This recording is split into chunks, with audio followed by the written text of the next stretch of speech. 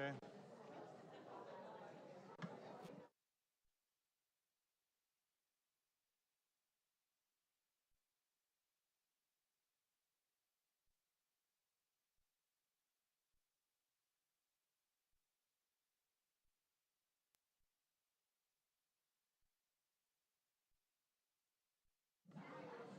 Okay, we're now in open session, recognitions, and I'm going to hand it off to our superintendent, Dr. Woods. Good evening, everyone. Welcome to the favorite part of our board meeting, which probably will go on till 10 or so tonight. But it's the recognitions part, and we're so proud of each of you being recognized this evening. Mr. Evans, take it away. All right. Well, once again, thank you, parents, for showing up. We do this before our board meetings to really recognize all the amazing things that are happening with our students. So we're really excited for you guys to be here, and we're going to kick off our evening. And first up, we have Mrs. Donna Leone from TVHS. Give her a round of applause.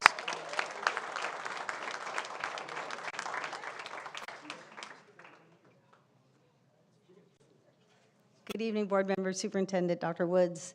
I have the distinct pleasure to recognize one of my favorite students at TVHS, Matthew DeWitt, and he's being recognized for his congressional award.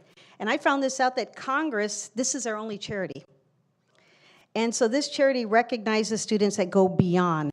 It was created to honor, encourage, and inspire America's youth. They recognize thousands of outstanding young Americans every year, and Matthew has not done this once, but he's done this twice.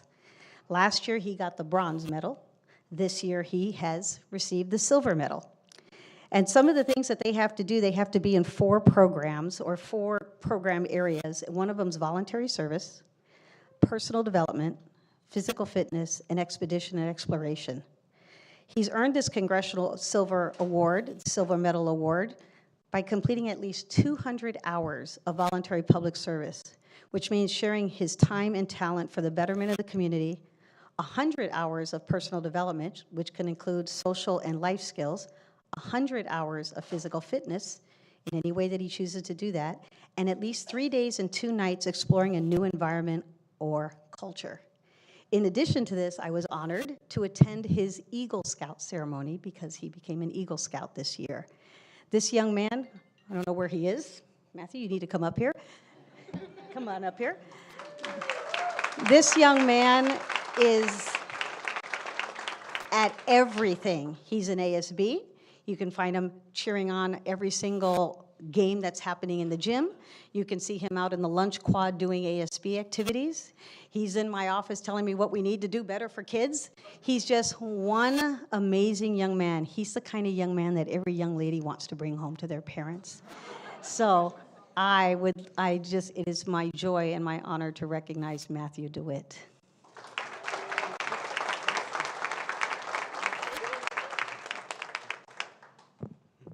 Wow, I wasn't expecting to have to make any remarks. I mean, if I hadn't make one, I'd like to say thank you to Mrs. Leone for coming out and taking time to recognize me. And also to my parents for suggesting the Congressional Award program to me. I found out about it about almost 2 years ago now, and I've been working towards it ever since then. Thank you. And by the way, he's just a sophomore.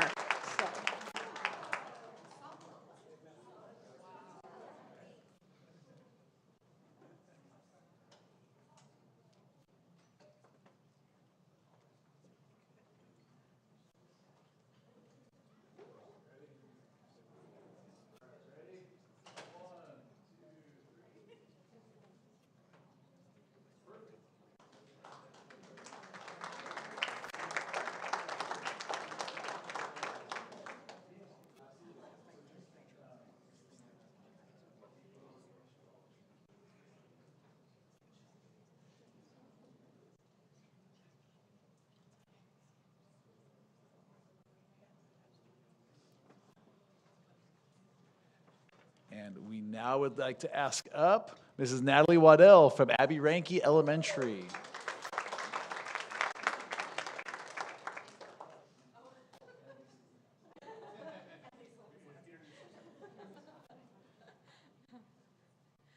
Good evening, Dr. Woods and board. I'm Lisa Lozowski, and I'm the Vapatosa for the district. This is Mrs. Natalie Waddell. And we are both very proud to honor another Art Connects Award winner. And you might recognize this friend because he was recognized with a third place award for visual art at our last meeting. And now he is a first place winner in theater, and he's in TK. So Damian Thorne, let's give him a big round of applause.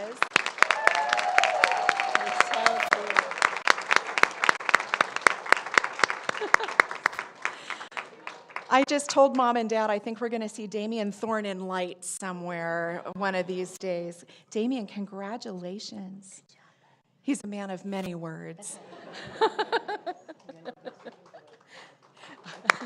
Thank you so much.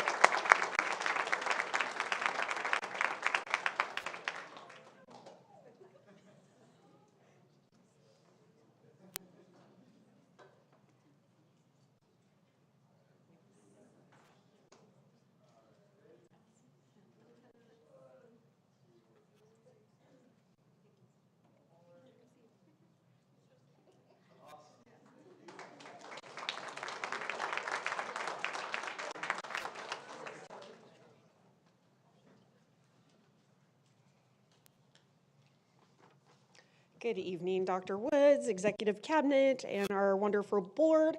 We are so excited to celebrate the Don Father tonight. I've known Don Skaggs for 20 years. Great Oak turns 20 this year. He is the recipient of the Earl Room Award. But before I list what that means, Dr. Lane had the pleasure of accompanying our team to CATA this year, and just want to share a quick little anecdote about what it means to be around the Don Father. Yeah, it's a lot. I had the honor and the privilege to attend CATA as one of our members of our, I think, 11-person team. Is that how many of us there were this year? And to be with Don in that environment is really, it truly is a privilege. He is an amazing man, and we knew that before we left. But to be there, when you walk down a corridor with Don, he gets stopped 3, 4, 5, 6, 7 times because people have a question. They want to email him. They want to come for a visit. They want to know more about the culture and climate and what he has contributed to at Great Oak High School. And it was just, I can't capture it fully. Everyone just needs to come. So if you haven't had the opportunity, CATA is definitely a destination for all of you to see that.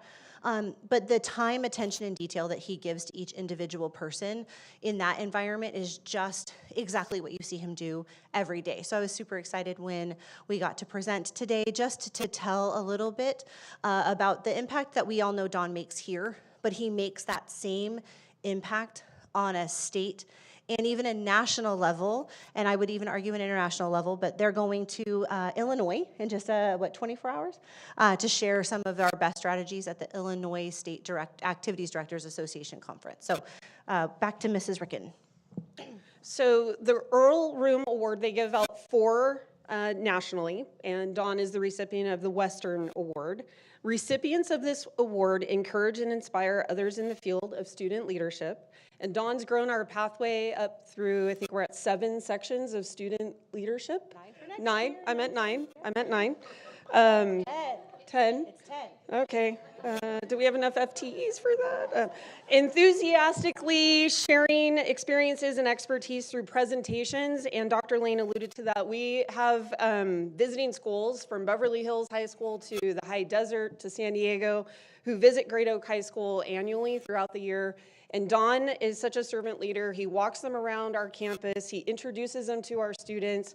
And provides a living, breathing professional development on our campus, and they run away with great best practices to take back to their own schools.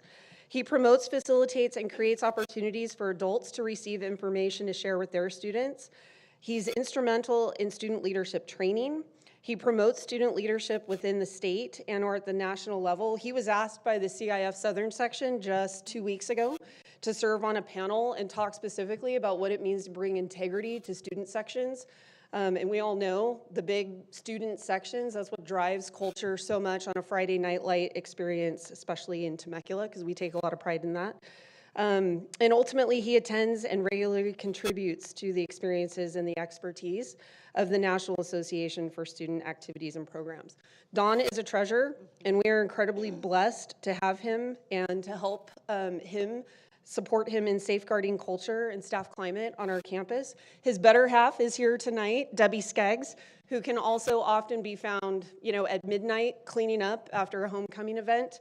The two of them are tireless in their support of students, and we are incredibly proud. I'm not going to cry because everywhere I go with Don, he always cries.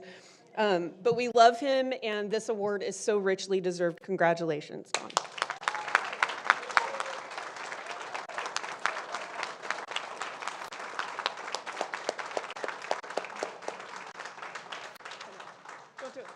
I may have already shed a tear or two.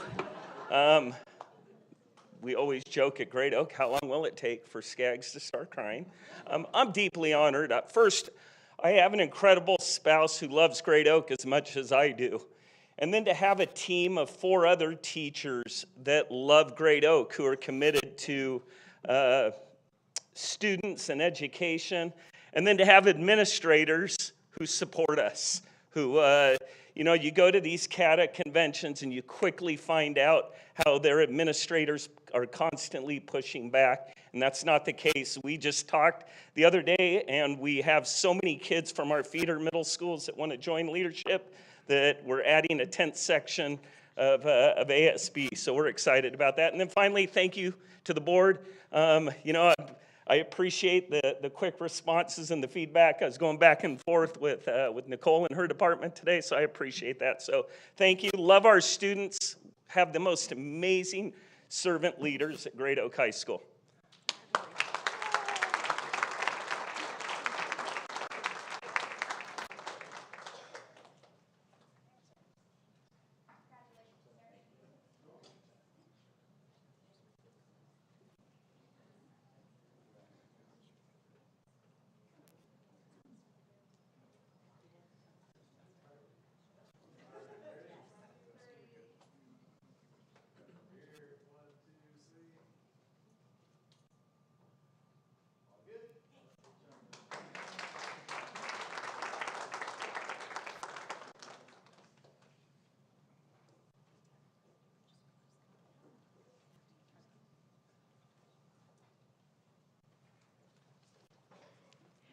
Good evening. My name is Tina Miller, principal at Chaparral High School, and with me today are some of our ASB students. We're recognizing Ms. DeLeon, our ASB director, and I have the honor of recognizing her tonight as the recipient of the Bob Burton Spirit Award for 2024. Ms. DeLeon was also recognized at this year's CATA conference. As you mentioned, it's an awesome conference if you have a chance to go. It's amazing. With her today is her lovely family, and then our amazing students on campus.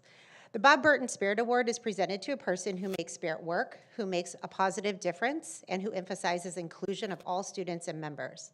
Ms. DeLeon has served as an educator in TVUSD for 20 years in grades K through 12. This is her second year serving as ASB director at Chaparral High School. She came to CHS 2 years ago from the middle school with middle school ASB experience. When this opportunity became available, she was eager and excited to take on a new venture. Coming from middle school to high school is a big change, I know, because I've experienced the same thing. And she was just so excited and just took it head on. During her tenure, she's done a great job of keeping our Puma traditions that we've already built, while also adding new ideas to raise the level of school spirit and student involvement. This year, she worked tirelessly to promote our new student section, the Puma Pit, and it gained national recognition as a top football student section this year. Here are some of the comments from her students in her class that they shared about her, because it's all about our student leaders that you're leading. She is open-minded about new activities and events. She lets students take the lead and respects their input. She is uplifting yet honest with critique. She is really fun and does a lot of team bonding. She is very balanced, fun and goofy, but always gets the work done. She includes all that are involved and encourages other clubs to work together with our ASB clubs. She wants others to feel like they are seen and heard. She is not selfish and recognizes others that help and support all activities on our campus. She has enhanced our ASB while also keeping the traditions built throughout the years. She provides a welcoming and safe space for students, and she inspires others to be leaders. We're very lucky to have her at CHS, and we value her leadership. Welcome up, Ms. Jen De Leon. And I have your plaque from CATA. She wasn't able to be in attendance when she received her plaque at CATA, so I accept it for her. So she's just getting this. Yeah. I wanted to surprise her. And no one told me I had to speak. So I'm not nervous around kids, but when it becomes adults and a room full of strangers, it's like a little bit more intimidating. But I want to just say thank you to the board, everyone, for supporting us at the high schools. I walked into Chaparral last year knowing about 3 people maybe on the campus, including my 2 kids and Tina Miller. That's about it. I think I knew 1 teacher on campus. But it's been great to be able to be accepted so warmly from staff and students, for them to be open for some changes, but trying to keep the traditions alive. And we've had nothing but fun this year. I've got to thank a couple of these kids that are up here right now, my son, they're all in ASB, and just what we've done with the Puma Pit this year has been so fun, and so our spirit was our focus and our goal this year, and we did a great job with it. Not that any job's ever finished, but we did a great job hyping it up this year for the whole student body and for our community to enjoy our football games. So thank you so much. I appreciate everyone.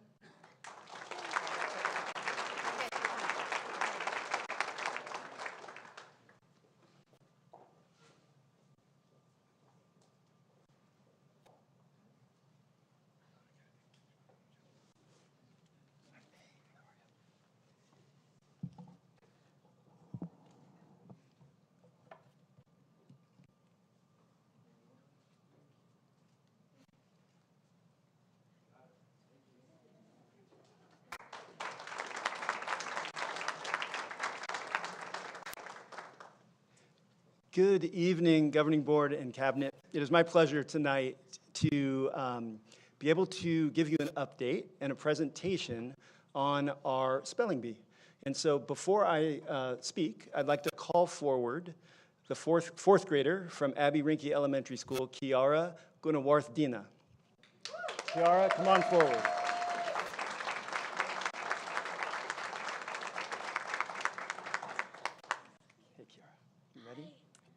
So the question I have is, for the room, is what were you doing during spring break? The young lady to my left, as you think about that, was busy basically studying spelling words 24/7. She may look familiar to you because she was presented to you at a prior board meeting as the champion of our district spelling bee. As a 4th grader, where she competed against district students and site champions all the way through grade 8, which prepared her for what that qualified her for, which was our Riverside Scripps County Spelling Bee. And while we have sent prior students in prior years to the County Spelling Bee, we have never had one reach the podium until this year. So just like she did in the district spelling bee, Kiara competed against students as old as 8th grade, as a 4th grader, and she ended up being the youngest student on the podium, tied for 3rd place. It lasted 19 rounds. Kiara was around for most of those 19 rounds. The winner was an 8th grader who will head off to the Scripps National Spelling Bee, which some of us watch on television, which is in Maryland. And given the fact that Kiara is in 4th grade, she has 4 more cracks at the apple. And if I was a betting person, my money would be on Kiara, that we are going to see her representing Temecula Valley in Maryland in the near future. I would like to have Shauna O'Brien and Natalie Waddell stand up because it takes a village, and also Kiara's parents to stand up because they have been consummate supporters of the program and fantastic ambassadors of academic clubs and academic study, and the fact that academics can be fun and a way to build lifelong friendships. And so, Kiara, congratulatory high five. Head over there for your picture. Congratulations.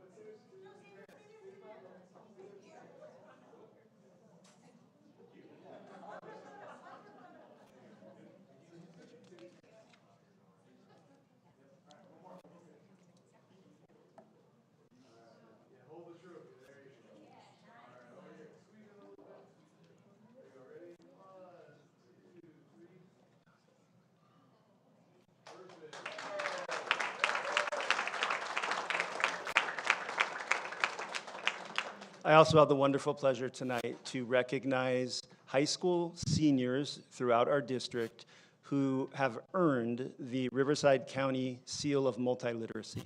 And before I call those students up to receive their certificate and take a picture, I would like to explain a little bit about what that means. Riverside County Seal of Multiliteracy is one of 2 seals of multiliteracy that can be imprinted on a student's high school diploma if they have shown proficiency in more than one language. For the Seal of Multiliteracy, which is handed out in partnership with the county and districts, the students have to show literacy in ELA by primarily earning at least a 3 on the ELA portion of the Smarter Balance exam, CASP. And then they have to be seniors, so you can only earn it as a senior, even though you take the CASP as a junior. And then you have to complete what is ultimately known as at least 4 years of study within a language outside of English.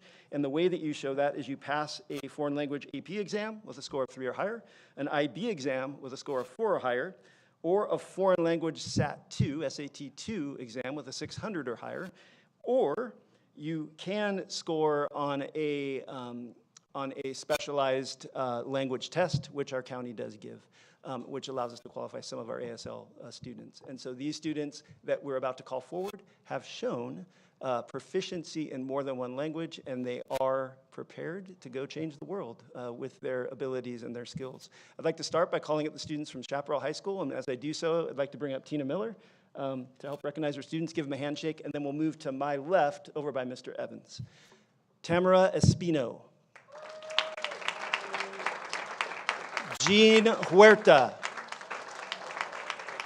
Mia Ibarra. Elias Lizaraga. Idabiani Martinez. Sofia Torres. David Toshak. And Kevin Yang.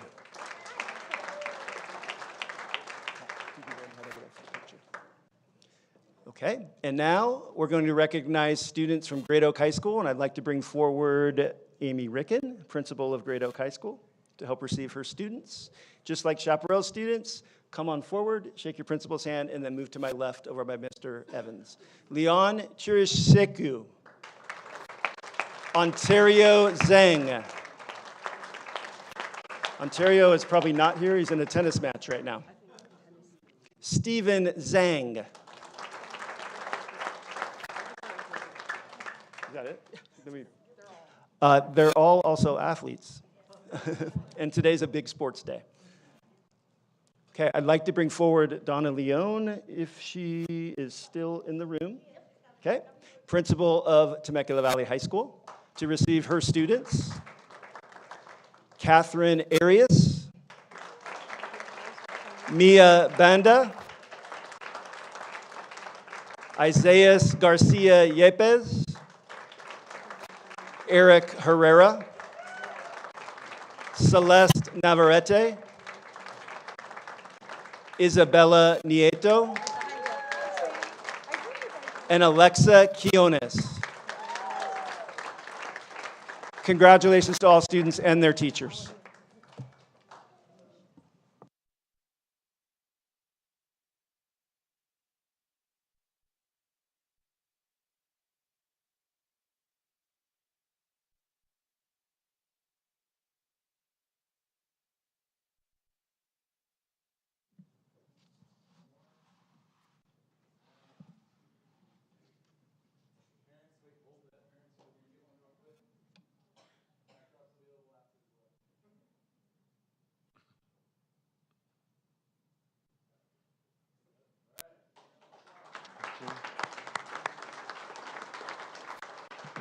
Okay, that concludes recognitions.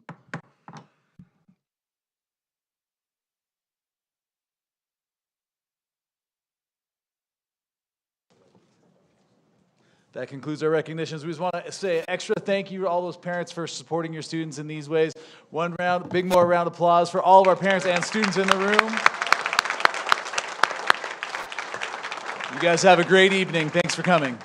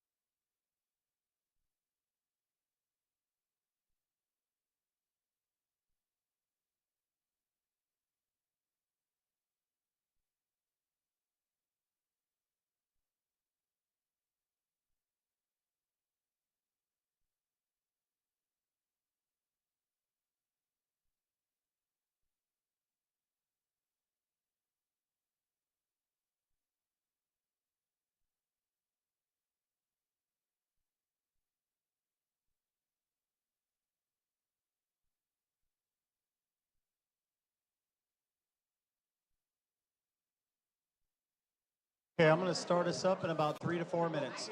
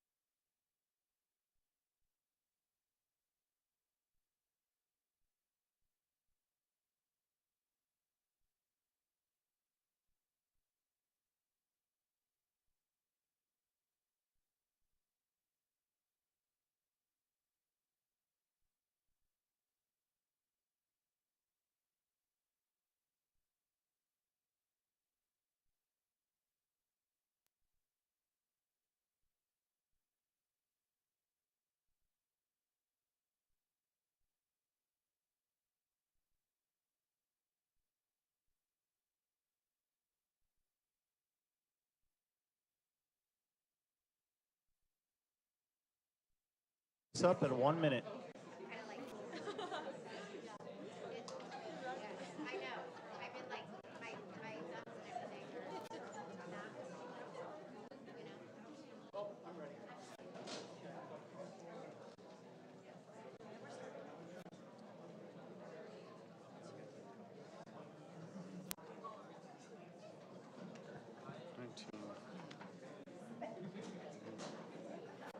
Okay, let me see.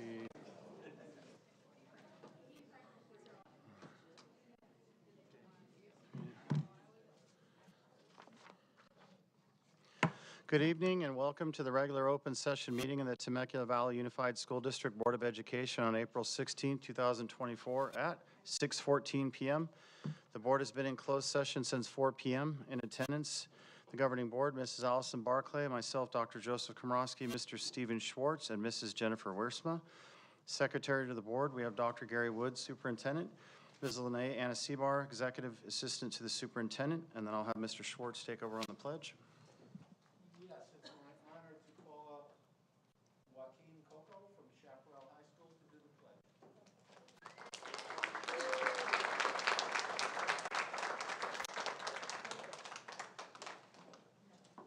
You come up with it. Right here. Oh, Joaquin, right? Joaquin. Right here. Make sure the mic's on. Okay. Testing. You ready? I'm ready. Words and your hands, okay?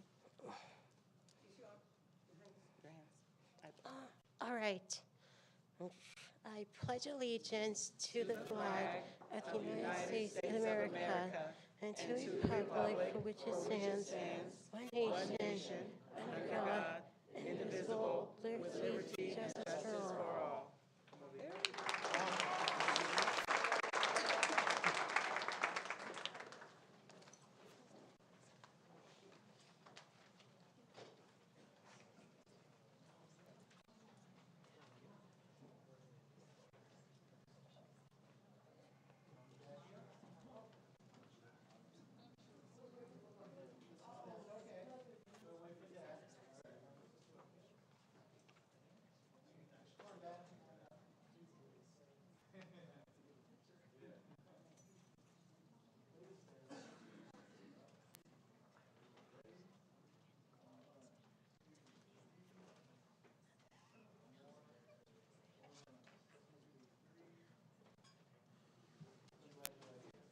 Thanks, buddy.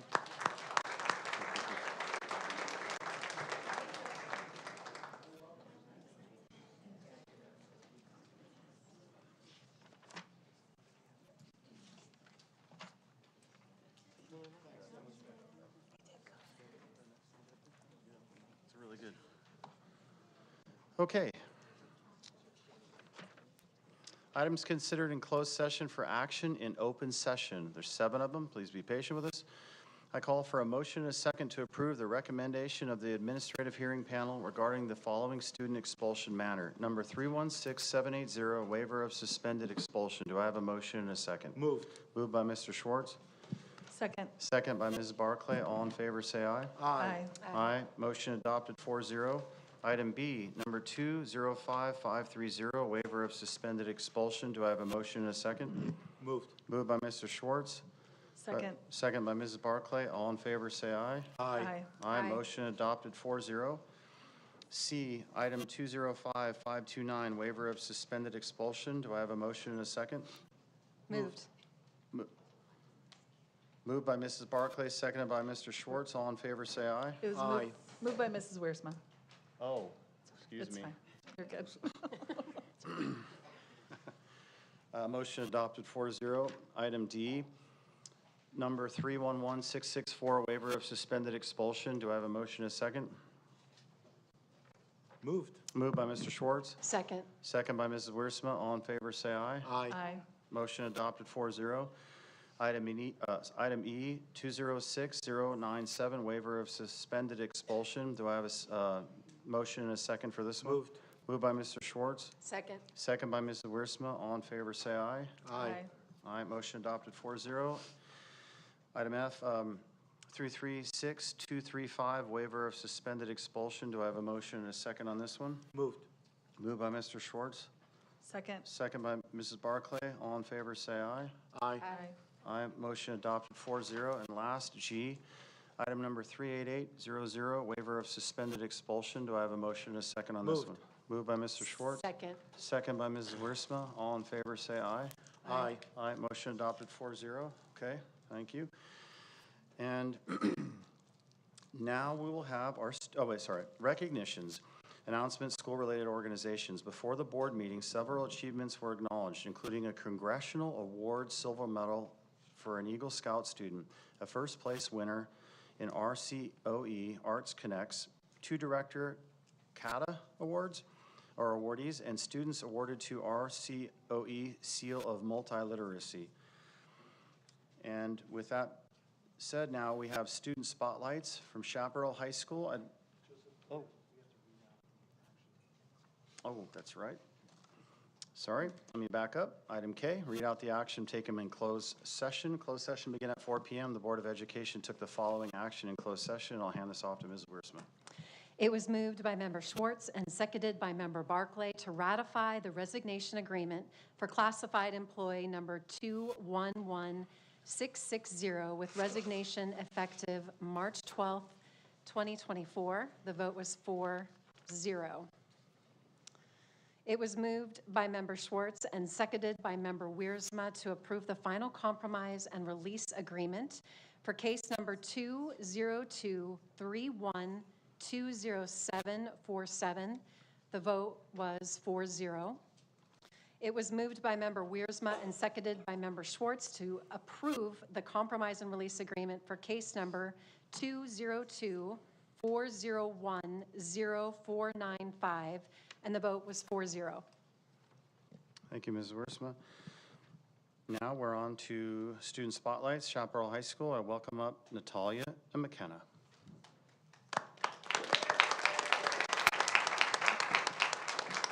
Hi, this is Jilly Heron and Ellie Majorianet. Good evening, Board President Dr. Komrosky and Dr. Woods, board members and cabinet members. My name is McKenna Hitch, Chaparral High School Senior Class President. And I'm actually Sophia Tran, Chaparral High School's ASB Secretary and Treasurer. We will be filling in for our ASB Presidents Jilly and Ellie tonight. Thank you for having us. Friday, the 19th, we will be hosting the Unified Track Field Meet. We are beyond excited to welcome all of the athletes and students to our stadium and enjoy a fun day out on the field. At the end of April and beginning of May, Chaparral High School presents Mean Girls High School version. The show is held by CHS Drama Department. We are all looking forward to it. You most definitely do not want to miss it. Our very own stunt team took their first win on their senior night against Vista Marietta. A big congratulations to all of the girls and all the whole work they've been putting in. Shout out to all the graduating seniors. We are nearing the end of the year, which means Prom 2024 is coming up. Join us for a night amongst the stars, May 11th at the OC Hangar. This year, we have taken it up a notch. Besides the beautiful venue, our school is offering an in-and-out truck, Ferris wheel, celebrity impersonators and performances, Polaroid photographers, and so much more. We cannot wait to dance the night away. As part of our campaign to make every day fun lunch, we have implemented multiple intramural sports onto campus. As of now, we are beginning our first futsal brackets. These teams consist of 8 to 10 players per team. May the best players win. And speaking about winning, Senior Survivor ended last week. Eden Hosking took first place and has been awarded a free Grad Bash ticket. Along with this, we have kicked off Staff Survivor. I cannot wait to see which teacher and staff is last standing. Our annual LCAP is on April 26th. In the past years, we have kept it exclusive only for our Pumas. However, this year, our Bridge Program Coordinator, Cindy Salazar, has reached out to other TVUSD programs, inviting them to join us on this special night. To finish off this portion of our presentation, we would like to recognize our top 6 Emerald Puma nominees. These students represent Puma pride on and off Chaparral High School campus in everything they do, being from sports, academics, and overall character. These top students who honor and embody the characteristics of pride are Morgan Steele, Abraham Diaz, Maddie Galot, Natalia Delgado, Dallin Gray, and Cameron Brown. Good luck to all of these amazing seniors. At this time, we would like to spotlight a short video of some of our other activities going on campus. Thank you for having us. We will see you next time, and remember, keep it classy, Pumas. Sorry we couldn't make it tonight. Thank goodness we had representatives that could be in person as well. Our track and field athletes have done super well. Isaiah Velasquez set the sophomore record of 43 feet 8.5 inches as the number 5 sophomore in California. Kate Sumanek pole vaults at 12 feet as the number 6 jump in California and number 18 in the U.S. Karan Jabari set the junior record for 100 meters in 10.9 seconds as the number 19 junior in California and number 3 all-time at CHS. Josiah Garcia pole vaulted 12 feet 6 inches as the number 10 sophomore jump in California and number 2 sophomore at SHAP all-time. Madison Tiger ran 100 meters in 12.77 seconds as the number 20 freshman in California and number 7 at SHAP of all time. Cameron Payne disced through 103 feet 9 inches as the number 39 freshman in California and number 2 freshman at SHAP of all time. Austin Smith recorded 20 feet for long jump and got top 100 sophomores in California and number 3 sophomore at SHAP of all time. Junior Cole Fuller recorded at 42 feet 9.5 inches for shot put as the number 12 all-time of SHAP. Junior Jay Spenapul ran 100 meters of 11.13 seconds as the number 10 all-time of SHAP. Congrats to all of these athletes on their achievements. Our PFX Choir competed this past weekend at Borough Showcase competition and won Best in Music and Best in Show. We are super proud of their hard work and dedication to striving for the top every time. Last week, our school held our annual school-wide student council elections. These positions include our sophomore through senior class presidents, 2 secretaries, and 2 ASB presidents. Our 2025 council will be announced tomorrow during school. Last Friday night, Platinum Stage Productions alongside ASB worked together to set up a really fun senior movie night for our class of 24. Everyone got to spend time with their friends before we reached the end of the school year. We watched The Amazing Spider-Man and had a really good turnout. We had our prom expo to showcase prom attire before spring break, and it was a huge success. Platinum Stage Productions helped us set up a runway with lights, music, and a screen to show off the different couples in our prom court. They dressed up in modeled dresses and tuxes from Friar Tuck's. Here's a short video of our staff dance to show our climate and culture on campus.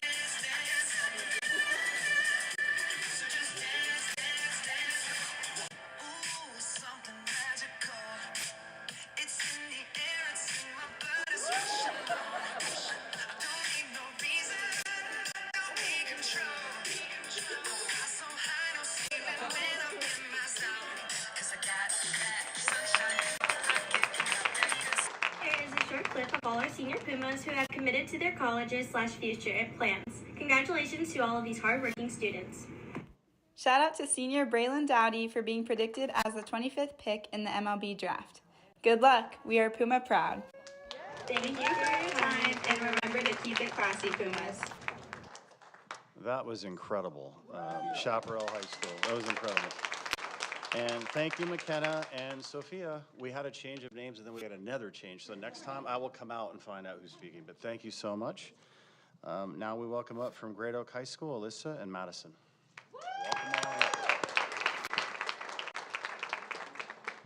Good evening, board members. I'm Alyssa Key, the senior school board representative. And I'm Madison Jantz, the junior school board representative. We hope you guys had an amazing spring break, and we're happy to be back. And we really hope you guys enjoyed this month's video. Thank you. This month's Student of the Month is Connor Morgan, and Mrs. Masika, Mrs. Rose, and Mrs. Andrade were our staff members of the week for the past 3 weeks. Mrs. Masika is a perfect example of teamwork, as for the last 15 years, she has never hesitated to help with any WSB events and continues to always do all of the extra things on campus. Mrs. Rose wears so many hats on campus. She's our assistant bookkeeper and assistant athletics and activities secretary. She also meets with clubs and works with transportation and so much more. We are so grateful for all of her help and how she always does it with a smile. Mrs. Andrade does so much for our Great Oak campus and is one of our busiest staff members. She works as our AVID coordinator and as the freshman leadership teacher. She's recognized among many schools for her ideas and leadership, and Great Oak is truly blessed to have her as a member of our staff. Right before we went on spring break, WSB hosted an amazing spring sports rally. This rally recognized our amazing spring athletes. Our Science Olympiad team was also recognized at the Science Olympiad Regional Championships, where they placed first. They also went to Caltech University to participate in the state championships, where they placed 9th. We're so proud of this team, and we wanted to give a big thank you to Mr. McLean, Mr. Miles, and Mr. Boffman, who are the coaches of this amazing team. Thank you, coaches, for your hard work and dedication to your craft and passion, and for getting us to state repeatedly. We're so proud of Diesel Harmon for his acceptance into the U.S. Air Force Academy, one of the top universities in the country known for developing outstanding leaders and officers of character who go to make a difference in the Air Force, Space Force, and the world. Congratulations, Diesel. Our Grade Up Blood Drive is this week.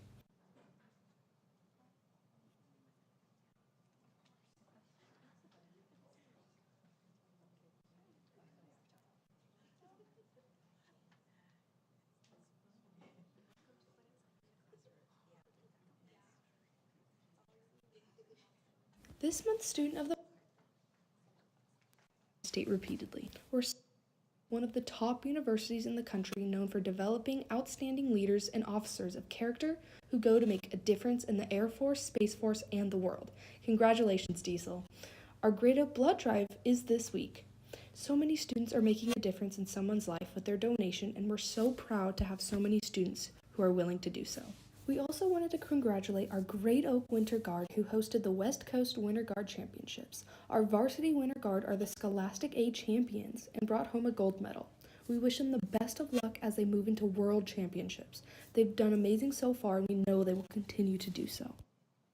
Our leadership classes have continued to grow with the addition of our 10th leadership class we'll be calling our Cultural Connections Leadership class. We can't wait to have more of our amazing students and future students to get involved on campus. Peer leaders have also sent out applications for their leadership class, and we're looking forward to what our incoming leaders will do on campus. We're so excited to share that Mr. Skaggs and our Great Oak team has received the Earl Ream Award, which is one of the highest awards that can be awarded from the California Association of Directors of Activities. This award couldn't have gone to anyone more deserving. Great Oak High School has also gone through the rigorous process and has been accepted as a model school for culture and climate, and we're even asked to share at the Model Schools Conference this summer. What's up, guys? It's Cade. It's Callie. And it's Sal. And we're next year's student body presidents. As the student body presidents, we're in charge of overseeing the entire WSB program. And we're so excited to see what next year has to offer. Yes. Thank you, Alyssa and Madison. I am sure the Colonel's excited about the Air Force Academy. He is such an awesome leader at that school. Okay, next we're going to welcome up Temecula Valley High School, Alicia and Nick, excuse me.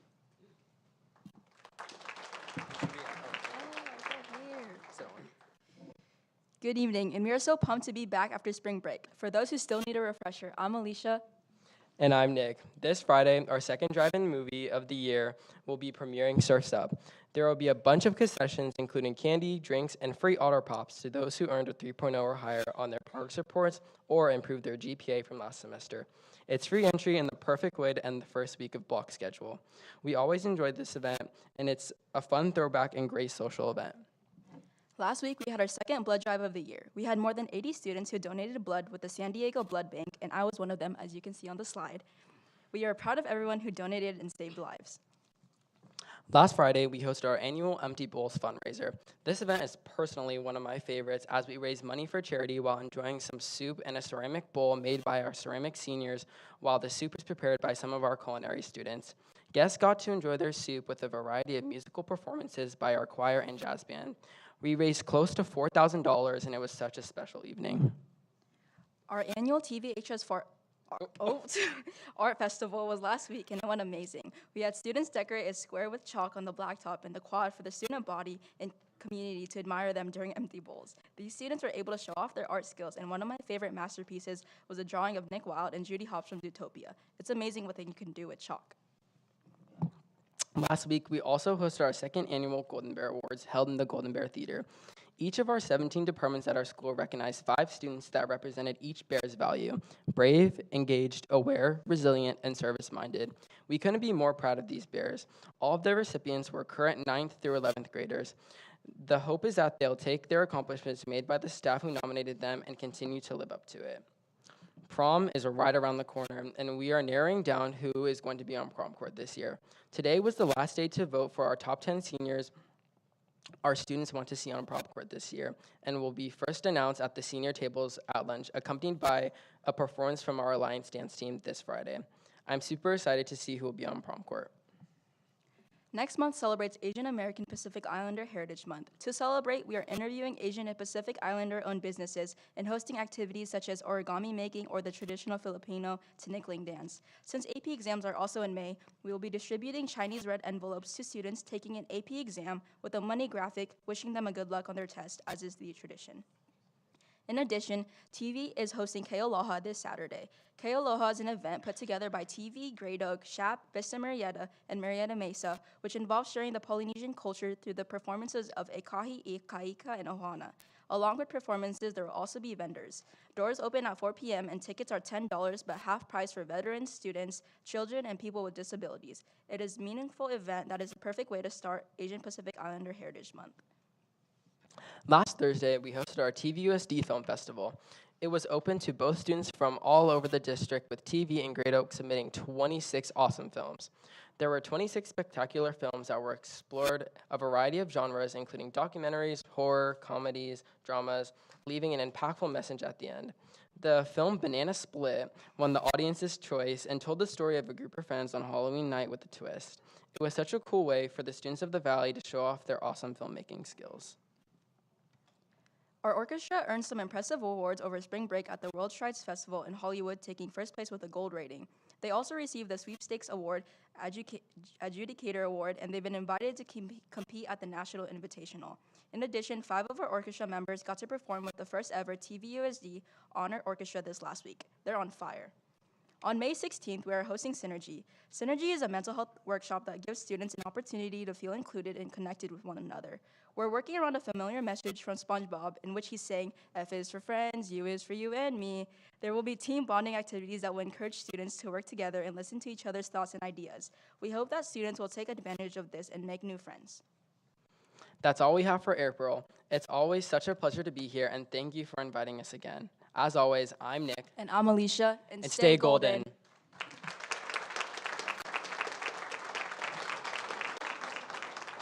Thanks, Alicia and Nick. Okay, now we're on to public comments. Okay, 20. Public comments are an important part of the board meeting, and they're given careful consideration by the board. Public comment is restricted to items listed on the meeting agenda or otherwise within the board's subject matter jurisdiction. All comments will be limited to 3 minutes for a maximum total of 30 minutes, unless otherwise determined by the board. The board does not take any formal action on items during public comment or on any item that has not been placed on the published agenda in accordance with the Brown Act. Public comment provides members of the public with an opportunity to speak to the board. Accordingly, public comments are to be directed to the board only and not to the audience in attendance or to individual audience members. Hate speech, obscenity, or other conduct during the public comment that actually disrupts the board meeting from proceeding is prohibited. Similarly, conduct by audience members that actually disrupts public comment or any other aspect of the board meeting for proceeding is prohibited. Attendees who actually disrupt the meeting will be warned and removed in accordance with Government Code Section 54957.95. Jason Vickery in the back will act as my designee for purposes of Section 54957.95. And we have, let me think. Please feel free to refer any questions regarding our expectations and procedures to Mr. Vickery, who would be happy to assist you. With that, this is just a friendly reminder. When you're speaking on action items, Government Code Section 54954.3, when you're speaking to a specific action item, you can't go off script. It's not within the subject matter jurisdiction. You have to speak to that action item, or you'll be giving a warning. Let me see here. Finally, pursuant to Education Code Section 7054, the public comment process should not be used to show support for opposition to any ballot measure or candidate for election, including candidates for election to this board. Finally, if I use these cards, I use them to give you warnings to save time. If you see me point to you and give you a yellow card, it's your first warning that you have actually disrupted the board meeting from proceeding.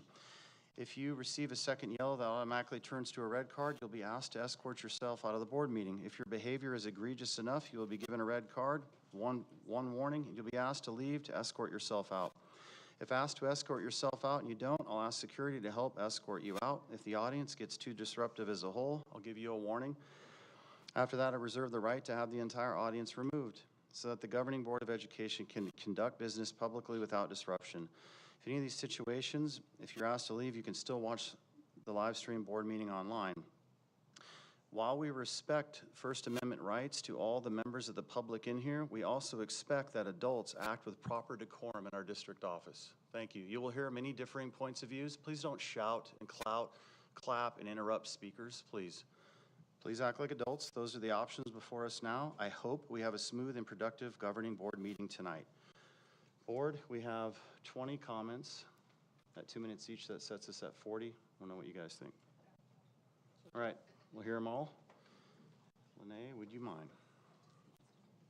First up is Erica Stepton, followed by Steve Campos.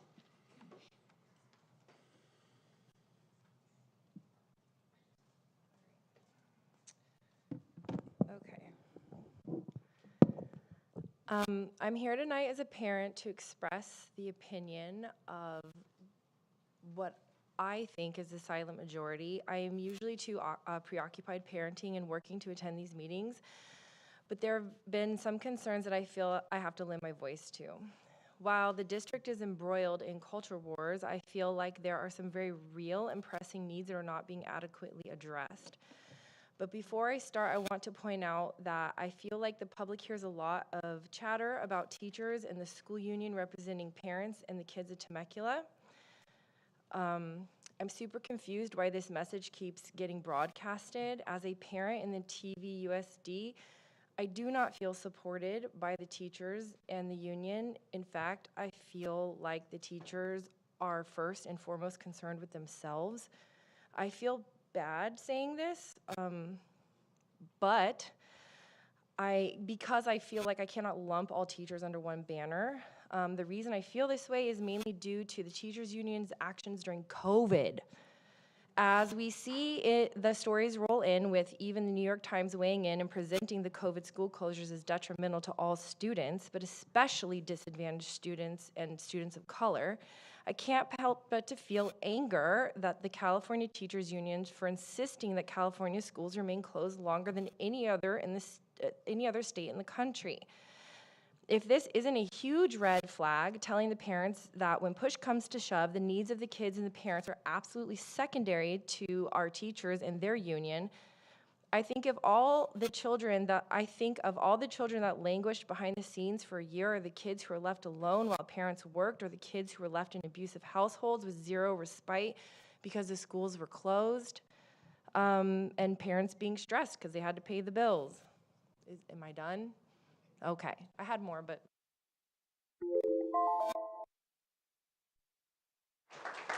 Steve Campos, followed by. Greeting trustees, Superintendent Woods, and Cabinet. I want to open by thanking Dr. K, Jan, and Danny in case you're listening. Thank you for hiring, for all that you guys number one accomplished. Thank you for hiring Dr. Woods. I'm confident that with his fresh new vision and his leadership, that he's going to bring Temecula Unified into a different level of success that we haven't seen before. I'm confident that under his leadership, he will build upon successes and continue to improve our district in every facet. I have heard nothing but great things from a lot of certificated and classified staff employees. He has been visible and taken the time to listen to staff successes and concerns. He is connected and accessible, which is something we did not have with our prior two superintendents. Actually, three. Of course, there's a lot of work to do. There still needs to be sweeping administrative changes. Admin needs to work in concert with the board and the superintendent's vision and stop running resistance. Once we record a victory against the recall in June, we will all need to unite our divided staff. A lot of damage has been done to staff morale. Campuses are no longer what they used to be because as a staff we got involved politically. Hopefully things will improve next year and we can all be pulling on the same rope soon. I'm confident that we have the staff to do it. I'm looking forward to a great year next year. Obviously, this year's kind of been a rough year, but I think we have what it takes to kind of all be pulling on the same rope. And just so you know, Dr. Woods, I mean, you have a lot of supporters on both sides of the aisle that hopefully have welcomed you. And we're going to do whatever we can, Dr. K, to make sure that you continue to lead the district and in your position as a board member and hopefully president, or if not, whoever takes over from there. I'm looking forward to the elections in November, and hopefully that we'll we'll be looking forward to kind of a new, fresh change with the upcoming election cycle. Thank you. Next up is the person who listed Beyond Magenta book.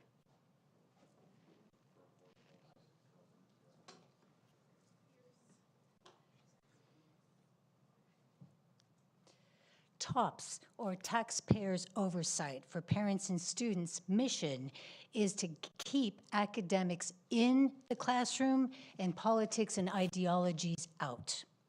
This is why we must keep excellent trustees like Dr. K on this board. No recall.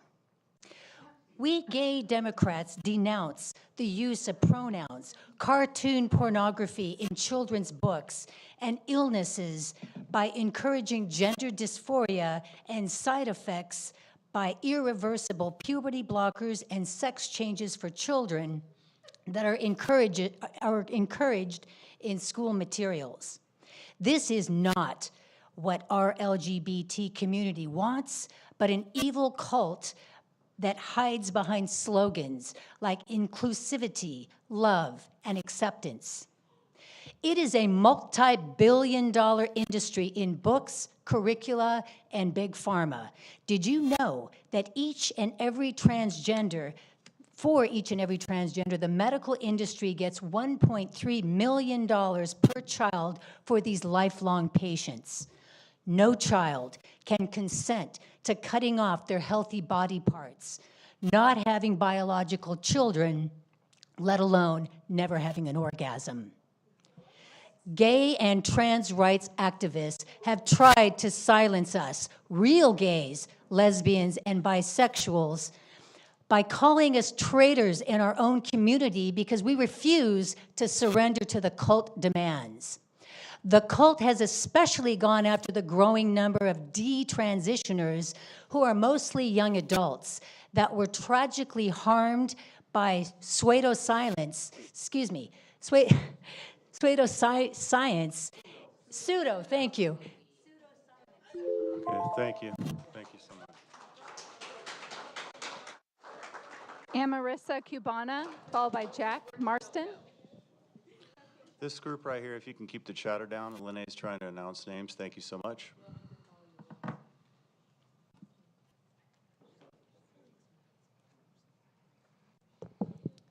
Hello, I'm Amarissa. I'm a woman, I'm disabled, I'm Hispanic, and Native American, and I support Dr. K. If you're wondering why I'm mentioning that, it's because one of the many lies coming from the opposition is that our school board president doesn't care about minorities. So I wanted to clarify on that. His supporters come from all backgrounds. Anyways, good to see you all again. These past few months have been difficult. I want to address what's on everyone's mind today, the recall and the messaging behind it. Joe, there's a rule about mentioning, well, we've heard it Thank multiple you. times. If We it's need short, to. yep, thank you. Thank you. Continue. Dr. K, you were sued for maintaining order during these board meetings, and then you were blamed for the money you had to spend to defend yourself against their lawsuit. This has been twisted into something the recall circus continuously campaigns on. So are we allowing discussion of things that are on the ballot? Yeah, you're interrupting. Yeah, please stop the Because clock, you Linnae. just read out that we can't allow that during public comment, discussion about things that are on the ballot. Thank you, audience. We're talking. It's not your school board meeting. You're violating your own rules again. That is your first warning for actually interrupting this board meeting. That's your first warning. I don't feel You interrupted, are a but repeat offender, Mrs. Scharf. You do this a lot. No, I'm a repeat, you kicking me out. Okay, There's a thank you. difference. Proper decorum as an adult. It's not your board meeting. Was that a threat to me? So Was that a threat? can Okay. we move on? Because I think you read Yes. out, we're The not answer supposed to is- be the discussing this answer- at the podium. The answer is that General Legal said that brief comments are allowable. Okay, so now let's So go. You read So out the that people are last not 1 supposed minute to is a talk brief about comment? school board elections. Okay, brief comments are allowed. Noted. Noted. Thank you. Now, please don't interrupt again. Let's move on. Mrs. Barclay, your point was made. Thank you for chastising me. Appreciate You were that. interrupting somebody speaking. Because it's improper, and I just We're want it to be following- on the yeah, record that good. it's improper.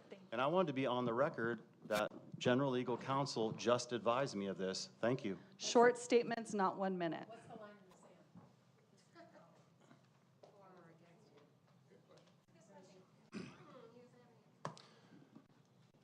This is not the time or place to show support for a candidate. There are people wearing shirts here violating that very thing.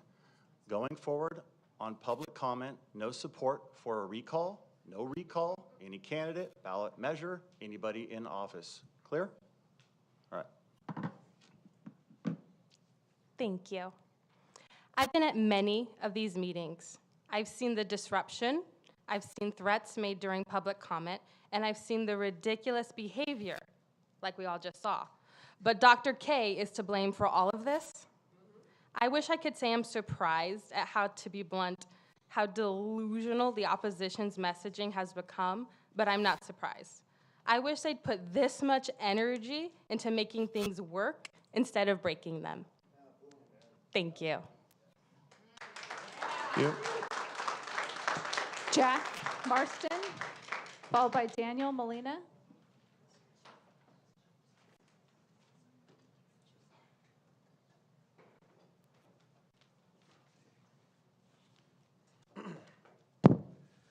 Hello. Good evening, school board and everyone. This school board did exactly what it was elected to do: put parental rights first and protect children's innocence. Children should not be exposed to pornography and other explicit materials. I want to mention a particular play put on by TVUSD called Angels in America that had sexually explicit dialogue. I have a part of the play right here. And I assure you, Mr. Schwartz, it had more than just a little profanity in it. If I showed or posted any of this material on public TV or any social media platform, I would be flagged and removed. So why should minors be learning about this material in class? I can't believe we are still having this argument. Quite frankly, pornography has no societal benefit whatsoever. And once again, I want to thank you, Dr. K and Jennifer Wiersma, for all you do. More and more young adults like myself are rising up against the policies, or lack thereof, that have ruined our generation. We stand with you. Thank you. Daniel Molina, followed by Christy McClure.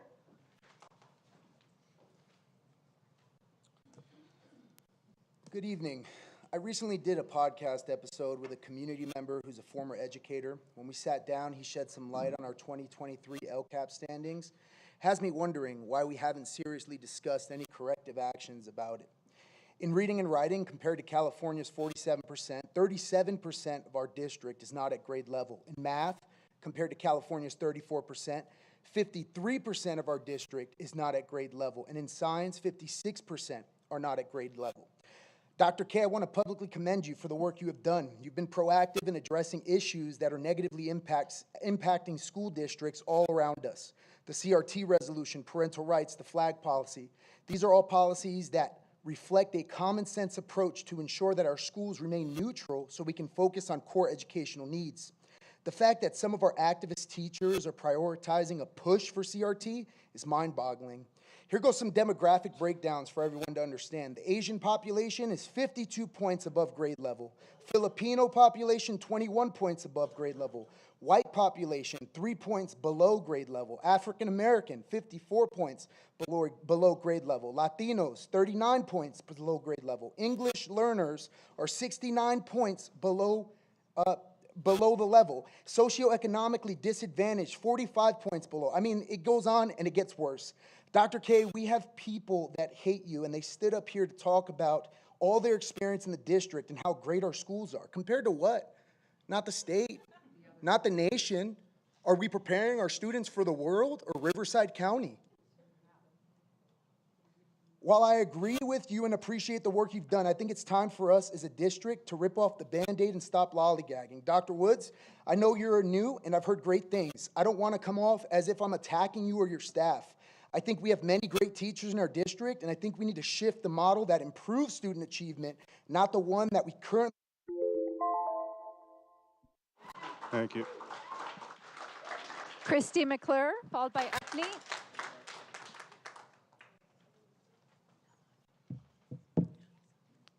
Christine Massa couldn't make it tonight and asked me to read this for her. I guess I could briefly first say vote yes on the recall because we're allowed to do that. Hello, Board and Cabinet. I want to say what a pleasure it was to see Dr. Woods at the stunt games we hosted last week at Chaparral. It's really nice when someone says they're going to support this new sport and they actually do come, really show up, take an interest in learning the game, cheer, and not just show for 20 minutes, take a few photos and leave. But hey, what can you expect from a board member who doesn't even send his own kids to TVUSD schools? Jen, you're not doing much better on involvement. This past week, the TVUSD Community Connection shared the CHP event happening next week at Day Middle School. However, Mrs. Wiersma wasn't paying attention to the approved district communications, instead sharing unapproved media from Assemblyperson Sanchez. Sharing a QR code directing people to Sanchez's list instead of sharing the district comms with a QR code pointing to the CHP. You even got the date wrong. Let's talk about some of the other erratic behaviors recently from your Instagram account. Reposting about Dutch gender study from a Christian Instagram account, mischaracterizing the trans community. A post misrepresenting the COVID vaccine. Post quoting inspirational Russian dictators. A post saying Democrats killed AB 3038 even though it hasn't been voted on. Calling the Baltimore Bridge disaster a terrorist attack. A post attacking the teachers union, which again you called the mafia. A post on Nextdoor verbally attacking a TVUSD parent, calling the PTAs an extension of the teachers union, thereby insinuating that the PTA is also the mafia. Insisting on free tickets to the Bulls fundraiser. A fundraiser, think about that. And a rant about only your side want parental rights. Did the rights you've had the last 13 plus years as a TVUSD parent magically disappear? We already have parental rights in TVUSD. We're trying to keep them. Just stop. These posts are dangerous and fear-mongering, or what Dr. Komrosky refers to as fear porn. Thank you.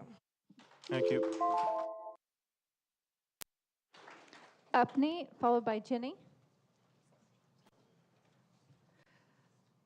Good evening, everyone. I would like to address some recent social media interactions with one of the board members who questioned my integrity as a parent volunteer. So I would like to start by explaining the notion of facts. Simply put, facts are statements substantiated by data, evidence, and reasoning.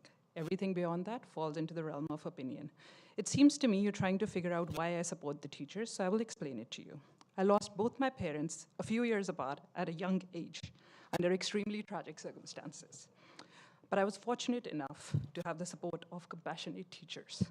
Their consistent encouragement and guidance significantly contributed to my success. I owe them a debt of gratitude. Even after decades, some of them still occasionally check on me to make sure I'm doing okay. Your strategy to depict the teachers as villains under the guise of defending parental rights is indeed very distressing for me. During your majority tenure, you consistently challenged the professional judgment of teachers and curriculum matters and withheld their COLA due to your personal vendetta against the union president. Our teachers had to stand outside schools with signs asking for what they deserved from the start. I strongly oppose the spread of false information about teachers and strongly condemn the use of terms like groomer, pedophile, and mafia to refer to them. Don't disguise teacher mistreatment as union opposition. Unions represent teachers for working for their rights and work conditions. There's no need to make complicated theories about unions and volunteer parent groups to try to depict them in a negative light. The reason is very simple. Teachers hold a special place in my heart as they have helped me find my voice and navigate this complex world. Now I use my voice to advocate for teachers who help educate our children to provide for a better future for them. And I encourage you to do the same. I'm going to end with the quote from John Adams. Facts are stubborn things, and whatever may be our wishes, our inclinations, or the dictates of our passions, they cannot alter the states of facts and evidence. Thank you very much. Thank you. Ginny Sharp, followed by John Vasquez. Mr. Komrosky continually demonstrates a troubling disregard for the First Amendment. At last month's board meeting, he refused to let me speak regarding the inequitable treatment of textbooks in the adoption process. It is apparent that Mr. Komrosky does not do well with criticism. However, as an elected official, feedback from constituents is part and parcel of the position. This suppression of dissent erodes the confidence of the very community he was elected to serve and demonstrates, once again, that he is not interested in the views of all TVUSD community members, but is instead merely a puppet of an extreme national agenda that has nothing to do with local governance and is intent on silencing and shrouding unrepresented groups, just as he did when he delayed the adoption of a textbook over one supplemental entry he, in his narrow perspective, found objectionable. The First Amendment is the cornerstone of our democracy, ensuring that diverse voices are heard and that no one is silenced simply because their ideas may be different from those in power. Last month, you allowed another constituent to express the same sentiment I was expressing, yet moments later denied me that same opportunity. One does have to wonder if this was done in retaliation because I have been a vocal critic of your racist and homophobic stances, or perhaps it's because I'm a plaintiff in May versus Komrosky. This school board president repeatedly abused his authority by silencing those who dare to challenge his harmful decisions. The right to speak freely should not be contingent upon agreement or approval. As stakeholders, we insist on transparency, accountability, and open dialogue in all matters. In the words of Justice Kennedy, the First Amendment is often inconvenient, but that is beside the point. Inconvenience does not absolve the government of its obligation to tolerate speech. Mr. Komrosky, as long as you continue to use your platform to harm students, deny parents their rights, and waste essential funds, I, for one, will continue to be inconvenient. Vote yes on the... Thank you. All right, I'm going to do a point of order. So this is what happened 2 board meetings ago in the last board meeting. People were calling for my recall. I asked General Legal Counsel, am I going to let this slide or just, whatever? And he said, you know what, it's all right. Be a better statesman, let it slide. To be clear, the legal advice was given to me for people trying to mention a recall, not the other way around. If somebody mentions recall or no recall, going forward, you're going to get an immediate warning. The second time the mic shut off. That goes for this group. You just asked for clarity. You just asked for clarity, and then you come up and grandstand the very thing you wanted clarity on. Point of order. Point of order. To be clear, we love the First Amendment right of public citizens in here to speak freely, and residents of Temecula and non-residents. What we expect is proper decorum from adults, acting like adults, speaking on agenda items per Government Code 54954.3. When somebody speaks off of an action item and they pull red herrings, I have every right with the subject matter jurisdiction of the board to stop your mic. Thank you. To the audience, thank you so much. John Vasquez, followed by Dan. John Vasquez, followed by Dan. Okay, Dan, followed by Christopher.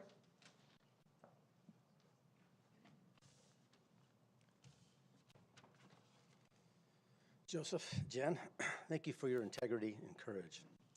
My comments, however, are directed primarily to Ms. Barkley and Mr. Swartz.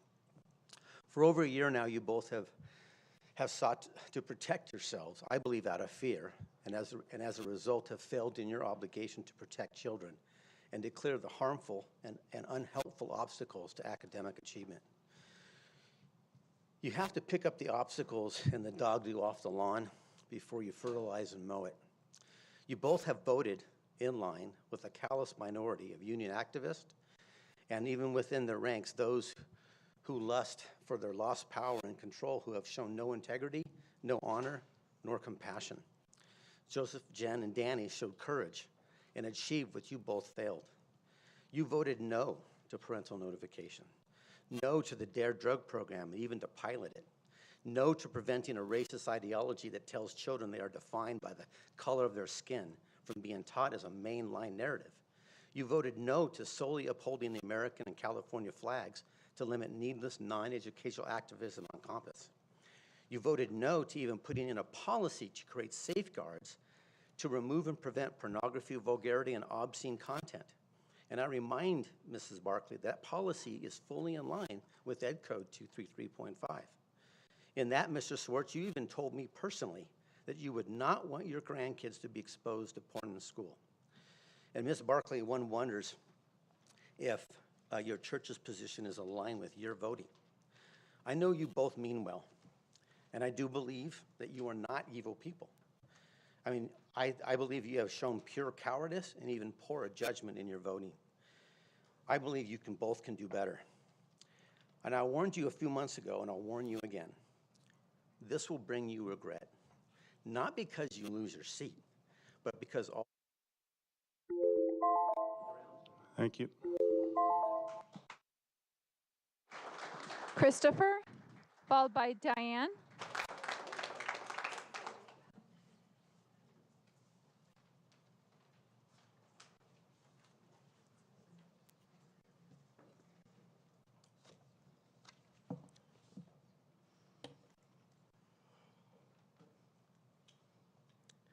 Good evening, Board President Komrosky, Board of Trustees, Superintendent Woods. My name is Christopher Bout. I'm a 25-year resident of Temecula with two kids in the district. I could personally attest that Dr. K is not the one who wants to intentionally suppress First Amendment rights. So I praise you for your support of First Amendment rights, so thank you. I also want to express my continuous gratitude for Dr. Komrosky and Trustee Wiersma for Board Policy 6000, which protects our kids from explicit, pornographic, or otherwise inappropriate materials in the schools. So thank you for being salt and light. It never ceases to amaze me that the woke left cries of book banning, but cannot name any books which have been banned. However, what I as a parent want to see removed is content glorifying pedophilia, normalizing gender confusion and gay anal sex, or similar content which has no place being accessible by our kids as young as 5 years old. A pornographic book called Push is still out there, to the best of my knowledge.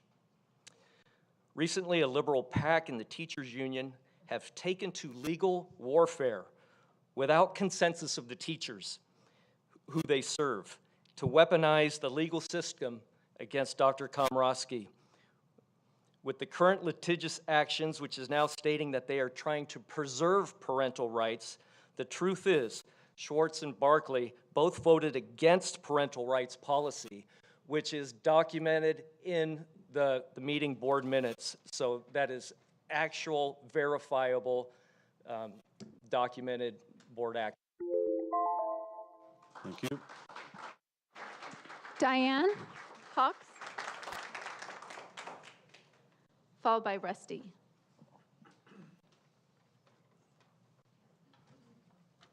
Good evening, Dr. Woods, esteemed cabinet members and school board of officials.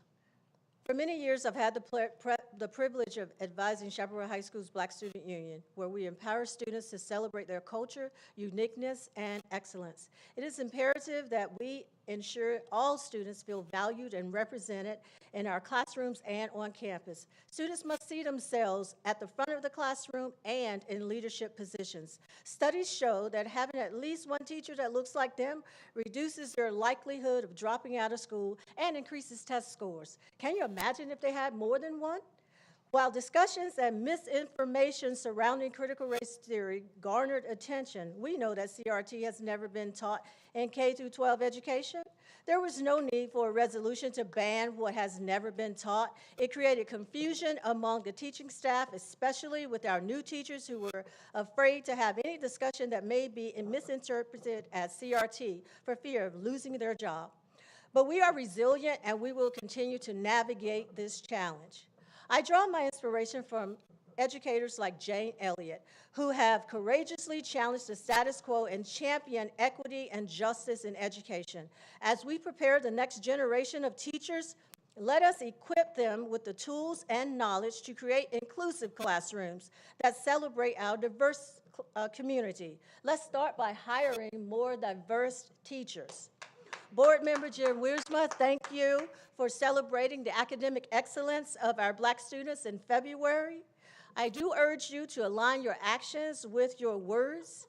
I can't trust what you say when I see what you do, especially on social media. I invite the board to engage in dialogue with students and educators to listen to their experiences and perspectives and work together towards a shared vision.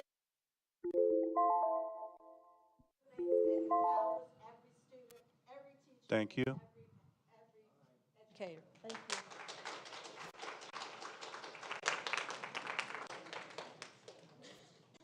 Rusty, followed by Emil Barham.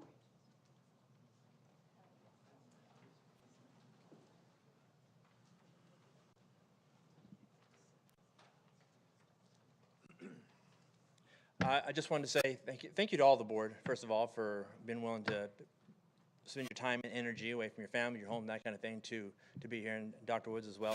Particularly Dr. Komrosky and Jen, I appreciate the effort that you guys put into protecting. Oh, my time didn't start, apparently. I'll be quick. I particularly tonight want to speak about a couple of things. One is BP 6000. We need to get that into place. We need to do it. We need to do it right away.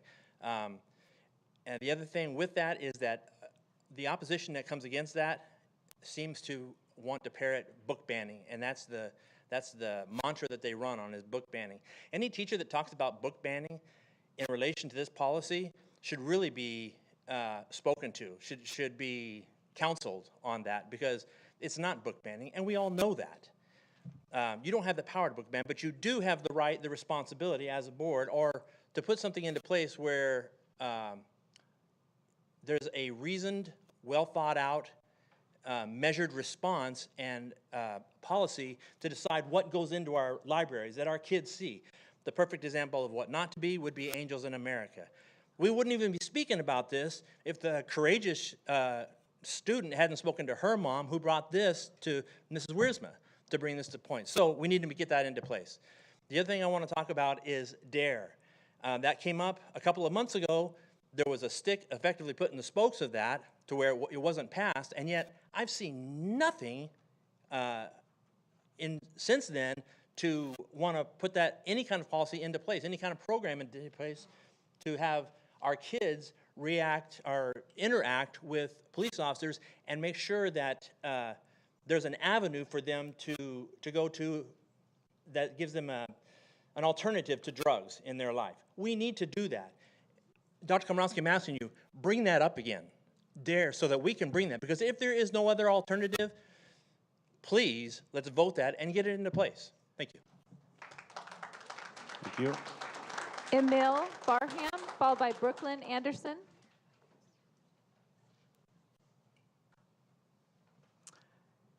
Hey, board and Dr. Woods. I want to tell you a little story. It's going to relate to education. When I was in elementary school, in grades 1 through 5, I did very well. In grade 6, I got lost in math, fell off the track. In grade 7, failed. Grade 8, failed. Grade 9, partly failed, but because I finally found somebody to intervene in my educational experience, God was with me, and he knew what the end game would be. I was brought back on track and became a math teacher. And the reason I want to say this to you folks is, like the podcast guy said, we have thousands of kids that are not at grade level, not just in math, but in science and in reading and writing. And we need to make sure our interventions are effective, because they can be, because an intervention saved me. So we need to refocus on education, because our kids' futures are at stake here, especially, and it's not just here, but everywhere.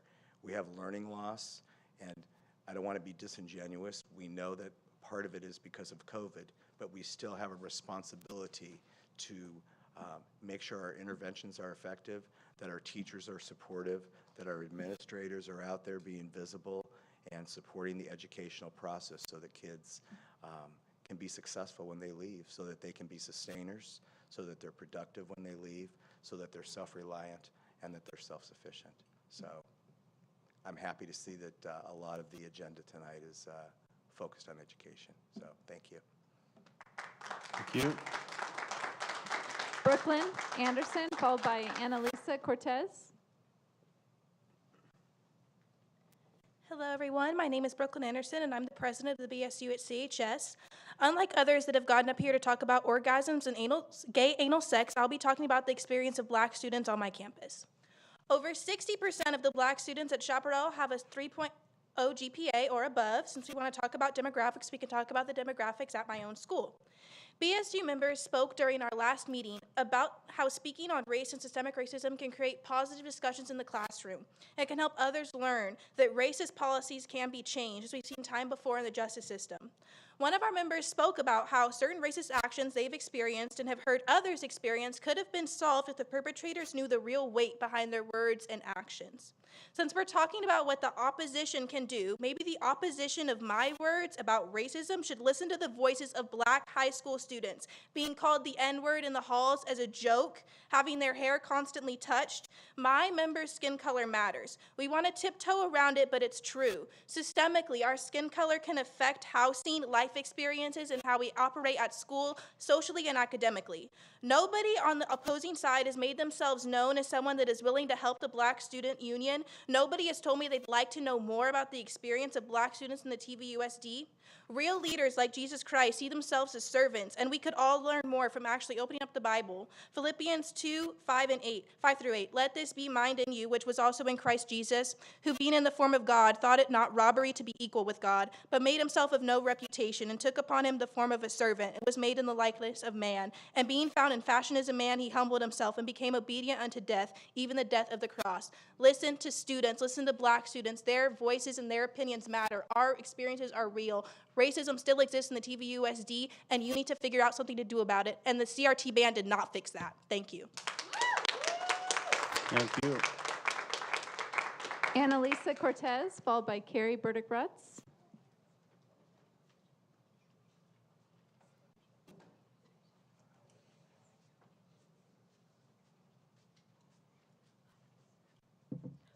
Haya Kayoe Snem Alisa Cortez na Yokat Hitilaho. Hi everyone, my name is Alisa Cortez. I'm a senior at Great Oak High School and I'm from the Tule River Band of Yokats tribe. I'm here today to invite you all to our annual Great Oak Youth and Social Powwow this Saturday. A powwow is a Native American gathering that features traditional dancing, drummers, and vendors. It's a free and open to all event, so I'd love if you all could come. This year we have over 30 vendors. We have a few different food vendors and then lots of different arts and crafts vendors. We're anticipating a very large turnout this year. It's been large the last few years. So we really appreciate the support of our board members to come out and see what Indigenous Peoples Club has been doing for the last few years and what we do in our day-to-day meetings to put on this event. So yeah, Waki sis, thank you. Thank you. Carrie Burdick-Rutz, followed by Stephanie Dawson. Ready? Hi, I'm Carrie Burdick-Rutz. I'm the advisor to the Native American Club at Great Oak High School. And I just wanted to take a moment to celebrate what the club has done and what they've been doing for the past years to put on the powwow, which celebrates their cultural diversity and their heritage that they bring to our campus. I want to take a moment to honor and acknowledge the first people who cared for our beautiful valley with this green hills and fresh water for thousands of years before us. The Peokuicham had made this valley home for thousands of years. After surviving genocide, disease, and forced relocations, they survived today on a very small part of land that they named Pachanga after the dripping springs that gave them water when they were relocated at gunpoint. Powwows were banned until 1978, and I am proud that our students feel safe to celebrate their culture at school despite the CRT ban, which makes it awkward to try to discuss this at school other than club where they feel very confident. So please come out and support us, and then when doing so, retract the CRT resolution. Thank you. Thank you. Stephanie Dawson, followed by Desiree Ferraro.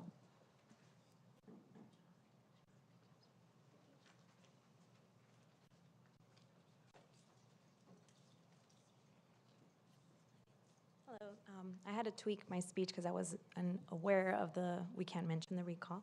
So I'll just make it short and sweet.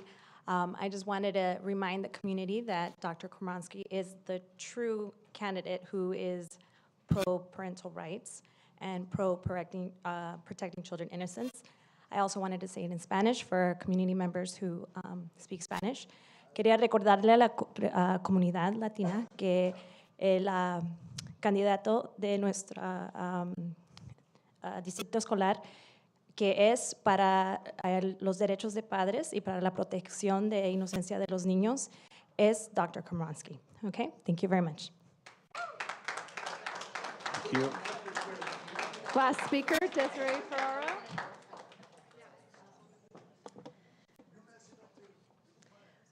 Good evening, President Komrosky, board members, and Superintendent Woods. I'm actually here on behalf of State Assemblywoman Kate Sanchez to invite high school students and their parents to an important educational event that we're partnering with our local CHP on. So thank you for allowing us to do that at a Temecula school. It's called the Smart Start class, and it's aimed at helping newly licensed or soon-to-be licensed teenage drivers become more aware of the responsibilities that accompany the privilege of being a California licensed driver. So high schools age 15 to 19 and their parents or guardians are invited to attend and participate in this free 2-hour class taught by our own Temecula CHP officers at James L. Day Middle School next Tuesday, April 23rd from 6 to 8 p.m. The class will include candid conversations with a CHP officer on topics about collision-causing dangers, such as excessive speed, DUI, and text messaging. So we have some statistics that are pretty daunting from the CHP that should encourage parents to encourage their kids to come. Traffic collisions are the leading cause of death amongst teens 16 to 19 years old. A teen driver was determined to be at fault in approximately 66% of those collisions, and the risk is highest when teens are in their first 12 to 24 months of licensure. So this Smart Start class is super important for the kids in our area, and I want to thank you all for allowing me to come here and invite everyone. By the way, some of the posts that we can see the information on, because I wasn't allowed to put it up, are can be seen at, let's see, at the students. Thank you. Three more? Oh. Okay, we are now on, so that's it for public comments. We are now on the consent calendar, and we have comments on that. Lene, regarding which item?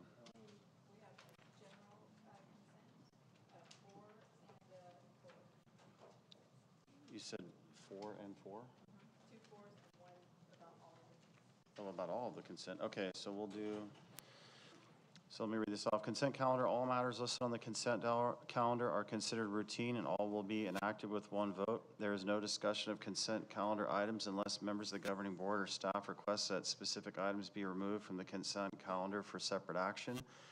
So I'll take the first comment for the general, and it has to pertain to one of these or the general consent calendar overall. Who's that? How many other? Yeah, well, I'd say consist, or same with 2 minutes. What do you say, Schwartz? That's fine. All right. Okay, Jean? I'm sorry, do I get 3 minutes? 2. 2. Good evening, my name is Jean Femia. At your last meeting on March 12th, the consent calendar item number 20 was a $7,500 contract with Pearson Print for signs in the board meeting room. Signs had not been discussed, and the item contained no information about the signs or their purpose, yet it appeared on the consent calendar. This has been a pattern. Dr. Komrosky, as board president, you have control over what goes on the agenda and where it appears. As a community member and taxpayer, I'm concerned that after 17 months in the job, you still don't know where to place things on the agenda.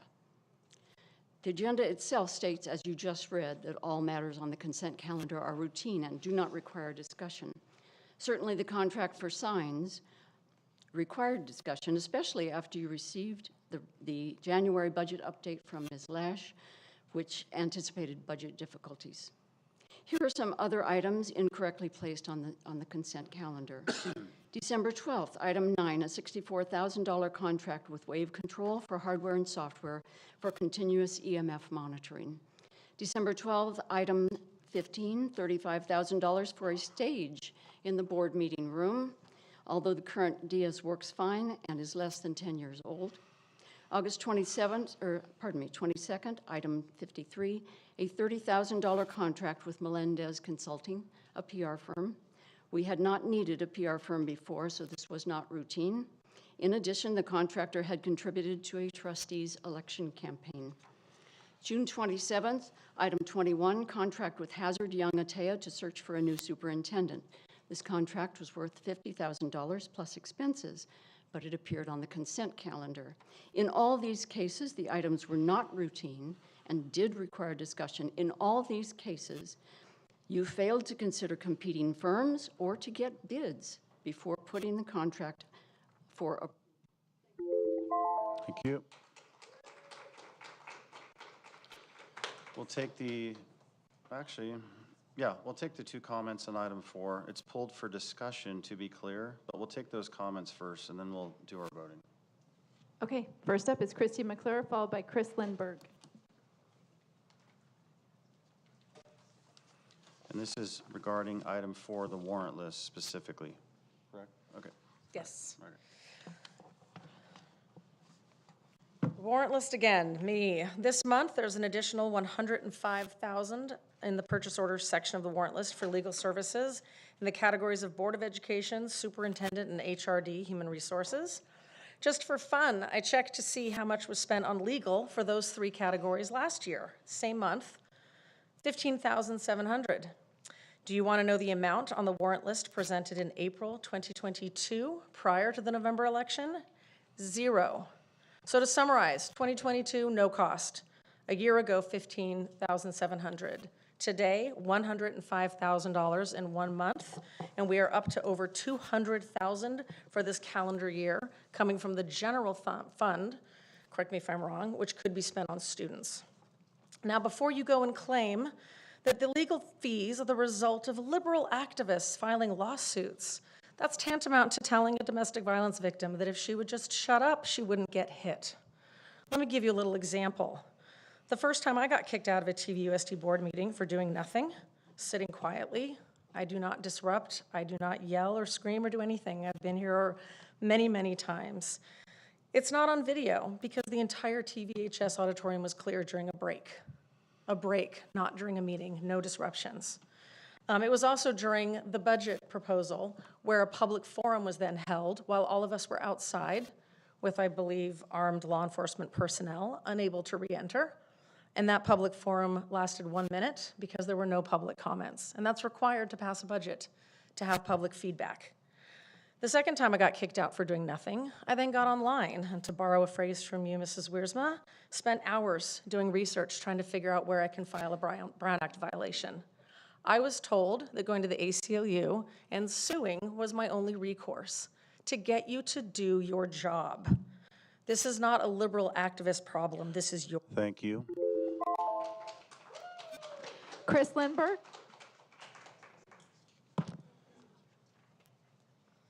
Good evening. I'm concerned specifically about the $105,000 in the purchase order section of the warrant list for legal services by Adams, Silva, and McNally. These are in the categories of Board of Education, Superintendent, and HRD.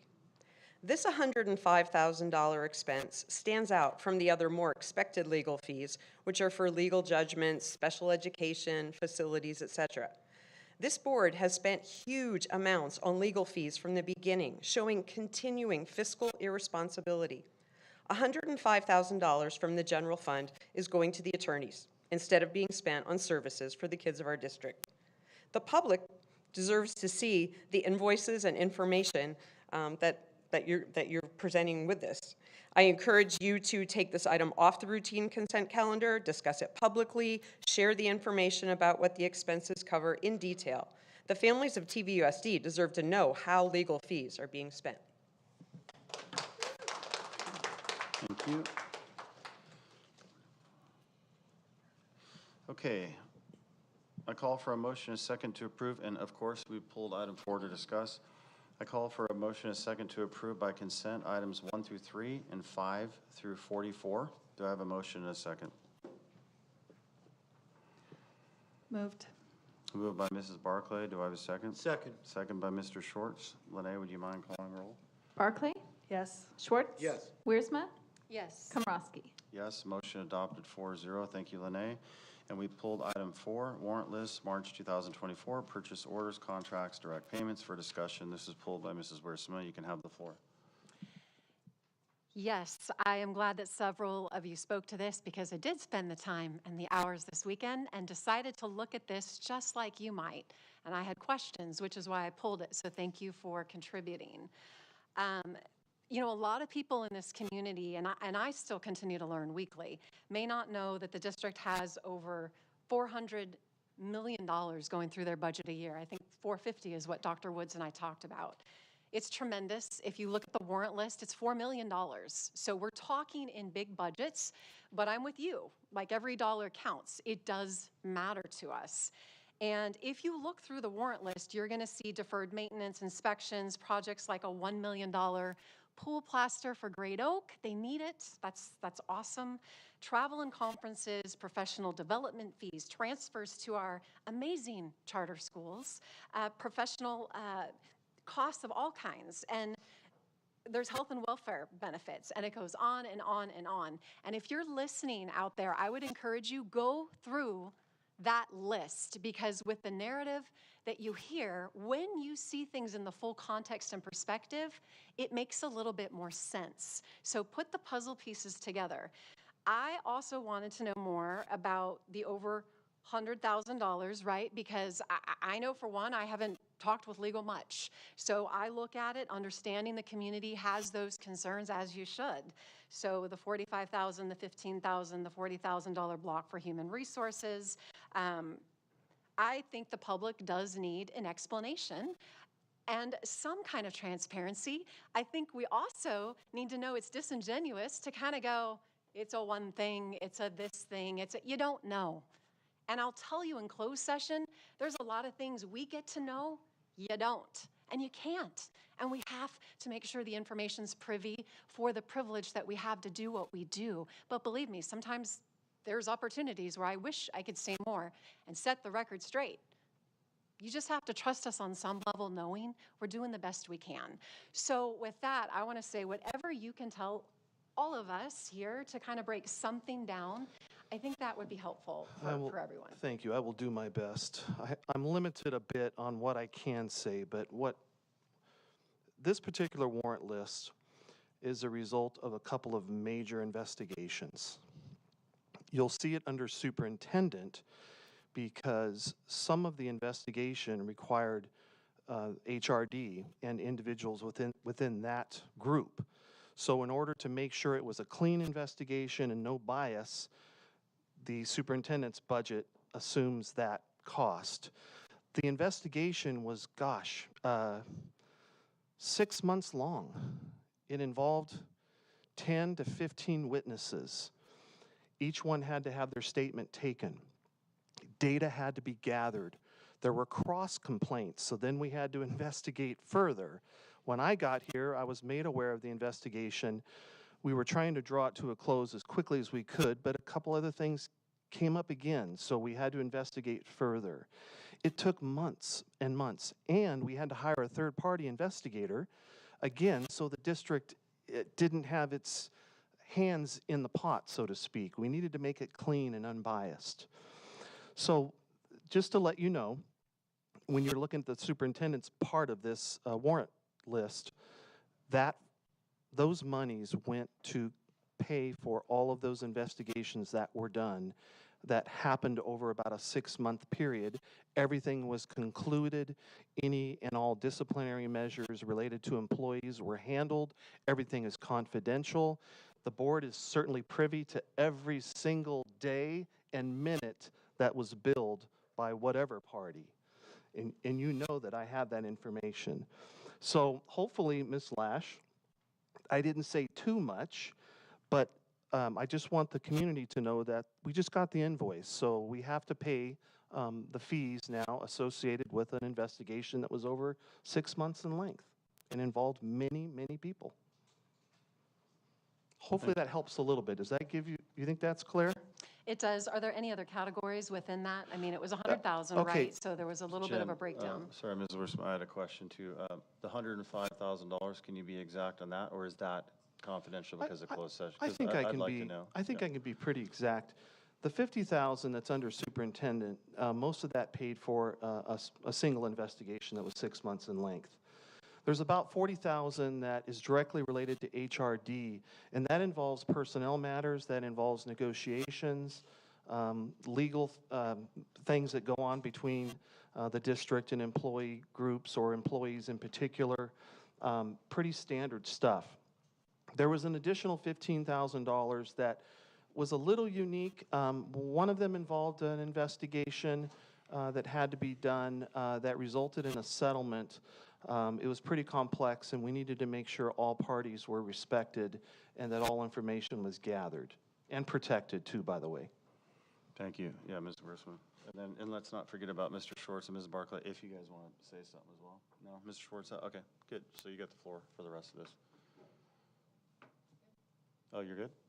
Okay, that's it. All right. I think if there's one, sorry, I said I was yeah. good. There's only one other thing I would say, and this is not to any one particular group, but please know when there are issues that go on, whether it's complaints or suits or all the things, it's all very costly. So I hope in these next coming months, we can kind of evaluate that, everyone together, because honestly, resources do come from our kids, and we do want those services and opportunities. So I think that can go for everyone else on all sides, and I can tell you that because I've seen it incurred on all sides. So just an encouragement of inspiration to us to do better. Okay, I call for a motion and a second for item number 4 of the warrant list. Do I have a motion and a second? Moved. Moved by Mr. Schwartz, Second. second by Mrs. Barclay. Lene, would you mind calling roll? Barclay? Yes. Schwartz? Yes. Wiersma? Yes. Komrosky? Yes, thank you. Motion adopted 4-0. Now we're on to action items. Resolution number 2023-24, 18, Classified School Employee Week. And on this one, give me 1 second.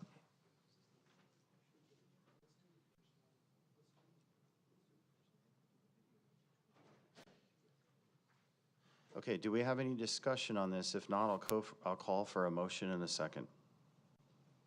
All right, I'll call for a motion in a second to adopt resolution number 2023-24, 18, Classified School Employee Week, May 19th through 25th, 2024. Oh, Mr. Schwartz. Yeah, I just want to say, having visited many schools and spoken with many of our classified employees, they are a great part of our staff, and they deserve every recognition we can give them for the work that they do for our kids and our schools. And I'm glad that we're recognizing them and celebrating them. I just want to add to that. One of the greatest joys I had was going out to the sidewalk to picket way back when we were talking about things and talking to actually the president out there. We had some real conversation, like eye to eye, and it was awesome. And we both apologized about some things and had honest communication. And I have loved so many of our classified staff from the beginning. You are the backbone. We do appreciate you. Thank you for everything you do. We should have a resolution for you.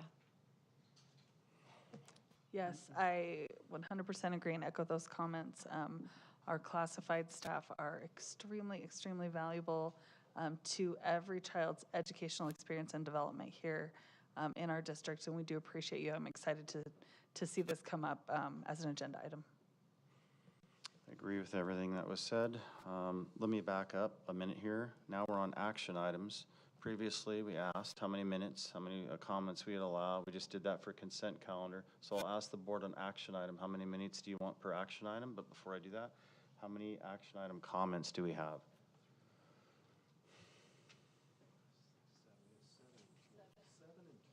Okay, we have 7 in total. Are they on a specific item?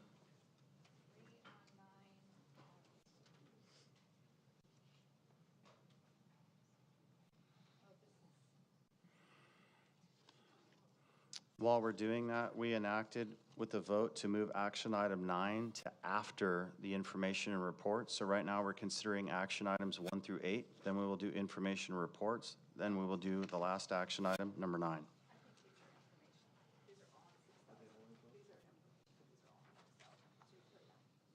So there's no comments on the action items?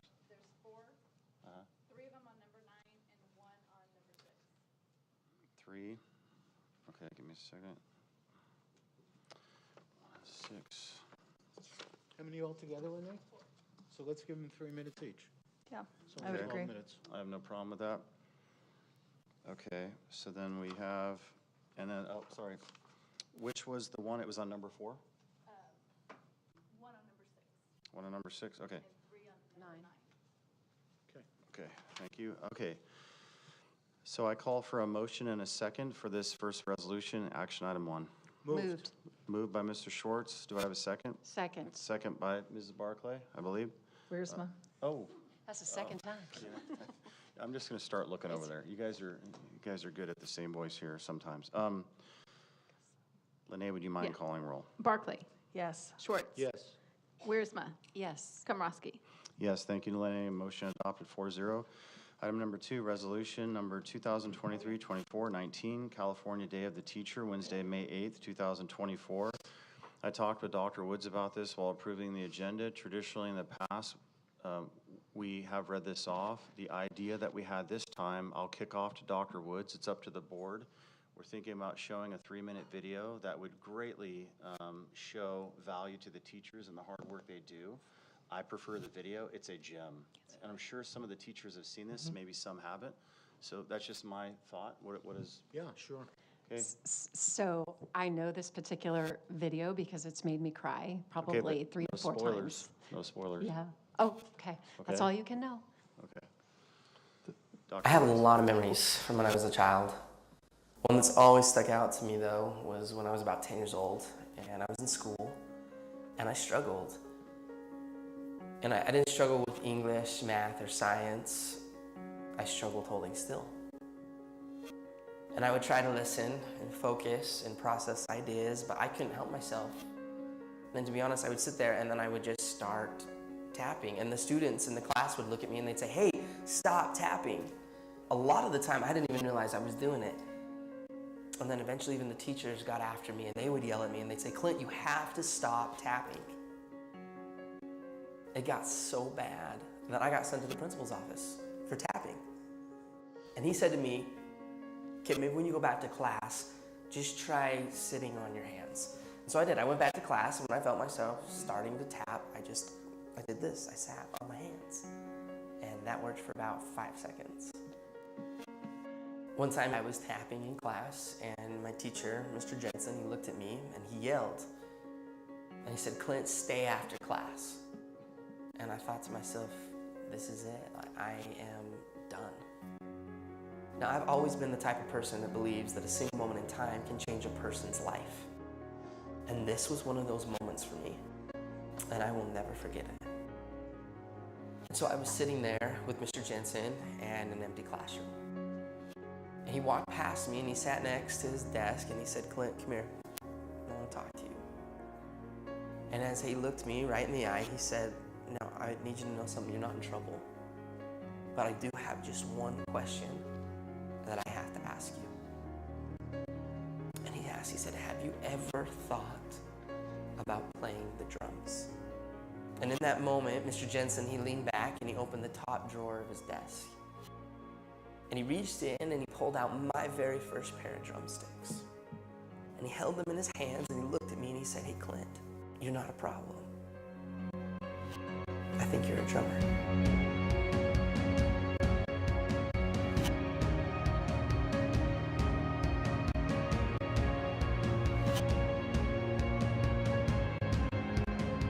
And from that moment on, I've never put those sticks down. I've toured, recorded, and played drums all over the world. My whole college education was paid for with drumsticks in my hand. Just because of a single moment in time when somebody believed in me. And he saw something in me that I didn't even see within myself. And from that moment, I learned that there's a difference between being the best in the world and being the best for the world.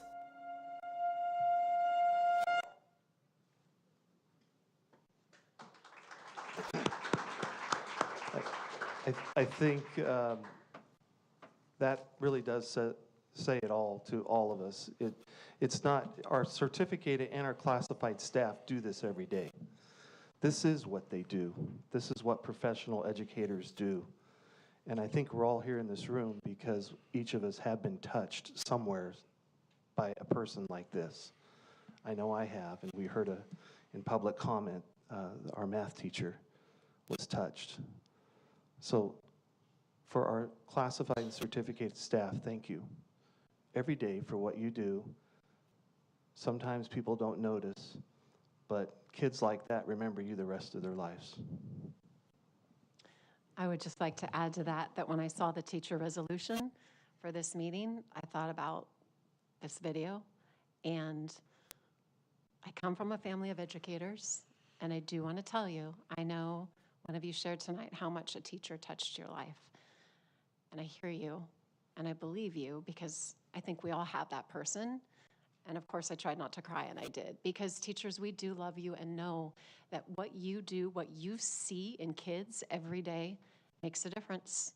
I know that you do such valuable work, and we do honor you, and that is genuine. That's why I thought of this, because I thought, there's the joy. If we can just elevate and elevate and elevate, and that goes for we as adults to the children, instead of denigrate, like, gosh, if that could be the goal, like that's where you change the world. So teachers, thank you for what you do. Ms. Barclay? Yeah, I love that video. Also, that he went to the college where my daughter's going, so that's a great video. And I see that in all of the teachers that my kids have had and that I see when I go out to the sites. I see this district has been, for all the years we've been here, and continues to be top-notch. My kids have attended different districts. I've worked with many different districts, and they were all great, but Temecula rises above. And it's really an honor to be involved in this district like I've been able to be for the past few years. I'm not an educator, but I've always admired educators, and they've made such a difference in my kids' lives. They definitely would not be where they are without the teachers and all of the staff at the schools. One of my daughters, her favorite person in the school was the person who served her lunch every single day, her number one favorite person. And that's amazing and fantastic to me. And I just hope our teachers and our staff really do feel appreciated every day. And it's a pleasure and an honor to be here alongside you and to have these resolutions here to pass today. Thanks. Thanks, Ms. Barclay. Yeah, just real quickly, I visited every school in our district at least once, sometimes more. And I usually end my visit with a little chat with our principals. And I say two things. I'd send my kids here.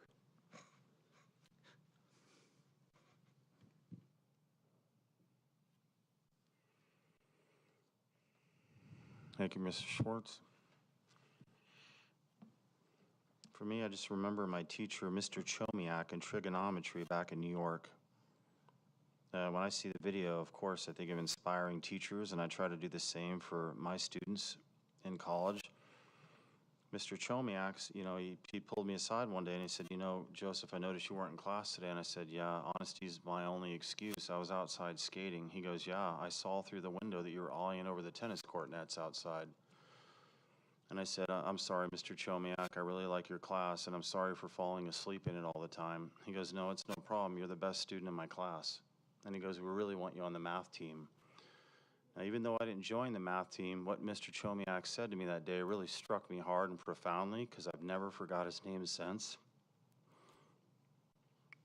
And just like Mr. Schwartz, it's a heartfelt emotion because a teacher talked to me, and even though I was being vulnerable, he tried to elevate me to a higher level by just talking with me softly, not condemning me.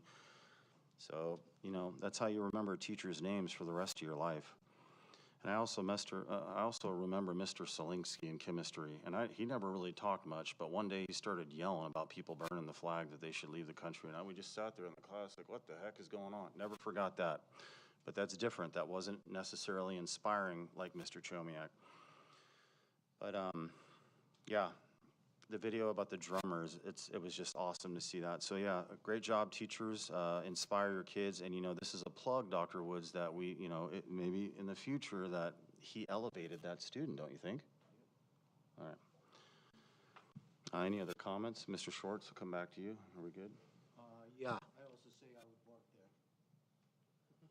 Amy, I'm glad you're sitting there because people like you and Amber make the district a better place. Thank you.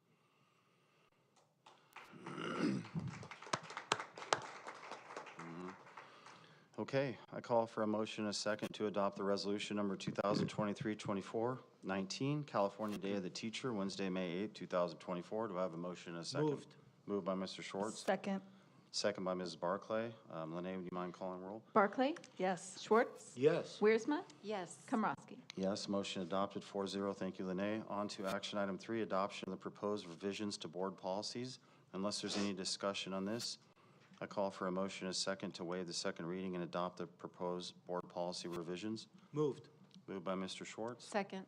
Second by Mrs. Wiersma. Lene, would you mind calling roll? Barclay? Yes. Schwartz? Yes. Wiersma? Yes. Komrosky? Yes, motion adopted 4-0. Thank you, Lene. Item 4, resolution number 2023-24/20, authorization to encumber funds for the following fiscal year. Do we have anybody presenting on this one, Dr. Woods? No, okay.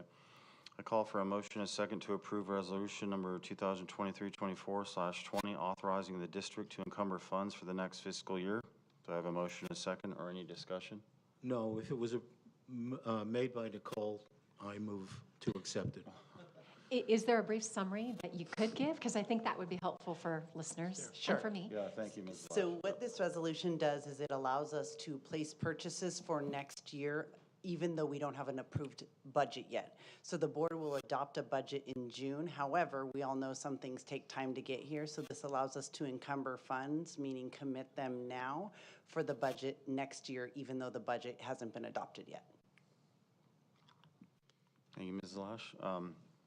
Okay, I think we had a hypothetical statement for Mr. Schwartz, and the hypothetical was answered. So I think there's a motion? Yes. Yes, by Mr. Schwartz. Do I have a second? Second. Second by Ms. Barclay. Lene, would you mind calling roll? Barclay? Yes. Schwartz? Yes. Wiersma? Yes. Komrosky? Yes, motion adopted 4-0. Thank you, Lene. Item 5, resolution number 2023-24-21 of the Board of Trustees of the Temecula Valley Unified School District self-certifying increased federal micro-purchase threshold. Do we have anybody speaking on this one? Mrs. Lash should probably say a couple things. Micro-threshold, yeah, we got it. Okay, so what this is whenever we are spending federal dollars, there are very, very strict procurement laws regarding the purchases using federal funds. And whether it's a micro purchase or a macro purchase changes the criteria. And so what the Code of Federal Regulations allows us to do is define a micro purchase up to $50,000. Code of Federal Regulations sets it at $10,000 unless the board takes action to increase it. So what we're asking is that you take action to define a micro purchase as a purchase up to $50,000 instead of $10,000. And this really comes in handy when we're looking at food nutrition services and we're going out and we're doing bidding or gathering proposals for food nutrition services. And we follow the criteria for $50,000 instead of $10,000 because that threshold is really low for a district our size. That about clears it up for me. Makes sense to me. I'll take a motion. Thank you, Ms. Lash. I'll take a motion and a second on this unless we have further conversation. Moved. Moved by Second. Mr. Schwartz, seconded by Mrs. Wiersma. Lene, would you mind calling roll? Barclay? Yes. Schwartz? Yes. Wiersma? Yes. Komrosky? Yes, motion adopted 4-0. Thank you, Lene. On to item 6, public hearing of the fee justification report for the new residential and commercial industrial development and the proposed level 1 developer fees. We have one comment. And on this one, I think we voted, yes, 3 minutes on the action item. So who's our? Erica Stepton?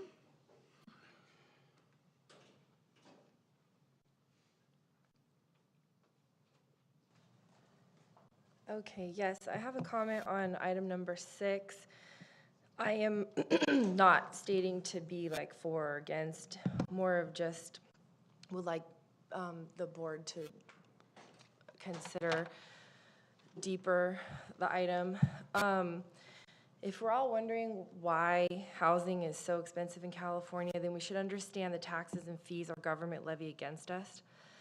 I question why the development fee is renewed and upped every 2 years. I'm not upset about it, it's just an honest question. I don't understand why it's upped every 2 years.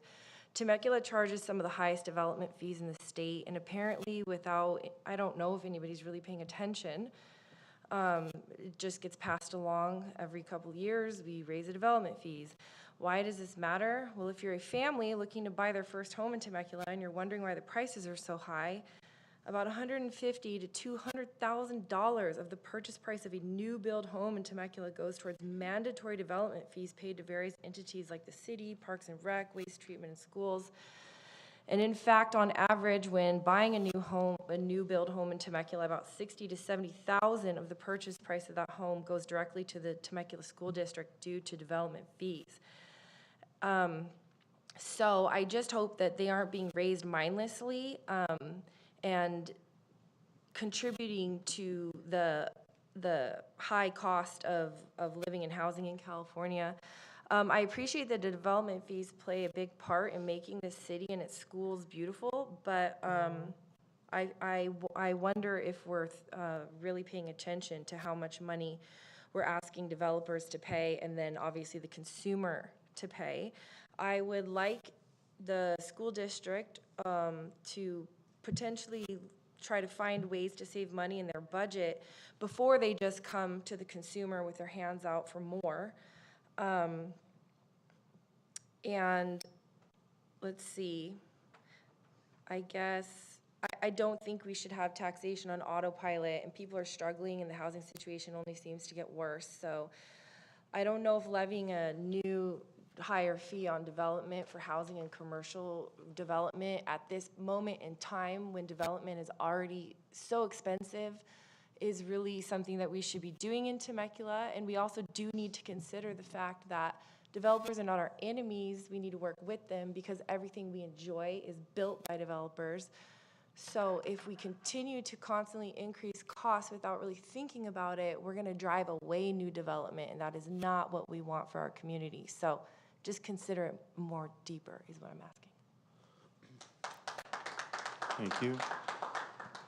Okay, I'm going to conduct, oh wait, that's Can right. do we have discussion Yeah, now I was or gonna before say, you I have conduct? to call for a motion in a second to conduct anyways. So yeah, we can do discussion before I call for a motion in a second. Okay. I want to thank Erica for sharing tonight. One thing that I do as a trustee is reach into the network of people I know if I'm not as familiar with something, because I think that's wise. There's so much to know. And I count on people who have inside information that I don't. So I have questions as well, and not in a negative sense, but obviously we know developers do a very important job, and Erica let me know that there's school fees within developer fees. That's essentially to help us do what we need to do, so it's a good thing. You get X amount of dollars per square foot to help fund schools, fair enough. But there is a trickle-down effect in the community, and I did think past just what we look at here, as she mentioned, because you all probably have young adult kids like I do, and you look at the cost of living and all the things. Obviously, families are moving out of the area and the state because of the affordability.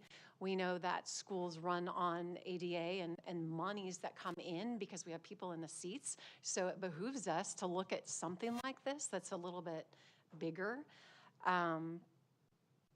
Everyone's got projects on hold because the interest rates are high, you know, so to borrow money, that's tough. Developers often come, of course, from the private sector, so it has to make sense on paper. So there's so many things, and I know I don't get it all, so I don't pretend to be an expert.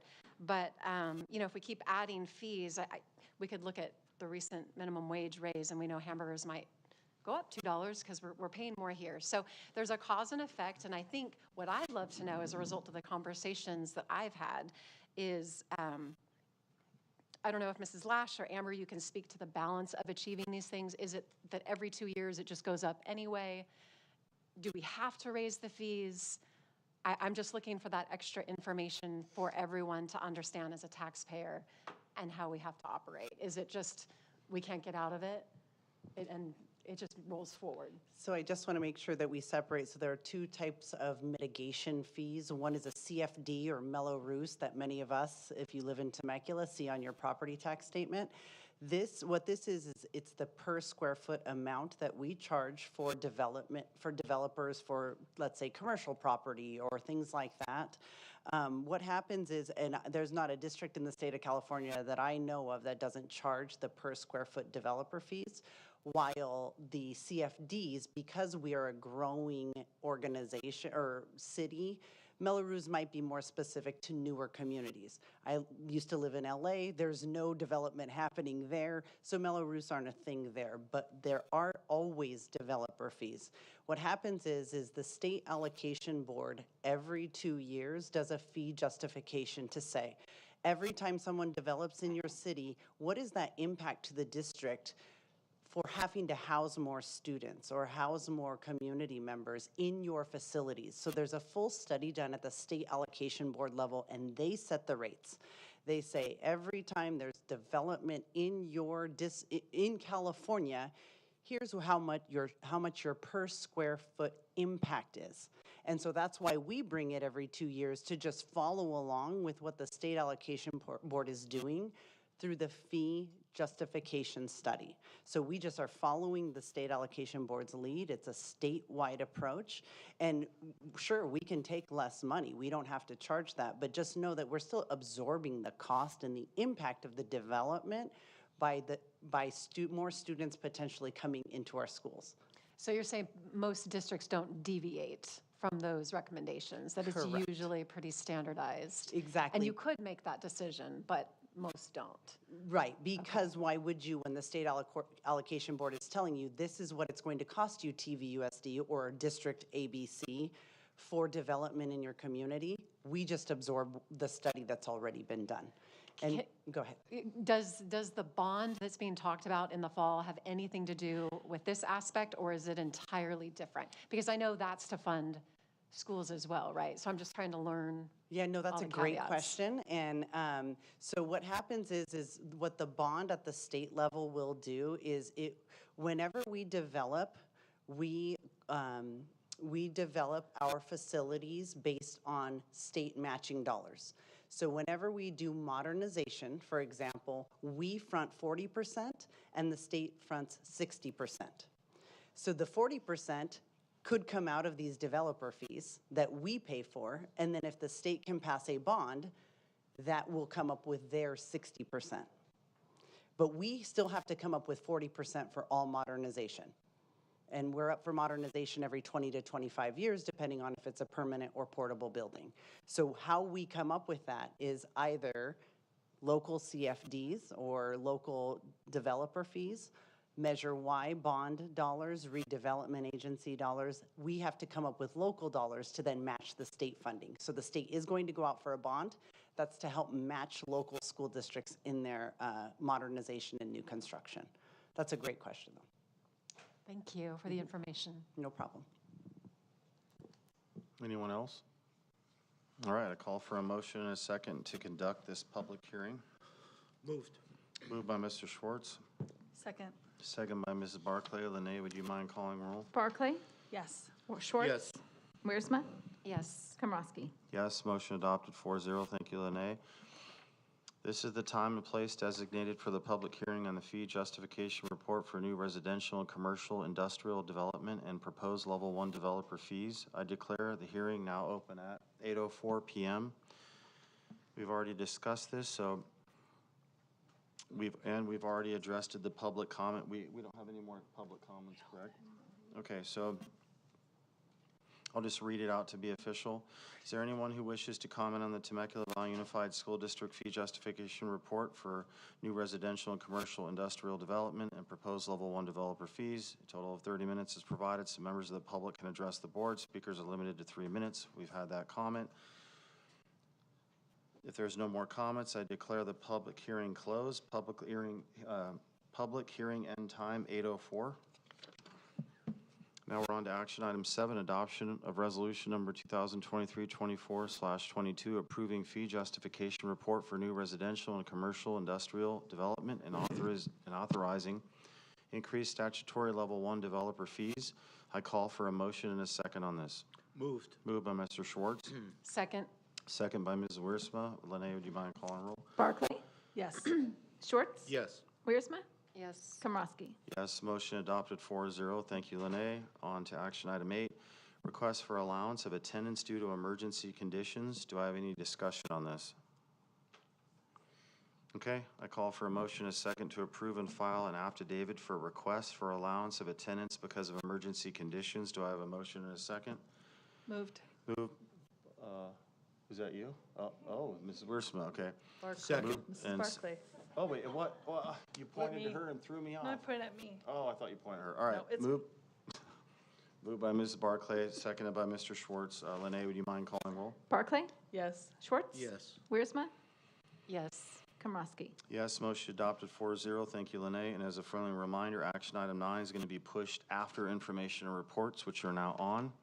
Now we're on to Board Policy 6000 Committee Update. Dr. Woods, do we have anybody? Oh, sorry, excuse me. How many public comments do we have on this? We have 5 public comments. I'll ask the board, how many minutes would you like?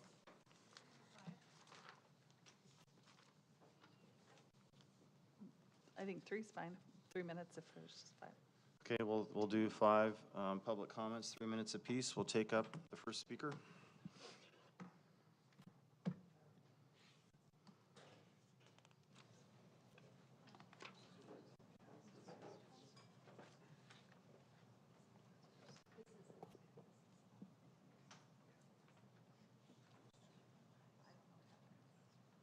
Maybe this one. Maybe it's this. I bet it's this one. Okay, sorry. Okay, first up we have the person who listed 6,000 and the Beyond Magenta book.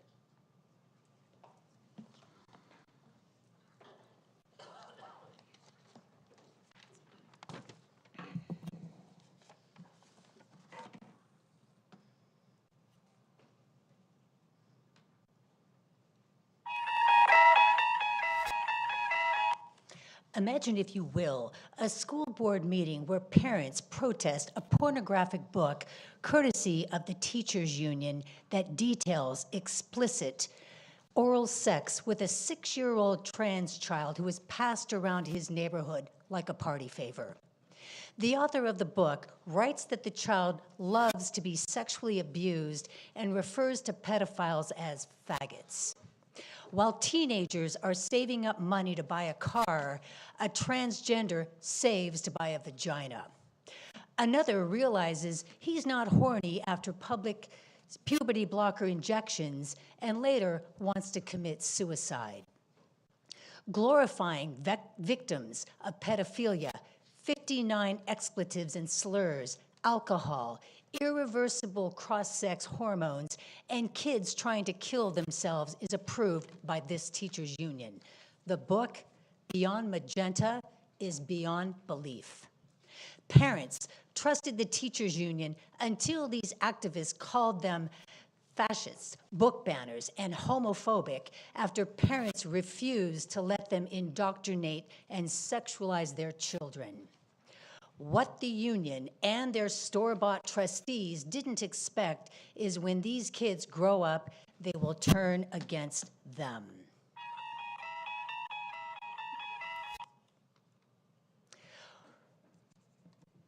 Trans kids, your body is perfect just the way you were born. Trustees Barclay, Schwartz, your school book is illegal and violates California Penal Codes 311 to 311.3. Look it up. We don't have to recall you to liabilities because you can plan on going to jail for distributing pornography and harmful material to children, minors. Anyone who is foolish enough to recall Dr. K can say goodbye to their kids. Ma'am, we're not allowed to speak about campaign language, thank you. Because Barclay, Schwartz, and their teachers union is coming after them. They are doomed to be groomed. I am a member of the LGBT community and a Democrat taxpayer.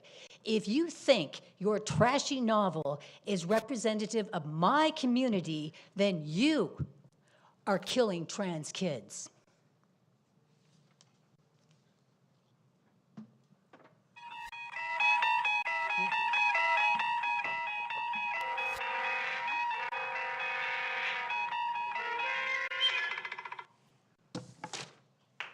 Thank you. Friendly reminder, no recall campaign language for any candidate or anything like that. Thank you so much. Going on both sides. And Marissa, followed by Jack.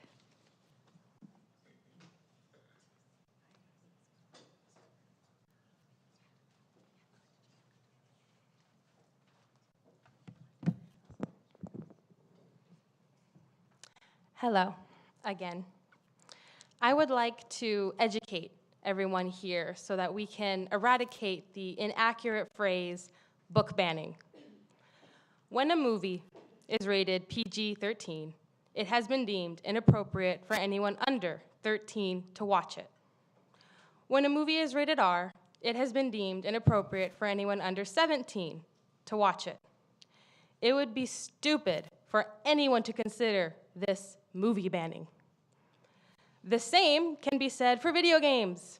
We have games that are rated E for everyone, rated T for teens, and rated MA for adults. It would be stupid to call removing a video game that is rated MA from schools game banning.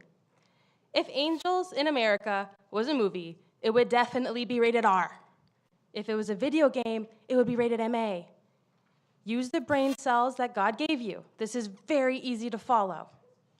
Another justification for this play belonging in our schools is that it has won awards. There are thousands of Academy Award-winning R-rated movies that should not be played in our schools because they are inappropriate. It's not rocket science. It requires a minimal logic to comprehend this. Hopefully everyone can understand this and stop saying the phrase book banning. Thank you. Thank you. Jack Marstein, followed by Upmeet.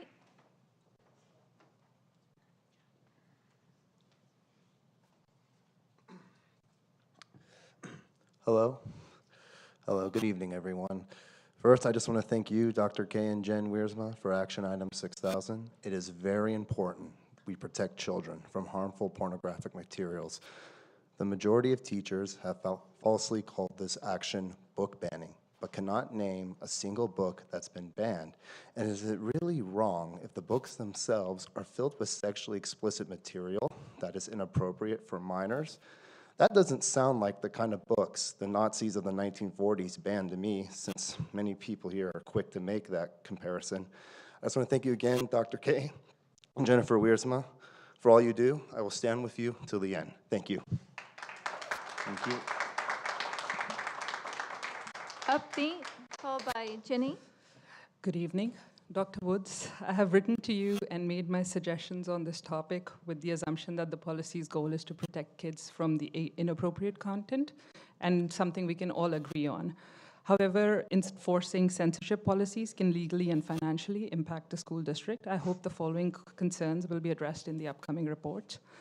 The first sentence in this policy is unnecessary to add in concepts and rules, that there's a whole policy 6141 for curriculum development and evaluation and lists out each legal requirement individually, so there's no need to really, for the committee to work on this really.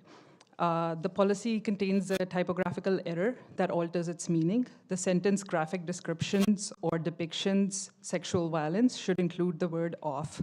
Without it, the policy could be misinterpreted as banning all graphic descriptions or depiction ranging from an atlas to a leaf diagram. There are certain countries where this could be the case, but I'm confident the intention is not to prohibit such images, so a comma would not be appropriate here. And I have sent you legal references for all of these cases that are referred in the policy, and Pico versus Island Tree Union judgment. I hope that has been considered and reviewed, because our aim is to build a policy that is well-informed and can stand up in court. In this case, the school district's argument was based on vulgarity, profanity, obscenity, and morality, and was examined at length. The court said the board cannot remove books from the libraries. If somebody wants to listen, the oral arguments are also available on the Supreme Court website. Do not go reading the case, because the excerpts, basically the board went to a conference where they started giving out excerpts, and those excerpts are way more explicit than Angels in America. Please do not go read it, because I can see people are very upset about reading it. But the court said that a board can't remove the books from libraries just because they disagree with the ideas in the books, or because the fact that it might offend someone. So people are talking a lot about obscenity, and I sent you the legal reference for the Miller test. There's a 3-pronged Miller test that, because a lot of people can claim First Amendment rights, but especially the publishers might sue the school. And what is the test? It's basically like, you have to assess the work as a whole, not take passages out of it and say that it has no literary or artistic value. And that's the second thing. It should have serious literary or artistic value. And if something's won an award, it is pretty hard to challenge it that it has no literary or. So I have also provided you with some regulations from California schools that already have well-defined ARs for this. We could have added these ARs to 1312.2, which is already existing. So this way, these schools have had these policies for years. We don't have to worry about the legal trouble. Because we're wasting a lot of staff time that could be used for curriculum for reading, writing, and math. Thank you. Thank you. Jenny, followed by Jean. Hey, Jen, we finally agree on something. We should do better and stop wasting funds on redundant board policies such as this one. Under the shadow of policies like Board Policy 6000, vague, subjective, and open to interpretation, we risk depriving our students of exposure to crucial literary works. The language used with terms like inappropriate vulgarity and obscene material leave room for arbitrary decisions that could stifle critical thinking and artistic expression. And who exactly is determining what is inappropriate or obscene? Even the Supreme Court can only say they know it when they see it. If we are laying this at the feet of the teachers, what are the consequences for when a parent or admin or even a biased, bigoted board member objects? Will teachers face extraordinary consequences such as being put on administrative leave for months on end? Consider the classics that have shaped our understanding of the human condition, books like To Kill a Mockingbird and The Catcher in the Rye. These novels, revered for their exploration of societal issues and the complexities of adolescence, have faced challenges and bans for their language and themes deemed inappropriate by some. But it's not just about what we perceive as controversial. Even celebrated literary masterpieces like The Grapes of Wrath and Beloved could fall prey to these vague guidelines due to their unflinching portrayals of suffering and injustice. But it's not just about, Here are just a few more oft-taught high school novels that could be banned and thus take away parental rights under this vague policy. Brave New World, 1984, The Color Purple, The Absolutely True Diary of a Part-Time Indian, Of Mice and Men, The Great Gatsby, The House on Mango Street, Romeo and Juliet, The Merchant of Venice, and finally, a fan fave, Hamlet, to name just a few. Both California Ed Code and TVUSD existing policy account for age-appropriate material. So once again, this board, used to be majority, has wasted time and money on a solution looking for a problem. Let us remember that literature serves as a mirror to society, reflecting its triumphs and its flaws. Banning books under the guise of protecting our students from perceived harm only serves to shelter them from the realities of the world they will one day inherit. You can dress up book banning in any way you want, but even a pig with lipstick is still a pig. Thank you. Thank you. Jean?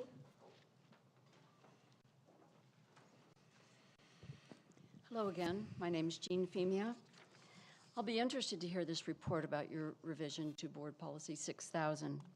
The policy was first presented in June 2023 and sent to a subcommittee, but you passed it in December without waiting for the subcommittee's report. I assume that's because you knew Danny Gonzalez was leaving and you wanted to pass it while you still had a majority on the board, but I wish you had waited to get the information that you had requested. The policy revision you passed was unnecessary and problematical. No one wants pornography in schools. That's why California Education Code and district policies demand a curriculum that's age appropriate. But people have different views of what constitutes pornography or profanity, and that's why parents must keep the right to decide for their own child. Ed Code 51101 and TVUSD Regulation 1312.2, both passed many years ago, guarantee parents' rights to view curriculum and request an alternative assignment if they find something offensive. Parents can see all their child's assignments through online parent portals that TVUSD provides. But maybe that's not enough. Trustee Barclay proposed a simple solution last June, that at the start of each semester, teachers be required to send home a complete syllabus listing all materials that students will read during the term. As part of the student's grade, parents or guardians would have to sign a copy and send it back. That would help busy parents keep track. Had you taken this suggestion last June, you would have saved the district and the community 10 months of discussion and dissension. You could have spent all that time and energy on helping our students learn. I wish you'd done that. I will be interested to see what you do as a result of this presentation. Thank you. Thank you. Okay. That's it for comments. Dr. Woods, I believe we have Mrs. Diaz presenting. Yes, we do. As we know, the board majority at the time in 2023 did pass Board Policy 6000. What you'll hear tonight is the process that is used to identify pieces of work that may be against that policy. The key is the word process. That's what we want to get across tonight. We do not want this process to be arbitrary and capricious, and I think you will see that with our presentation this evening. Mrs. Diaz and Dr. Velez, thank you for your work. Our subcommittee has worked very hard. We've had a group of teachers work on this and an administrative group. So we are now ready to present. Oh, 1 second. I wanted to say Dr. Velez as well. I was just thinking she was going first, but yeah, you guys are a team. Yes, Dr. Velez and I are co-presenting this presentation on the committee work for Board Policy 6000. Thank you for the opportunity to present on the work of this committee completed over these last months. As we know, and according to Bylaw 9130, the Board of Trustees may establish a committee whenever it determines that such a committee could benefit the district by providing diverse viewpoints, specialized knowledge or expertise, or increased efficiency. This committee, in this function, really served as in an advisory role in collaboration with the 4 bullet points that I'll talk about here. In our first meetings, we clearly defined the committee's purpose, and we'll review this evening about our work in the areas of library materials, supplemental materials, and core literature. It was established with collaboration that the committee purpose, in conjunction to the Working Board Policy 6000, which was approved by our governing board in December, that the committee would focus on these 3 things: to work through existing policies that explore the processes in place to address book and material challenges, reviews, and in turn determine how they'll be impacted with the language updates made to Board Policy 6000 by our board; to consider ways to build continuous partnerships with our parents, clarifying where their parental rights are already outlined or outlined in board policy in terms of library books, core novels, and supplemental materials; and to establish connotations of words suggested in BP 6000 in order to better understand the definitions of each. I'm going to start this evening by going over some of the processes that we have in our libraries that follows the regulate, restrict, and remove model that can be found in Board Policy 1312.2. We will go over libraries, then supplemental materials, and then core lit, all which we have referred to throughout this committee hold special buckets, if you will, that have different board policies that are connected to them and different processes and different rights within our parents and students. The TVUSD library book reconsider procedure is outlined in 3 ways. In an attempt to establish that, we've created some infographics that we will continue to publish after tonight's presentation. The 3 ways for our library books are regulate, restrict, and remove. This is truly a demonstration of our partnership with our parents in our efforts to better understand their wants for their children and in our efforts to provide access in our libraries for our students with all the materials that we have. We will ask, and you'll see a trend in this presentation, that these communications begin with the site at the site level, where the majority of the response can occur in a responsive and respectful way.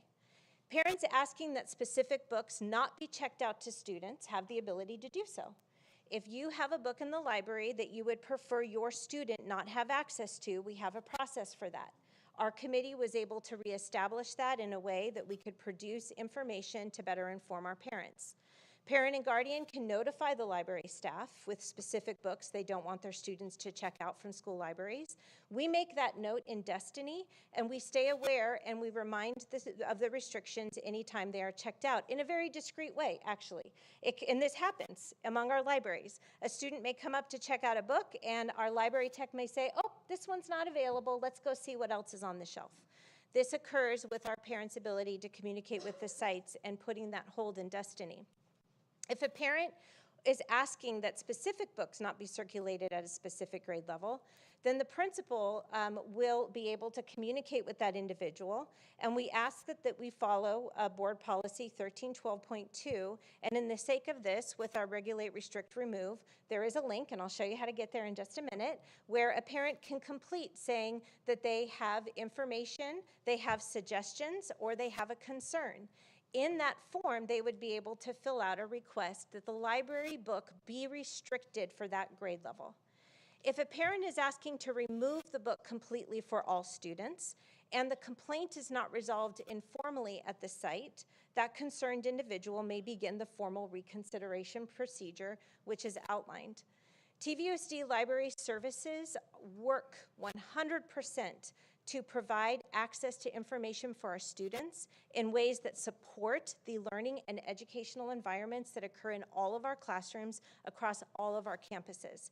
If you go to our district website, you can follow this line for students and then go to libraries and look at the school catalogs, and you'll find in Destiny the collections of our books, but you'll also find links to this Google form. And currently, we are working with our library teams in finding ways to put a link to this Google form on every page in a more readily available location. We're working, of course, as it's outlined in Board Policy and AR 1312.2 as well. Moving on to supplemental materials, which is what we refer to as another bucket of material for curriculum. Our supplemental material board policy 6161.11 acknowledges that the Board of Trustees encourages the use of supplementary instructional materials to enrich the curriculum and enhance student learning.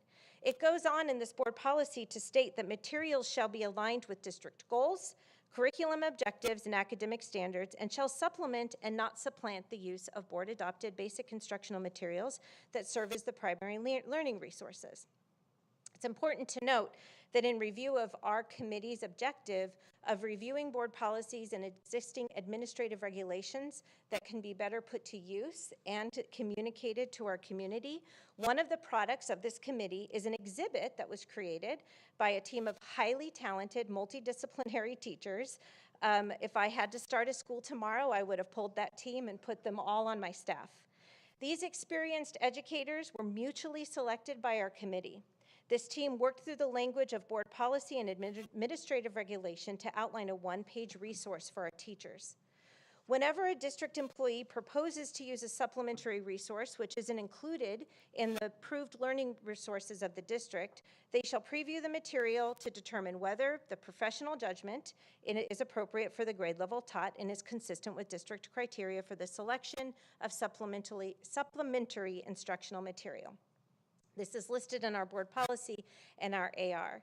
And I wanted to show an example of that in what was created. This is an opportunity to support the autonomy of our teaching staff and their selection for material that they believe enriches, adds to more rigorous opportunities, and elevates our students in their academic journey in their classes. It's also a utilization of the language consistent with our existing board policy on supplemental material and aligned with the updated language for board policy 6000. This exhibit is currently posted where our board policies are, and it is an opportunity, not a mandate, not something that a teacher has to submit, but a resource for our educators who we respect highly to utilize in their determination of what they will bring into their classroom as they are staying up late at night, like they usually do during their lesson planning, trying to make sure that the best possible opportunity is given to each student each day. I'm going to transition over and hand the clicker to Dr. Velez, who will take us through the last bucket, which is our core literature. Okay, thank you, Mrs. Deus. I'm going to work through, as she said, the last bucket, which is our core lit. And just to, for clarity, because the buckets can get super confusing, you have supplemental, you've got library, and you have core. I just want to provide a definition for that. It's any adoption of a text added to a specific grade level or course, 6 through 12, that after board approval will be placed on the core literature list for TVUSD for teachers to utilize. So to be clear, we have books right now that are existing that have been that have been board approved by previous boards, and then we continue to bring other literature for core lit to this board for approval. So I'm going to quickly talk through the options for complaints in regard as it relates specifically to core lit. I'm going to talk through these options, and it also is accessible on the website in terms of how parents can access this information as well. These procedures, as I'm going to talk through them, are outlined in existing board policy 1312.2 and administrative regulation 1312.2, which was actually revised in 2018.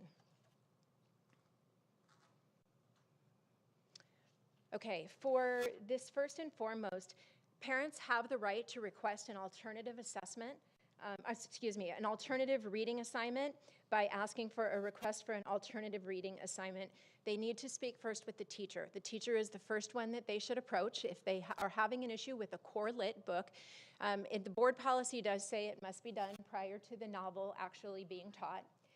And I think Ed Services has done an exceptional job of being able to work not only with our teachers and our site principals to be able to have a bank of materials to provide for our students an alternate curriculum and an alternate novel. TVUSD has a formal process for request of this nature, which I said falls under 1312.2. Parents may request an alternative reading assignment, and it is called a request for alternative reading assignment, and it's Exhibit 1312.2-E. And they may mail it in, they may deliver it to the school principal, but having that conversation always starts, number one, with the teacher, and number two, with the principal. The principal will acknowledge the receipt of the request and ensure that the teacher is informed and an alternative reading assignment is provided to the student. The form must be received, as I stated earlier, prior to the instruction of the novel.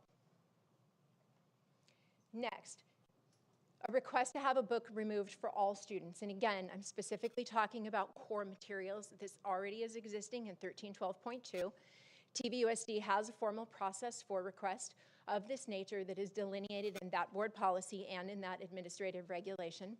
A formal request can be initiated to remove a book for all students through the completion of the petition for reconsideration for instructional materials. It's very important that people understand the first person that a parent or community member needs to go to is the teacher and the principal.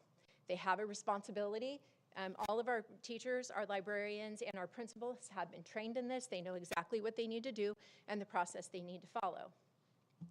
If the parent does submit a petition for reconsideration for instructional materials, upon receipt of that petition, the district review committee will meet to consider the complaint. The committee consists of, as outlined in the board policy, a district curriculum director, a district library media specialist, a principal, a library media technician, a teacher, and a community representative. That team is put together by the Assistant Superintendent of Educational Services, or the designee. The committee then meets in closed session. Let me clarify, there's not closed session of the board, that is closed session of the committee. And we actually had some conversation about that in our own subcommittee. And they will discuss the material and will follow the guidelines set forth in the instructions to the district review committee. The petitioner shall be given the opportunity to address the committee. The parent or community member can come in and address the community about their, or the committee about their concerns. The committee shall prepare a response to the petition containing its reconsideration on the disposition in the matter within 30 days. So that committee actually moves pretty quick. 30 days seems like a longer period of time, but to pull together this committee, it's important that these individuals in this group have all read the book. There's a process that they follow, so 30 days is actually very reasonable. The committee shall send the response to the superintendent or the designee and notify the petitioner of the decision. If the petitioner remains dissatisfied with the district reviews committee, he or she may petition the superintendent and present an appeal to the Board of Trustees.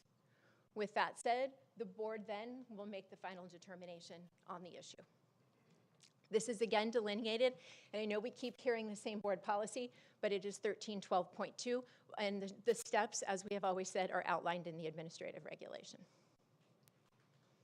So just to recap, we have one process. If a parent chooses and would request an alternate core curriculum or core material be replaced with something else, and then there is the request to have a book removed for all students, and this is the formal process for that.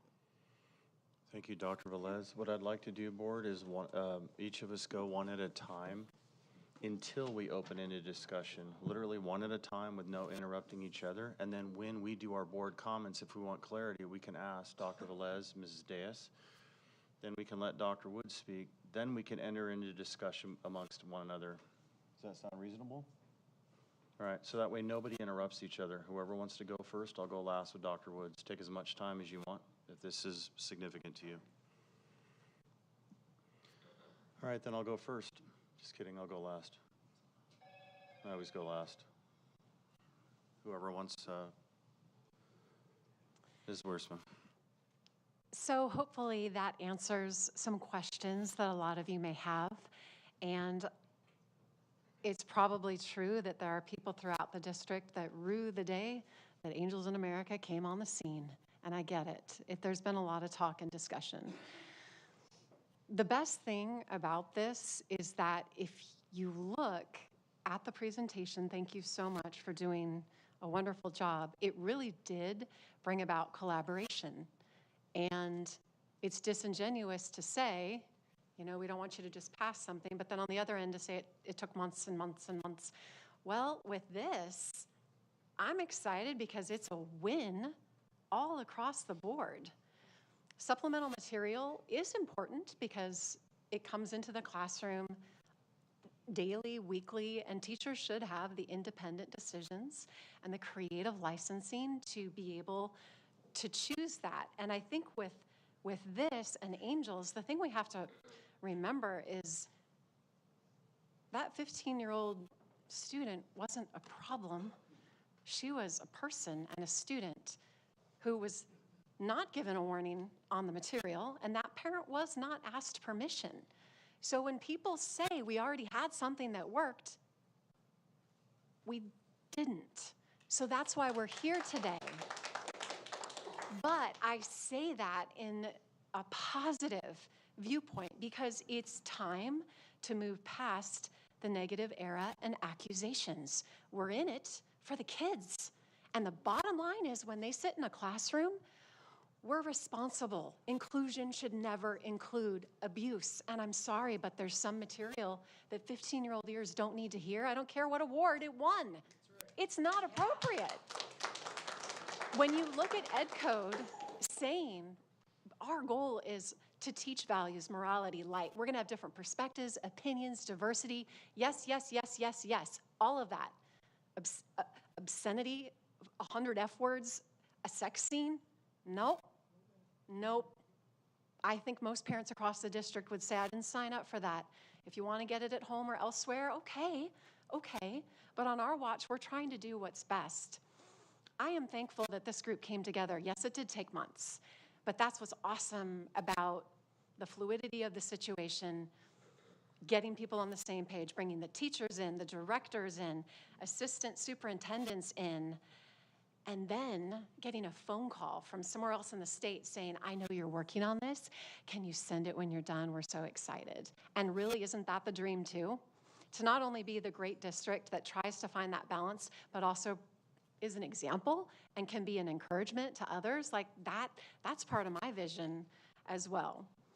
So just remember, though this took time, it's a victory for everybody. It really is.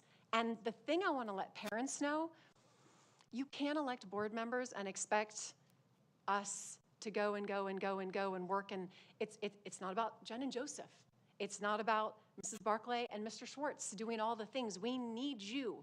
We need you speaking. We need you writing letters. When you look at the core literature, if there's a book on there that you have questions about, reach out, know what your kid's doing, write letters to the teacher, to the principal. Angels in America, that mom did that. The server bounced it back because the material was that bad. So here we are today, and I'm saying parents, and I think Dr. Komrosky would agree, you gotta do your part. You gotta make sure you know what your kids are reading. It's important. I had a parent reach out to me and I said, well, talk to the teacher and principal. They did. She said, I don't want my son reading Speak. I just don't. And that's a parent's prerogative, but we can't do it all. What we've come up with is awesome, and I hope you all feel that way.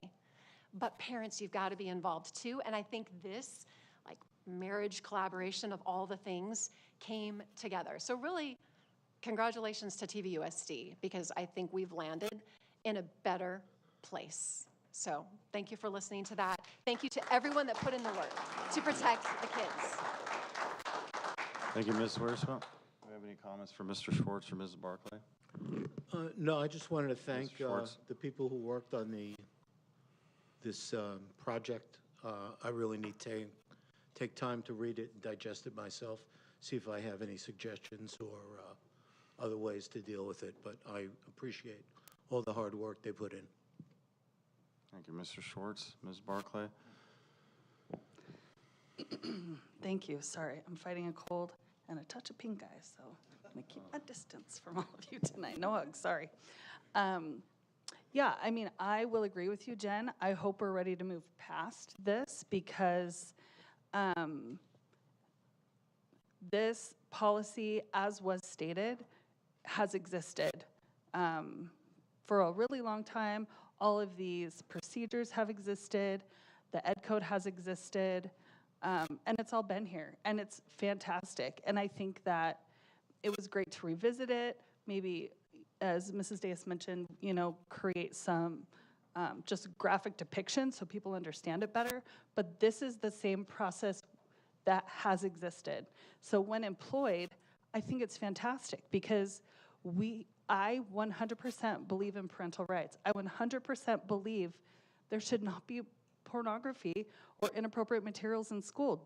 Don't misunderstand me. I agree with that. But it is subject to interpretation. It's subject to interpretation by teachers, by parents, every person on the street. You could have them read the same thing and everyone would have a different opinion about whether it's valuable or not or whatever. And that's the beauty of living in this country, is that we do have that freedom. And so I appreciate this because what and I said my kids have gone through this district. There have been some materials that they've been given that I have gone back to the teacher and gone, Now, can you explain to me why we're reading this? What's the value of it? And we've had conversations, and this is a really great process for that. And if there are inappropriate materials in the libraries, then by all means, bring them forward and let's work through the process. I have absolutely zero issue with that. And I appreciate the work that has been put forth. Do I think we needed to add the language, the specificity to Board Policy 6000? I don't, because I do feel like that was already covered. But this process that has been polished up or just revisited is great. And I know that the staff have put a ton of time and effort into it. And I think it will strengthen the relationship between parents and teachers and the trust so that they can have those conversations. If parents have a question, please reach out to your teacher. If something happens with the server, there's lots of words that get blocked by the server. Words that seem strange that are even being blocked, but that's just kind of, they're very strong firewalls at schools. Make a phone call, send a generic email, reach out to the teachers. We just all talked about what fantastic, caring, stellar teachers we have in our district. They want to talk to you. They don't want your child to feel uncomfortable in class. They don't want you to be worried about sending your kid to school. No teacher wants that. No union wants that. Without kids and parents working together and students and teachers all working together, this district doesn't exist and won't succeed. So I hope that we can move forward from this, as you mentioned, Jen. Let's put this to bed, put it on the website. Make sure if you have a question or an issue, go through the process. Absolutely. Reach out to your teacher, reach out to your principal, and let the process work. Let the ed code take effect. And again, thanks to everyone who put in so much work. I know it was a ton of time and work and collaboration, and I think we have some good products and refreshers to this procedure. So thanks. Thank you, Mrs. Barclay. So I have much to say, and I'm not going to rush this because I want to put this to bed too. And here's how I'll start. It's my favorite novel ever from my favorite novelist, Fyodor Dostoevsky. He's a Russian novelist. And he writes The Brothers Karamazov. And in this story, Ivan, the intellectual, was an atheist.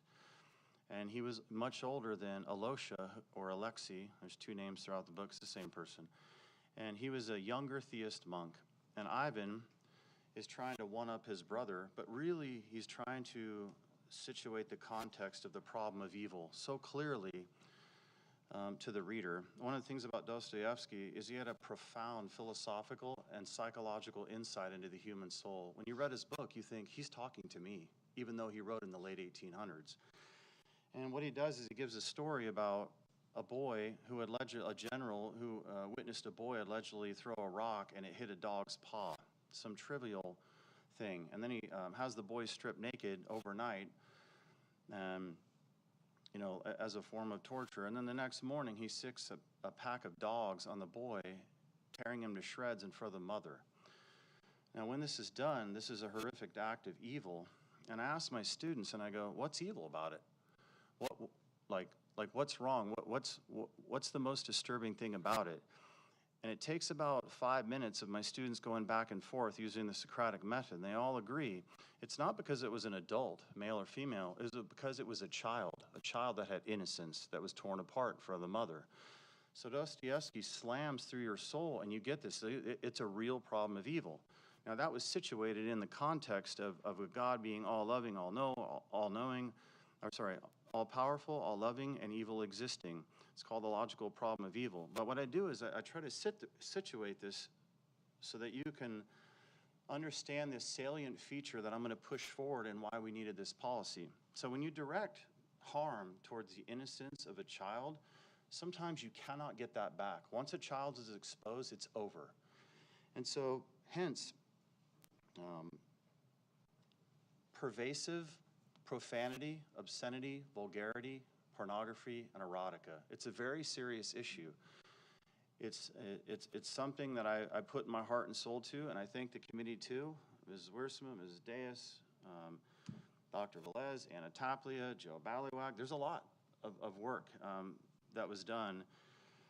And it's important because I read I read off of a book called Push that was in our Chaparral online library. It wasn't just Angels in America. It was a part of our library. And I said, you know what, let me investigate for myself. And I hear the argument that you have to read the whole book, and I hear the argument that it's subject to interpretation, but make no mistake about it, when somebody subjects this kind of stuff or the possibility of this, it does not make us a better district. And once they do that, it enters into the realm of grooming. Let me read this, and this is highly controversial. People are going to get triggered. I don't care. I am a board member that represents the majority of voices in Temecula that voted me in. And they voted me in so that I could safeguard children's innocence while they're getting a good and safe education at TVUSD.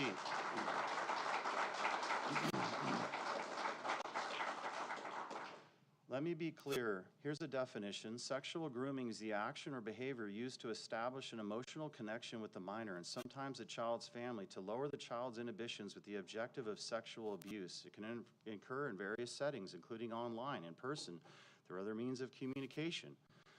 So let's just have that as a context. I want to read to you a few pages from Push. The very first page.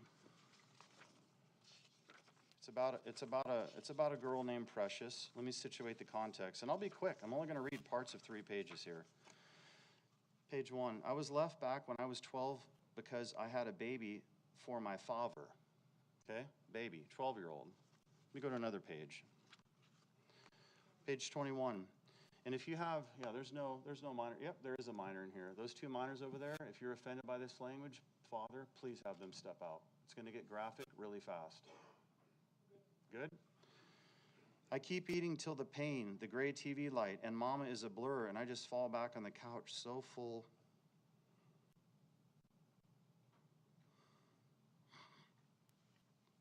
It's like I'm dying and go to sleep, like I always do.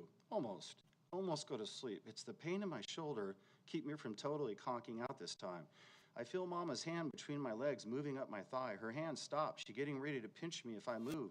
I just lay there still, keep my eyes closed. I could tell mama's other hand between my legs now because the smell filled the room. Mama can't fit in the bathtub no more. Go to sleep, go to sleep, go to sleep. I tell myself, mama's hand creepy spider up my legs and my pussy. God, please. Thank you, God, I say as I fall asleep. This is the innocence of a child being taken advantage of. This is in a book that was online in the Chaparral Library. It was sitting there for many months, and I read it off because I said it's time to take a stand, which we did in December. Long before that, Mrs. Wiersma brought this to our attention. We formed a subcommittee. We've been working tirelessly ever since.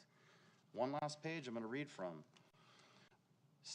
Page 57. I think my mind, a TV set, smell like between my mother's legs. I stupid, I ain't got no education, even though I not miss days of school. I talks funny. The air floats like water with pitches around me sometimes. Sometimes I can't breathe. I'm a good girl. I don't fuck boys because I'm pregnant. My father fucked me and she know it.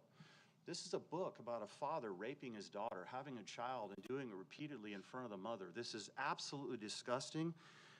This is not subject to interpretation ever in our school district. If you, as a teacher, if you want to pull this and say, wait a minute, but Joseph, there's this trauma-informed approach where somebody like Precious that was raped, and it's horrifying, right? Somebody like that comes across this book, it might help them heal. Let me just tell you something about that. As a teacher, you are not a licensed therapist. You can do that crap on your own time in your own house.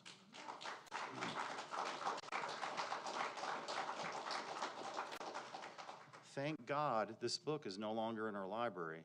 It was actually weeded. To be clear, it wasn't removed because of the buckets that we just expressed about core literature, supplemental material, and library material. It was weeded because it had never been checked out. Somebody actually pulled it from the library. I don't care how it's out. Thank God. This book right now, online in our library at Chaparral. To be clear, in the Destiny server, call number 306.76 KUK, published 2014. This book was read off inside of this district. It has pervasive material. What is pervasive? It means it's throughout the book. It's not a one-off. It's not like Oedipus Rex, the Greek tragedy, which we want to keep, where it talks about a prophecy that was given to a young man where he was going to kill his father after having sex with a mother. And you might be thinking, oh my God, pull that out. He had sex with his mom. No, there was no pervasive sex acts described. What about David committing adultery with Bathsheba, Joseph? Oh my God, there's adultery. Pull it out. No, there was no pervasive sex acts described. So it's a fine-tuning calibration that the subcommittee had to endure so that we keep classics, but we have a filter tight enough where we remove this garbage that I just read off of from Push and Angels in America. And so to be clear, this is how serious this was. When I asked legal, and this was many months ago, I said, can you give me the definitions? Give me a second. I'm going to read these to you. And this is the craziest thing about this. I asked legal, I would like to be clear so that we don't have any ambiguity, any vagueness in these terms. And I'll ask Mrs. Deus about this later at the supplemental material, because when you presented this online, I didn't see the paragraph above it, but as a subcommittee, we decided that the paragraph would go above it. So I said, okay, to be clear, I teach logic, and logic rises and falls on terminology and definitions. You have to have definitions to the best of your ability. So I said, General Legal, will you please provide me 5 legal definitions for profanity, vulgarity, obscenity, pornography, and erotica? As these were sent to me, it was flagged by our district email. A definition for these 5 terms were flagged. It had to be sent through my private email. I'm not making this up. This is how serious this is. So if legal counsel gives me 5 definitions that are flagged by our server, but the book itself that has grotesque amounts of pornography and vulgarity and obscenity, profanity, erotica, all of it, wasn't flagged and it's sitting in a library, it just shows you the brokenness of our system. Hence, why the community has voted to have board members in here to stop and pull the e-brake and make stuff happen.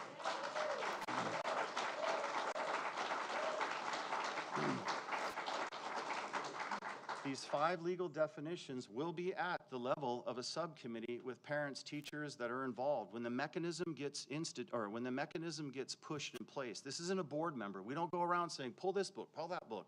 It's up to the parents now. The parents have to say, I don't want this, or I do want this, or I'm concerned. And if it goes to that level, these definitions will be considered. I'm going to read them to you, because again, I want to put this behind us. I actually want to move on, but I just want to express the hard work we've done and the intricacies and the importance of this. Profanity, grossly offensive language that is considered a public nuisance and in no way promotes the legitimate educational goals of the district. Vulgarity, language that lacks restraint, sensitivity, and refinement that in no way promotes the legitimate educational goals of the district. PICO case established that we must have a process by which inappropriate content is removed.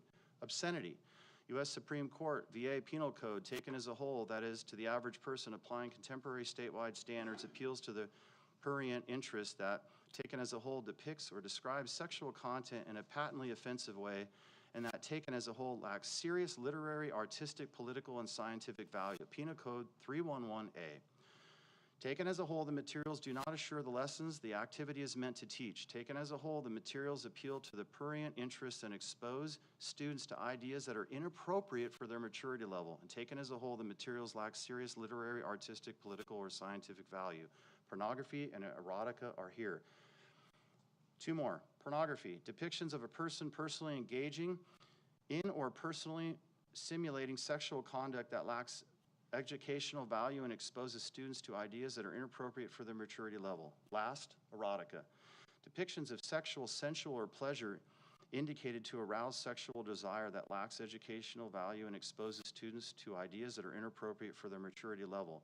It gets really subtle here because you can have erotica without pornography. You can have the insinuation of somebody leading up to sex, undoing a belt buckle, all these subtle things. It's intended to arouse. This is how psychotically twisted this is. When it enters the mind of a child, when some people are busy about getting pornography out of this school, there's another effort going, no, that's all right, we can have erotica. No, that's gone too. Make no mistake about it.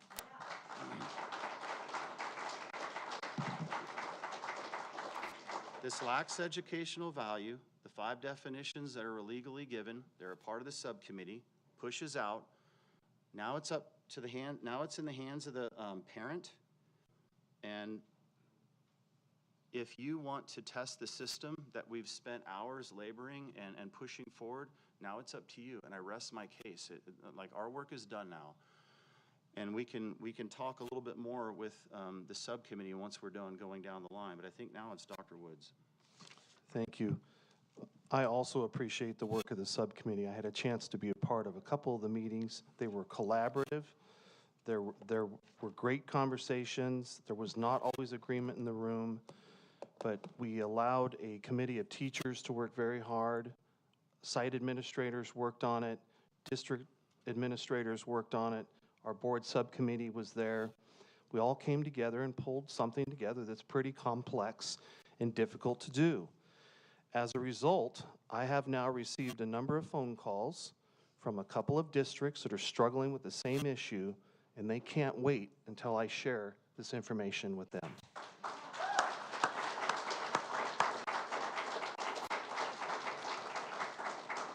I just want to conclude by saying it's a process.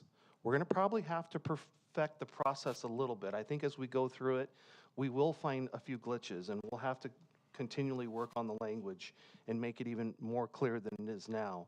But we got to start somewhere. We got to go through the process, see how it works. This is a process. It's not arbitrary and capricious. You can see it's very well outlined, and we're looking forward to giving it an opportunity. Thank you, Dr. Woods. Now we're open up for a discussion between board members and the staff who presented. I think we've said a lot, but the only one thing I wanted to mention is that, make no mistake, this isn't a refresh. There were aspects of this that we had in place, so I agree with my colleague, but it wasn't a refresh. The rubric that we have is brand spanking new for teachers to help protect them and to guide them so that we're all on the same page. So I just wanted to be clear on that, because it's disingenuous to discredit any of the work, not just for anyone up here, but also for those that spent the time in the committee. So it is a creation on some level, and I'm glad that we've landed here.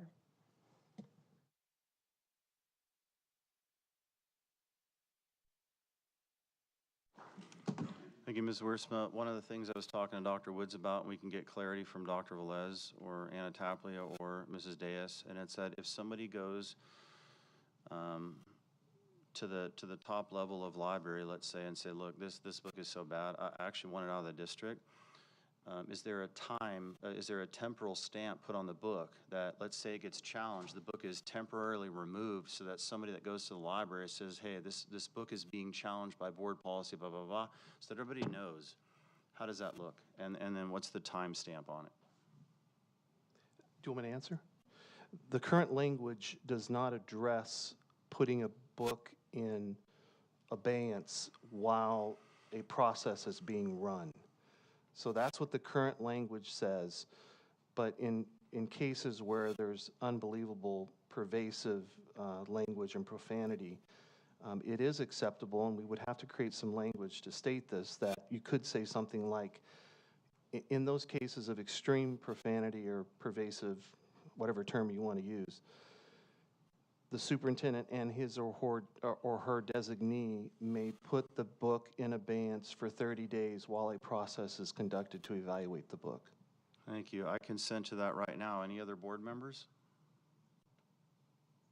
I consent to the superintendent or his designee having that power over a book that might be challenged, if that's the case, giving the discretion of the superintendent. Well, I think it would need to go back to the committee, because that is in opposition to what's in the current AR, so it would have to go back. We're here live. But it's in opposition to what's in the current AR, so we'd have to bring it back as a new AR, as a revision to the AR, because that's not what the current AR says. It's not an opposition if there's no policy on it, which he just said. There's no temporal stamp, so he said that. Go ahead. Oh, okay. To be clear, all right. There is language. It does not say that you can put the book in abeyance. So if we had consensus right now for us to have you make that clear so that it's not an opposition, could we have consent on that right now? No, we'd have to change the AR, which is a vote. Right. Well, we have to rewrite the AR and then bring it back as a vote, because it's in the AR, if I I'm don't not think you have to mistaken. Is that vote on correct? an AR where it could be done behind the scenes in a subcommittee. Like, we didn't vote any of this. We worked on it for almost a year. So I'm just trying to get clarity from Dr. Woods, because I hear what you're saying.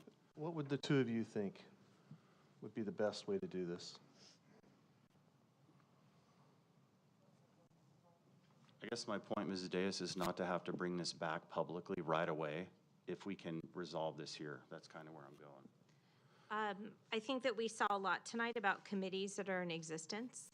My preference would be that we follow that as we consider what it looks like with a timeline. We don't necessarily, even at this point, Dr. Komrosky, have a timeline in terms of a committee that is committed to fully reading the work. That's going to have to be a part of it, to be able to discuss it academically in connection with other protocols and legislation connected to books being removed or considered up for challenge. So in recommendation of that, I think it's appropriate for us to consider what that language would look like as a next step for the committee, in also looking at timelines, what the committee is going to use as their process and what they're going to use as their questions when they're discussing the book. I think that that should be considered in conjunction with that, just in looking at a more specific timeline that I don't have the answer for today. If I can just add in one additional thing, I would be cautious in terms of changing an AR as it wasn't agendized as well. I do believe that most of the administrative regulations that we have brought back, you are correct, maybe have been discussed in subcommittee. That would be my recommendation. Just to be clear on Administrative Regulation 13-12.2, it is number 5. And I just want to read it so everyone understands the language. No challenged material will be removed from the school site while complaint is being resolved. Pending resolution of the petition, however, access to questionable material may be denied to a student of the parent or guardian who submitted the petition. This request must be made in writing. So I just wanted to read that publicly, but that would be my recommendation, to take it to subcommittee and being very cautious as this has not been agendized. Does that mean the work is continuing? Is that what you're thinking then? That would be a discussion for a further subcommittee thought? I'm glad you read that out. I hear what you're saying, Jen. I'm really glad you read that out, Dr. Velez, because I wasn't, when I was asking Dr. Woods earlier, I was trying to get all that clear before we got on the dais, but part of me thinks, well, there was a lot of work done, and if a parent wants to test the gear by putting something in motion, we could deal with it then. That works as well. It's over speculative at this point. I was just, trying to tie up that little loose end if it was possible here, which we can't do. Okay, very helpful. And you might have been concerned about the timeline, because sometimes it does take bureaucracy and many layers of years too long, so I can understand that concern. But I think, as Dr. Woods has said, it's going to be fluid in troubleshooting it, and there's going to be fine-tuning. We're not saying it won't need some extra look, so we'll go with that. Got it. Now, I did have a question for Mrs. Deus. I know when we talked in subcommittee for the supplemental material, we agreed that when they see it, they'll have our board policy above it. If you look at the full exhibit, that slide was only the rubric. If you go to the go to assembly, and it's 3 pages, it's on the first page. The board policy 6000, as you requested, is cited on that first page. That's right. Maybe I forgot that. There's a hyperlink right there that at least the page No, I'm it's looking not. at. It actually is posted as Exhibit 2 underneath the existing board policy for supplemental material. Okay. What I showed you on the slide after this one is the second of a 3-page document. I got it. So I have an old copy. Right. Okay. So after that conversation, it's since been added. Okay. If you go there now, you'll find it. And so obviously teachers and staff and whoever would need to see it they'd have that ability. They'll see it in its entirety. Okay. Got no further questions. I'm really excited that this work's been done. Thank you, everybody.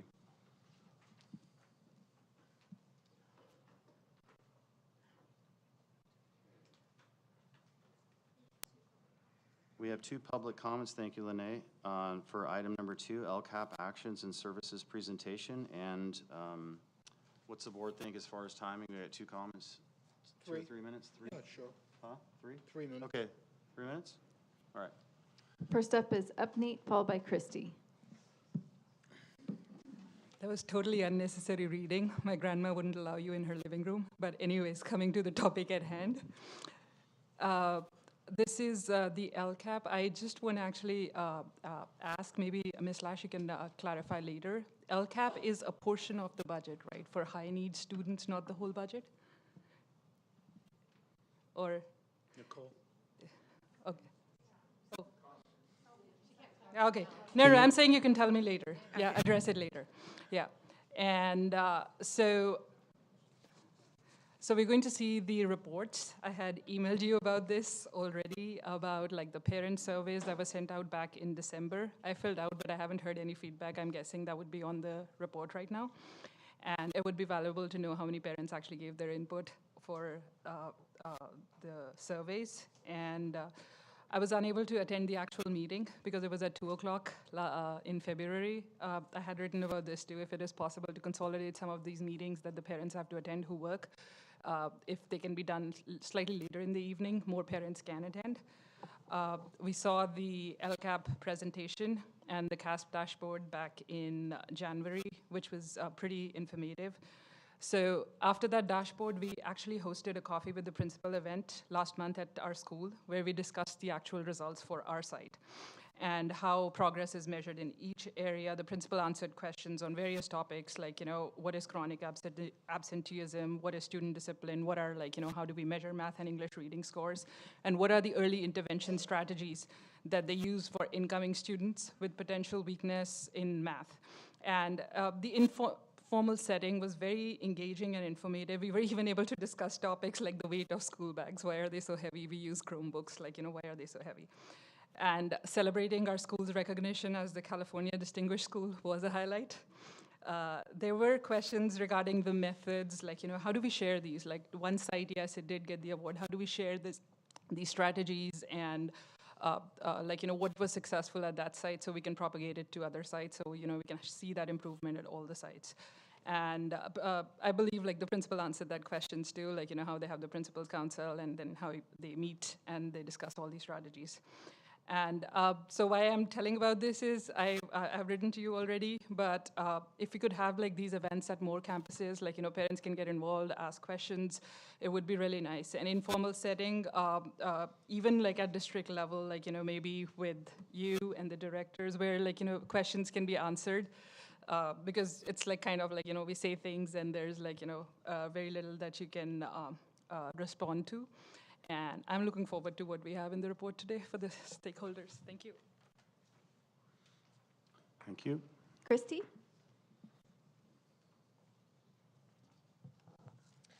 I'm glad to see this on the agenda twice and that this board takes LCAP seriously. It is a lot of funding for our district, I believe 23 million, and it goes to students who need it the most. It is critically important to our education system, and any board member who downplays or dismisses this important presentation and this new position that's going to be discussed afterwards doesn't have the best interests of our students at heart. The LCAP serves as a cornerstone for ensuring equity, transparency, and student success across our schools. It empowers local communities, parents, and educators to have a voice in decision-making processes. By actively engaging stakeholders, the LCAP ensures that the unique needs and priorities of each school within our district are recognized and addressed. The localized approach fosters a sense of ownership and accountability, leading to more effective and responsive educational programs. If you claim to care about parents' rights and the voice of parents, this should be the biggest day of the year for you. This is where local control happens. This is what helps our students the most. It places a strong emphasis on equity and closing the achievement gap. It requires us to allocate resources strategically, targeting support towards students who are historically underserved or marginalized.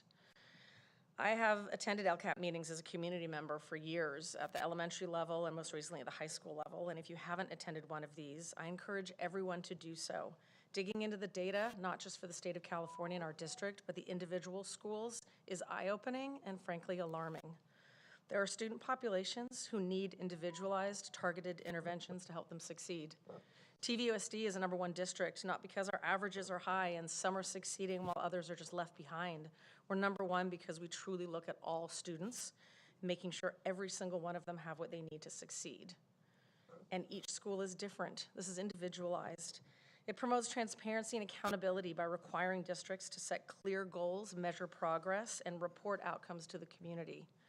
This transparency builds trust and confidence among stakeholders, something that our district is working on improving, and it fosters collaboration. This isn't just a bureaucratic requirement, it's a powerful tool for driving positive change and improving outcomes. As school board trustees, it's your responsibility to ensure that the LCAP process is robust, inclusive, and reflective of the diverse needs of our communities. I urge the school board to take the LCAP seriously and the new position and commit to meaningful engagement with stakeholders. Use the LCAP to create an educational system that is truly equitable, responsive, and empowering for all students, every single one of them. Thank you. Thank you. Okay, I'm just going to take a wild guess that we have a presenter. We sure do. I know That's Lisa right. Brown's coming forward. Do we have Dr. two? Velez, maybe you can introduce. Oh, just one. That's right. Okay, Lisa Brown. Yes, thank you. Come on up.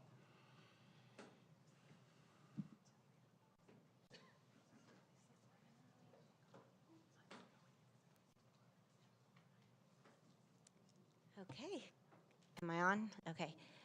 Good evening. Thanks for having me back to present our LCAP. We are going to look at our proposed actions and services as it relates to our next LCAP, which begins July 1. So we're going to take a look at our educational partner feedback as well as those actions and services. As a reminder, these relate directly to new updates through legislation, but also to our dashboard and our CASP data, which was presented to you in January, I believe. So some of the updates to LCAP through new legislation this year, which is different from previous LCAP cycles. And some of these are really important because they are going to lend itself to new actions and services that we are required to provide to our students. So the first one looks at unduplicated pupils, including long-term English learners. So we are a district that has more than 30 English learners and more than 15 what they call LTELs, long-term English learners. These are students who have been English learners for more than 6 years, and we will have to include a specific action and service for this student population and to address their specific academic needs in the classroom. We do have to take a look at a comprehensive assessment of our current actions and services and how effective they were in producing the desired outcome as it relates to the metrics that were reported in the last 3-year cycle. So in the last 3-year cycle, we reported dashboard data, we reported SEL data, we reported a variety of common assessment data that we have in district, and we have to use that data to look at our actions and services that are currently in LCAP and deem them effective or ineffective and provide a reason. And if we're going to keep the service, we also have to provide what change or tweak or modification to the approach that we're going to use to get a different desired outcome in the next 3-year cycle.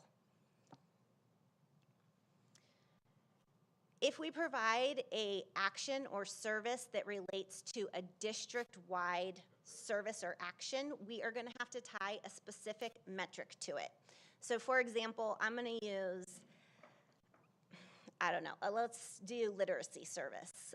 We love our elementary literacy specialists, and so that is something that we provide to all of our elementary schools. So what metric are we going to use to specifically tie literacy to a metric to look at effectiveness over the next 3-year cycle?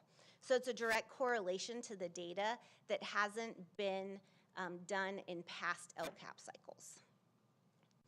We will have to provide a specific action or service for every student group who had a red dashboard indicator.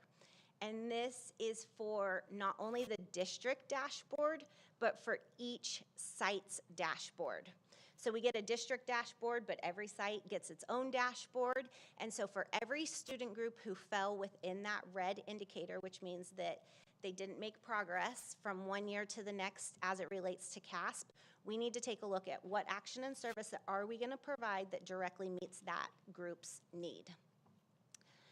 And then as it relates to technical assistance or differentiated assistance, we also have to provide a summary of the work that the district is undertaking to address our groups that put us into technical assistance. Temecula is in technical assistance for 2 student groups, homeless youth and foster youth. And they have different indicators that qualified us for differentiated assistance or technical assistance. The term kind of goes hand in hand. So for foster youth, it was language arts, math, and our suspension rate. And for homeless, it was chronic absenteeism and our suspension rate. So we are going to have to provide a summary of the work that we're doing to address those specific needs for those student groups. So there's a lot of nuance to how we're going to use LCAP moving forward to address all of our student needs. And you have to remember that it's really data-driven. So remember, the purpose of LCAP is for local control and local agency to develop a set of goals, services, and actions, and leverage the pot of money that we have to improve student outcomes. So the pot of money that we currently have for the 24-25 cycle is roughly $23 million, give or take some change. And so what student groups are we truly targeting? We're looking at our foster youth, our socioeconomic disadvantaged, our English learners with the addition of our LTELs, and all of our student groups in the red. So if you click the link there, the county has provided a very nice overview of all of our students who fell within the red, either on a school dashboard or on the district dashboard. And currently our 3 goals are to refine instructional opportunities, respond to the diverse needs of students through a system of support, and reach out to families and community members. We did survey a variety of community members. We gave an individual feedback form that went out to all parents within our district and all staff members within our district, but we also provided opportunities for committees to provide input. When we're looking at providing input on the LCAP, we want to ensure that everything starts and stops with students, centered focus at the desk, but also that we're looking at not only our CASP data, and CASP data, we can compare our CASP data to anybody else's CASP data in the state, right? We can say Temecula Valley continues to be the #1 performing school in Riverside County in language arts, math, science, and our English learners. We can say that we continue to outperform the state in every single area. But when you're looking at the dashboard, we are now comparing ourselves from one year to the next. And so it's really an internal reflection, and it's important that we look at both. How are we performing against others, but how are we performing against ourselves? And what changes do we need to make to ensure that we are continuing with a cycle of inquiry each and every day to make the best educational and instructional decisions for students? And that really looks at what are the performance and opportunity gaps that need to be addressed. Are we getting every educational partner's feedback that we possibly can? Are we proposing actions and services that do address the data? And then how are we using our resource or our bucket of money to get back to students? So let's take a look at our educational partner feedback for the year. So we did send an individual survey. This is one of the first times that we've done this in this district. We had roughly 130 responses. 73% of those were parents.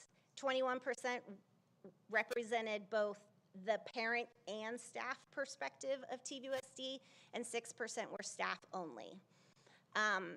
Every single one of our school sites was given a dashboard presentation just like the ones that the board received. So we took individual dashboards for each school site and we gave that exact same presentation to each of the administrators at the site. And the administrators at the site held 2 committees. So they had to hold their community advisor partnership committee or a school site council if they are a Title I school.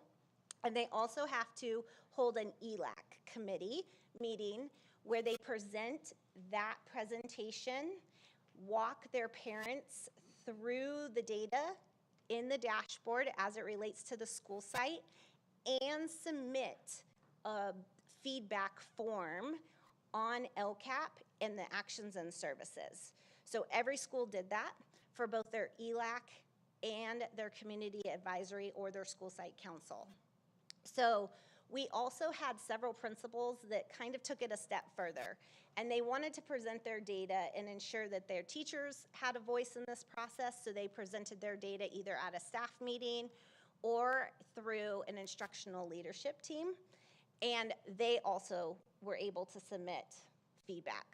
So as a whole, we had over 250 responses, but some of those 250 responses actually represent committees where a multitude of parents, teachers, community members had a stake in the input. So what did they say? Some of the greatest impact of services that they mentioned in their survey were elementary, our literacy specialists, our behavior assistants, our social workers, counselors, and SAFs, our technology services and materials, and you're gonna see some trends as we work our way through the grade level bands. For math, or for middle school, we saw our math specialist, our ELA specialist, our educational assistants, social workers, counselors, SAFs, technology services and materials. And at the high school level, math specialists, the intervention specialist, social workers, counselors, SAFs, AVID and CTE, and technology services and materials. So on the opposite side, you're gonna see the least impact as rated by our educational partners. And I'm gonna talk about the nuances of a few of these. So at the elementary, middle school, and high school level, you're gonna see K-12 Insight, the Public Library Center, and translation services. You can add to it at the high school level a busing route. There are some nuances to these things. And so I wanna point out those nuances. K-12 Insight is our platform that we call Let's Talk. By law, we are legally mandated to have a reporting center for parents and students to have an anonymous way to report bullying or instances at school, and this is our platform to do it. So while it may not have the greatest impact on daily instruction, it does have a means of operation within our district and is legally required. So there's some nuances there, right? Our public school, or the Public Library Center, there's also been some nuances, and I'm sure if you went to the special board meeting last week, this was agendized, I believe. We've had trouble filling this position in partnership with the city, but when fully operational and functioning, it does serve a purpose for our students and for our families in the community who are looking for services beyond the school day and that tutoring support. Translation services, again, it all depends on who fills out the survey and who is utilizing what services, correct? Translation services, we are legally mandated to have translation services for our families. It is an important function of engaging all families in the educational process of school. And so those services, while some of them are embedded in LCAP, are also serve an important function. And then the busing route, this is a specific busing route to Temecula Valley from the west side of the freeway. And so this is an underserved student population that just needs to get to school. And this is one way that we help them to do it. So these are the proposed actions and services as a whole for the 24-25 school year. And you're probably thinking to yourself, like, I don't remember what was in there and what wasn't in there from last year. So let's take a look at the proposed changes. So in blue, you'll see the additions that we are, as a district, proposing based on educational partner feedback and looking at our data. So intervention specialist, you might know this better as math specialist at the elementary school level. We are proposing moving them from the Learning Recovery Block Grant to LCAP. We are also proposing an additional intervention specialist, which would allow us to accommodate some staffing needs. We're proposing an increase of a 0.2 FTE for an ELA specialist to better serve our EL students at the middle school level. We are proposing moving our 8 instructional coaches that serve a variety of roles, including language arts, math, science, and our elementary technology, well, actually our K-12 technology, and how we're embedding technology into rigorous instruction on a daily basis. We're proposing moving some of them from ELOG-ESSER into LCAP. We're proposing an additional COSA, a counselor on special assignment, to work specifically on chronic absenteeism and some of our social emotional needs as it relates to our special populations. We are proposing the addition of professional development in the areas of language arts, math, science, and special populations. Part of this money is being moved from both the general fund and Title II and into LCAP. You're going to see that science is an addition that hasn't previously been in LCAP, but science is about to become a dashboard indicator. So in preparation for becoming a dashboard indicator, we want to make sure that we are providing the collective efficacy for our teachers to have some professional development in that area and really address the specific needs of our students. We are proposing an LCAP director of special populations and a corresponding TOSA, which is an addition to LCAP. This director would look specifically at our students who are in the red on the dashboard and how we can better serve them instructionally in the classroom, and really looking at how are we closing the achievement gap to meet their specific needs and ensure that they are making the same growth and gains that all of our students are making. We're proposing moving Panorama, which is our legally mandated survey that we have to give to students and family and community members, teachers throughout the year. It also serves as a student data system in which all student data is housed and visualized for teachers so that teachers can see how their students are doing and are regularly checking up on student performance. And then we are also proposing, this name still needs to be ironed out. I'm waiting on SWS to help me out with that, but student support services and outside counseling services to be moved from ELOG to LCAP. So we do have additions into LCAP of nearly $4.2 million, which is great because a lot of these are coming from one-time funds where the pots of money are eventually going to run dry. What we are proposing, removing from LCAP, and I want to be very clear that by removing these 2 actions and services from LCAP, it doesn't mean that the action and service stops. It still continues, but from a different bucket of money. So we are proposing moving the VAPA teachers and the instructional assistants from the elementary level from LCAP to Proposition 28. And we are proposing moving the additional bus route to TVHS from LCAP and into general. So you can see that we're reallocating, there's a number there, just over $1 million out of LCAP and into mostly Proposition 28. So where does this money actually go? Because I think it's important to kind of visualize who are we spending this money on and how is it affecting, again, students at the desk. So nearly 90% of the $23 million is spent on staffing, classified and certificated teachers and classified staff that are in the classroom doing the work day in and day out, providing instruction for our students. 4% is proposed to be spent on staff development, again, for that collective efficacy.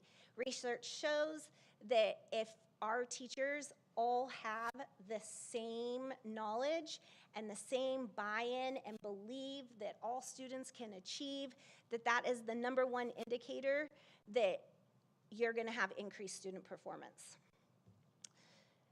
Admin support is 1.8%. Site allocations is 2.1%. And software services, materials, and supplies is 3%. So again, when we're looking at the through line and how it stops and starts with students and how we're using our data and our instructional partner feedback, we want to make sure it starts and stops with students and that it's going to have the greatest impact on them.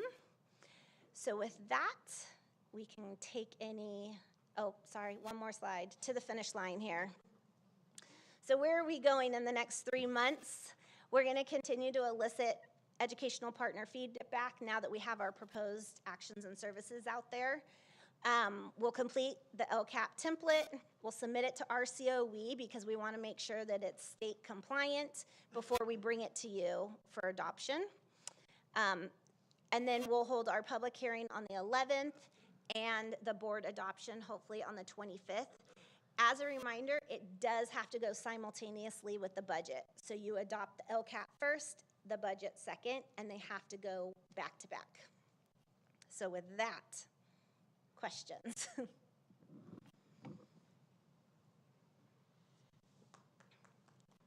Yeah, I just have one question, Lisa, and thank you for the presentation. Have we determined which particular group needs the most focus, and have we allocated the resources equitably so that group gets the most attention? Just for example, when I taught in New York, we had a similar thing. It was third grade literacy. And if your third grade literacy wasn't up to par, you were on the warning list. So we concentrated on third graders, but we concentrated on that group that was close to passing so that we could get our school into the right position. So are we, again, I'm sure you've thought this through, but which group have you determined needs the most focus, and are we allocating the resources specifically to deal with that problem? Yeah. Sorry. It's an interesting question because you have the site level data and the district level data. But if you look at both site level and district level data, one of our student groups that needs some extra support is our students with disabilities. So it's one of our student groups that over time is furthest distance from standard and typically finds the data in the red more often across more school sites than any other student group. So the proposed TOSA, along with the Director of Student Populations, would be a strategic focus not only on students with disabilities, but also our long-term English learners, as well as some of the other specific, like nuanced groups where teachers might need more professional development in order to differentiate the level of instruction in the classroom, but also a strategic focus on how best to support those students instructionally to close the gap.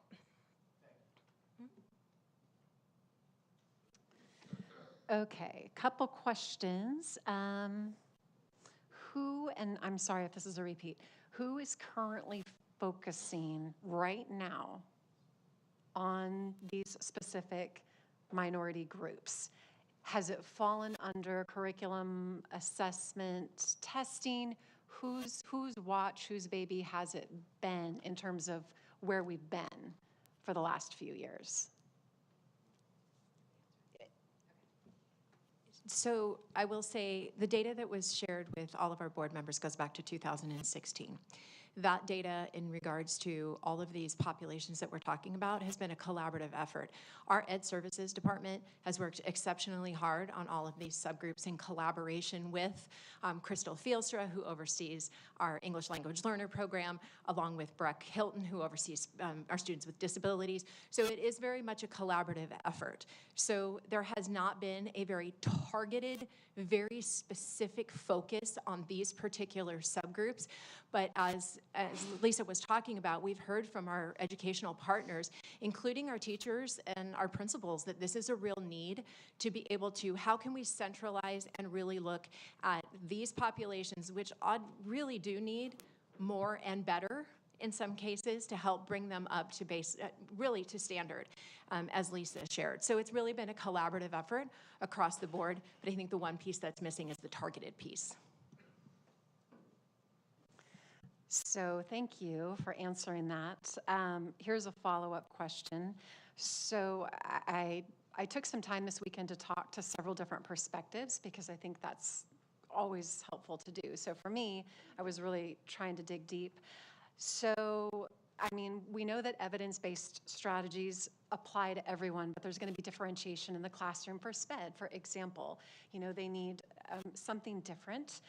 But whether it's like the think, pair, share philosophy, or if you mix our EL students with Asian and white students, I mean, strategies should work across the board. So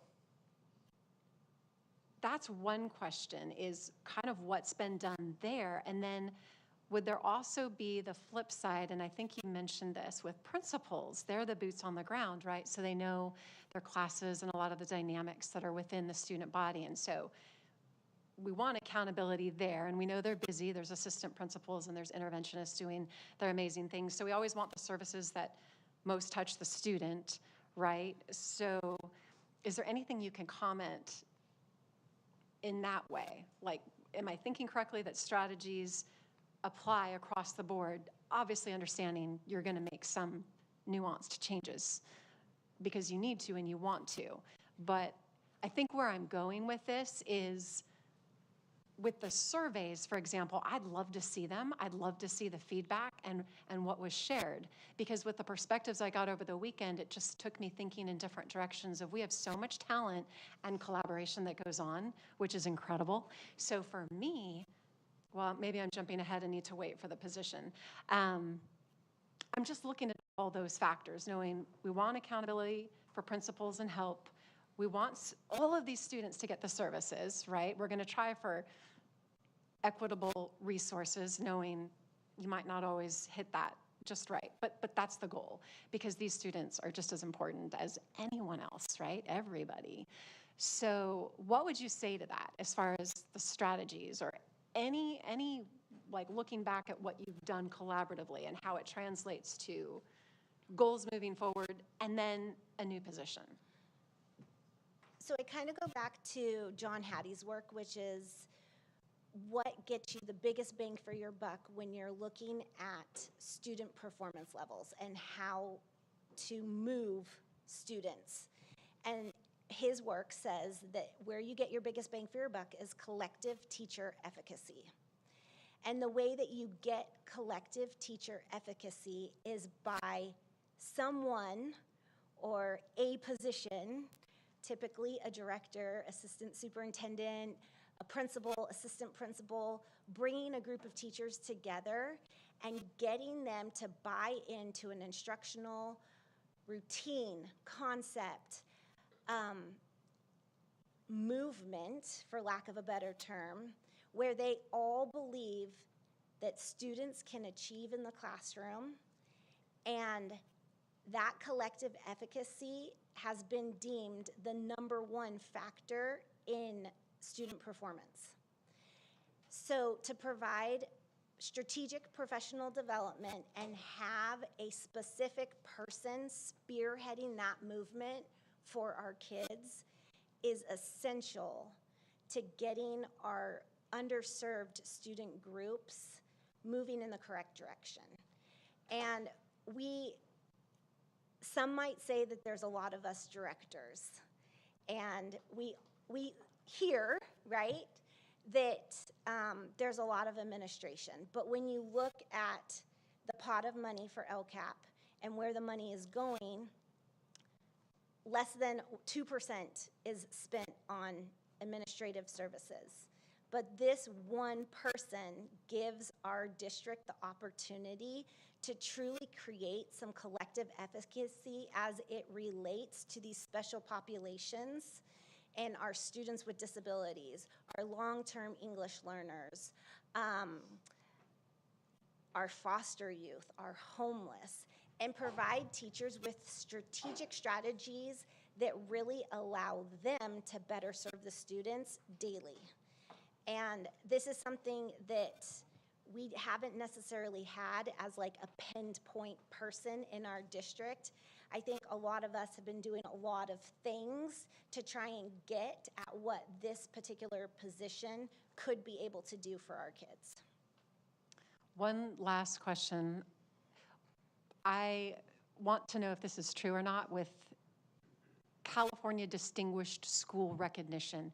Does that now fall on the aspect of closing the student achievement gap? Because what I've heard, and correct me if I'm wrong, is that in the past you would apply and that was given out much more readily, whereas now it is about, which I think is a good thing if it's true, it's about closing that gap. And I think we had one school here in the district, but that was news to me, and I just thought that would be interesting to know if that is the case and those parameters changed.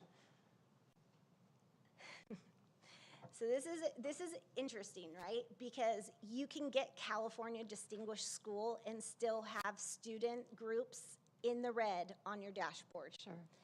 And so, yes, I believe, please don't quote me, but it's been a while since I looked at California Distinguished School like criteria, but I believe it is focused on closing the achievement gap and really focused on closing those student populations, the gap in the student populations. And we did have one school site that was named California Distinguished Schools because they were able to close gaps. So that was the notable yes. benchmark, which is awesome. It's great. Yeah. But it's so nuanced, and I want to be very careful because I don't want to. That particular school still has students with disabilities in the red on their dashboard. And so how do we continue? They're doing amazing things, but how do we at the district office continue to support all the amazing things that the principal and the assistant principal and the teachers and the classified staff are doing on that campus and support, in this case, students with disabilities moving out of the red and closing the gap between standard. And so there's still work to be done. Always. Yeah. Thank you. I'd just like to add one additional thing. And Ms. Wiersma, I appreciate you asking the question about how has it worked. I've been a lifelong in special education my entire career, almost 20 years. Our special education population in this district, along with some of the other subgroups, outperform the state considerably, but we can do better. And so I think the collaboration that's taken place over time, we've seen some gains from that, but we're not closing the gap. So if we continue to do the same thing again and again and again, we're going to get the same result. Our foster youth, our homeless, our English language learners, our students with disabilities, they deserve a focus. And I'm really excited about the LCAP this year. Ms. Brown has put a ton of work into it because it is very targeted to move a lot of these populations forward. We've seen them pretty stagnant since 2016. As I've shared all of that data with all of you. Our students deserve better. We deserve to spend the time, spend the energy to really empower not only our teachers in the classroom, but empower our principals with the right information and the right instructional practices that are really truly research-based, based on their specific subgroup to help move them forward and close the achievement gap. It might be important to note also that our enrollment in totality is declining, but our number of special education students has increased significantly over the last 3 to 4 years. I think we were around 14% special education. We're closer to 17%. We have not, yes, we are providing the teacher in the classroom, the instructional aid, but this position is to address the data for that collective efficacy, to tie that thread or that string all together to address the needs of the increased population, significant increase in population of our special education students. And I just want to add one thing on that as well, that being assistant superintendent, supporting our special education populations, and SWS also within student support services has the opportunity on a daily basis to support the student groups that are addressed in this conversation. That one of the things we say in Temecula Valley Unified School District, especially when we have our new teachers and administrators who we have an opportunity to work with and train, is that we are all teachers of English language learners. We are all teachers of our students with special education needs. We are all teachers of all students. And so our students that we're discussing are receiving at the same level the amazing instruction with the same high expectations that we have for all students. In order to do that with the right amount of supports and resources in place so that every student in our district has the ability to realize their greatest version of success, is to have specific and intentional levels of focus that provide that continuity, as Lisa was talking about, that collective efficacy, but harness, Ms. Wiersma, the same talent that you were addressing that we've seen in our classrooms in a way that's intentional and focused for the long term. And I go back to these student groups who are my passion every single day, as all of ours, especially in my department.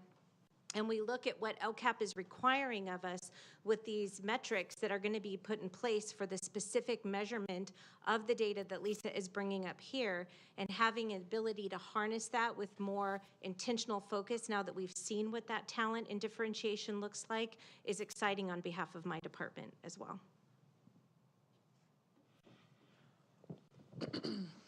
Thank you for your presentation.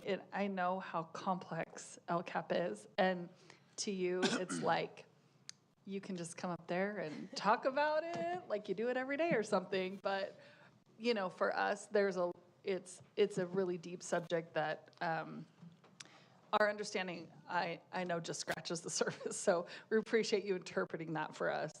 And what I do really love about this discussion is that we're talking about and giving a voice to a part of our student population that doesn't always have that. A lot of these groups that we're talking about that have not, you know, that are in the red, or that, you know, we're in technical assistance on, which I understand. That means that we really need to show some improvement because we don't want to get in trouble, you could say. That's what that means, if I'm correct, that's what being in technical assistance means, is that we got to really do something now. And so I appreciate that that this LCAP is, that our surveys reflect that. And I do know, I don't know if you saw it, Jen, on the Friday memo, it has the link to all the responses. So you can see every single individual response. I was reading through them, and I'll relink them this Friday yeah, as well. it's great because it's literally every single response is there on that link. And I think what I see, you know, in layman's terms, the non-educator terms, is that what we need now is a leader in this area and someone to create the process and the accountability for students that are falling into the red and that maybe need that extra boost to make sure that we are keeping up and bridging that gap. And I think it's critical because if we're talking about achievement for all kids, not just certain kids, not just kids that are able to have parents who are involved, because not all kids can, and it's not because the parents don't want to. It's a lot of times because they can't. They're working 2 and 3 jobs to put food on the table, and they're working long hours, and they can't make it to parent-teacher conferences. So I think it's critical for us as a district to embrace those kids and give them that voice, and give them those opportunities. And I really do just appreciate your summary and all of the information you gave us today. I think it's really important, and I know it's deep and long and a lot. So we appreciate you summarizing it for us, and I hope that people don't fast forward through this part of the meeting because it's so long and involved, because it really is important, and it really is the meat and potatoes of what this board needs to do and what we should be focusing on. So thank you. I just want to say thank you as well. Thank you, Lisa. Any other comments? Okay. We can move on to information and reports. Number 3, mission statement and board priorities, and I'll hand this over to Dr. Woods, see where we go. Yeah, I wish it was 8 in the morning. We were all fresh and ready to go, but it's 10 o'clock and we're brain dead. Should we push it? But it's a very important conversation. Should we push it? I think the direction we'll get at the end will be pretty quick, I hope. Yeah, okay. Right? Okay, show me the next slide.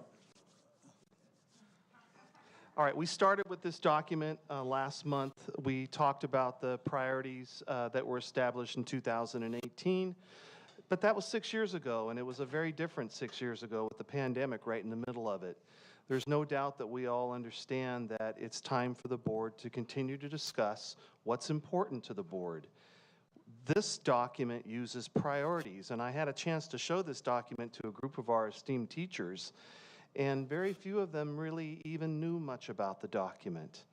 There's nothing wrong with the document. The language is fantastic, but it's time to look at this a little different way, and I know that's what we worked on about a month ago. So, Mr. Evans, I think you have the next slide. You know what, can I insert one thing very important? We had 4 comments for the LCAP, so I just wanted to bring attention to that because we don't want to usurp them. I'm so sorry, I didn't mean to interject, but I don't, there were 4. Those are gonna wait to the action item. Okay, Yep. I just wanted to be sure so that they know, because there was a question, people are waiting. Nope, Okay. we're getting to that action item 9. Thanks for being patient out there. So, yeah, as we move on to the next slide, go ahead, Lene, to the next one, or I can see if the clicker here works. All right, there you go. What we wanted to do was, we had a great conversation the last time I was up here talking about our mission and vision and going through some of our board priorities. So what we wanted to do was take all of that information from our last discussion and really put it into context. And so what we did was, if you looked at the 2018 document had 6 pillars, we identified it and actually put it into 4, which made more sense with our priorities.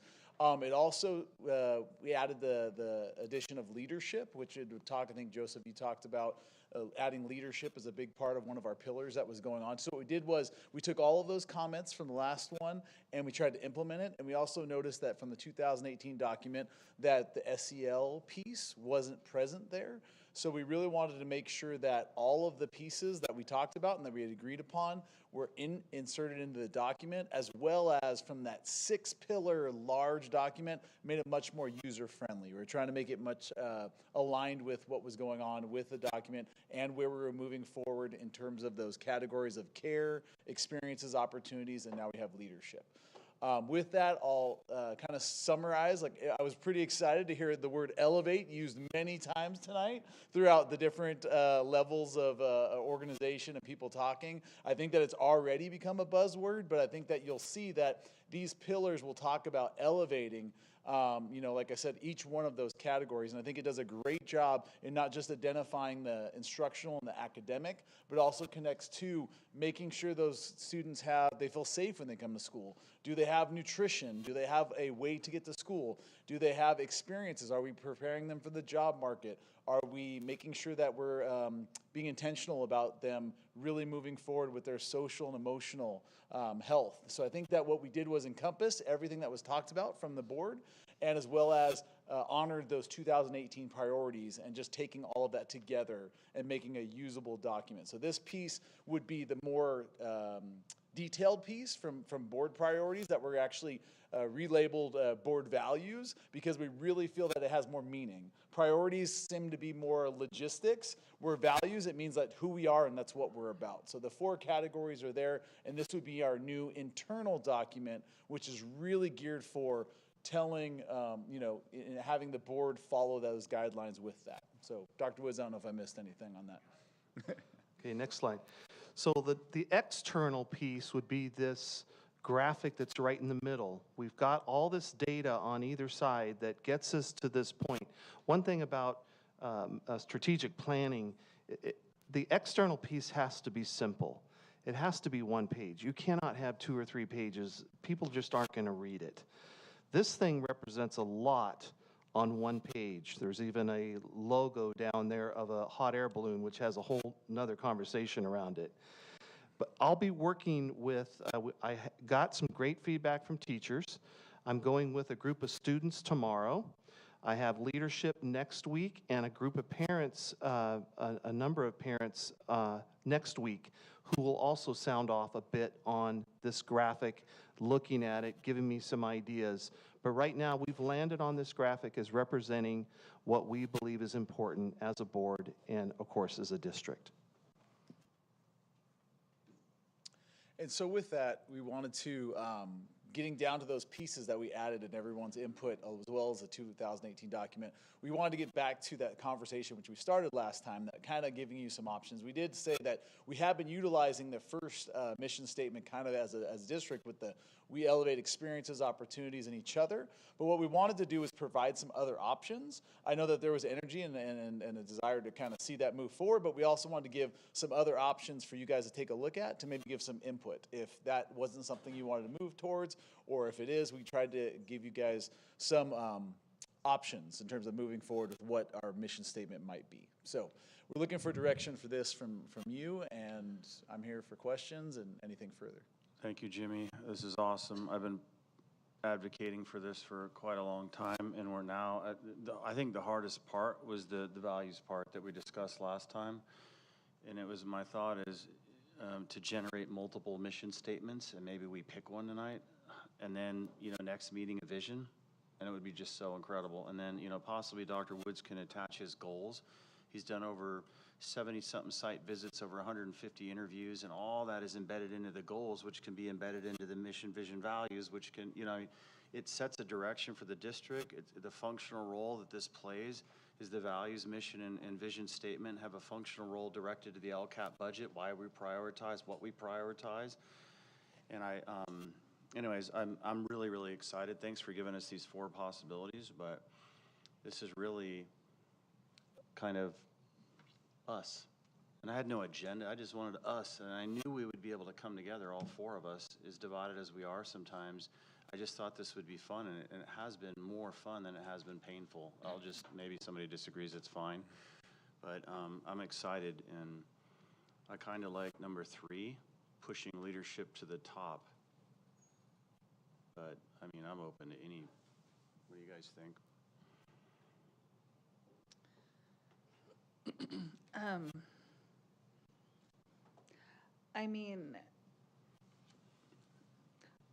I think for succinctness, I love number 1, because I also love each other. That's, I think, my favorite part of number 1, because it's not, when we get into the other diagrams and the other lists, it lists all of the things, those 4 areas, but I do just love that first one because it includes each other, and it does just keep it nice and short. It's a mission statement, but it's also kind of a tagline, because I think we get much deeper into it, into that last slide with the graphic, the 1-pager, which I also love because it's, I would even challenge us to maybe pare that down a little bit, but because it's still, like you said, it's 1 page, but it's a lot of words on 1 page. So, but I do love the first one probably the most, and mostly because it says each other. What if it was the first one, because I noticed 2, 3, and 4 have the word student in it. What if it was the first one, but we elevate student experiences, opportunities, and each other? What That way about we adding encapsulates. what about adding to that, which I know you like, the leadership word. I do like leaders. That's what we need right now, you know? And we elevate experiences, opportunities, leadership, and each other. And I would concur with you. I like the each other. It's more personal. Yeah. I think you're right. I like that. And I do think, I mean, I don't think we need the word students in there, because I think we don't only, I mean, we are a school district. The students are our number one. Don't get me wrong. But we elevate our staff. We elevate our families. We elevate the community. I agree. So I just love, I don't know. Well, I don't mean to inject, but I just do that. Please Going do. on that, Please with do that, interject. I just think that part of getting this point, I think that Dr. K, what you're going to is trying to get everyone swimming in the right direction.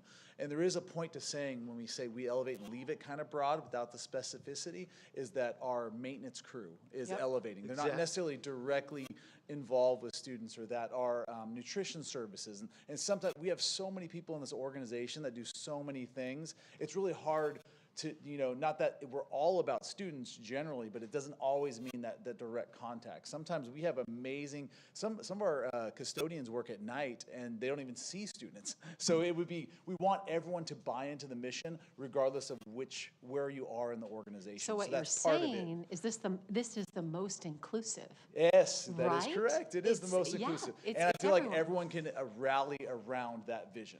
If you said student specific, like I said, there may be parts of the organization that obviously they know we're doing this for students, but wouldn't have that same connection, because that's really not me. We want everyone to embody what this is and embrace it as their own. Good call. Good call. Okay, so I just want to throw this in there because I'm still fighting. I feel like a WWF wrestler getting in there one more time. We elevate student leadership experiences, opportunities, and each other. I think it's a wonderful compromise to have student in there and tie it off with that nice little tie at the end, and each other, including everyone, especially CSEA workers, teachers, all of us, district staff. I'd rather throw in leadership and leave students out, not because it's not so much about them, but because of what we just said. But that's just my personal opinion. I love it being more inclusive. And I love leadership. We're agreeing. Somebody write it down. We agreed on one thing. Write it down, folks. I love it. So, oh boy. Yeah, I think it's important what Allison said, and I agree with what Jen said also. When you're part of an organization, you want to feel that you're recognized, and no matter what you do. When I visit schools and I see a school is really clean, I make an effort to go over to the custodian and say thank you, because we appreciate what you do. Or go into the lunchroom and thank the people who work there for taking care of our kids, or the guys who cut the grass and the guys who fix the lights and whatever they do. And I think everyone needs to know that we appreciate that.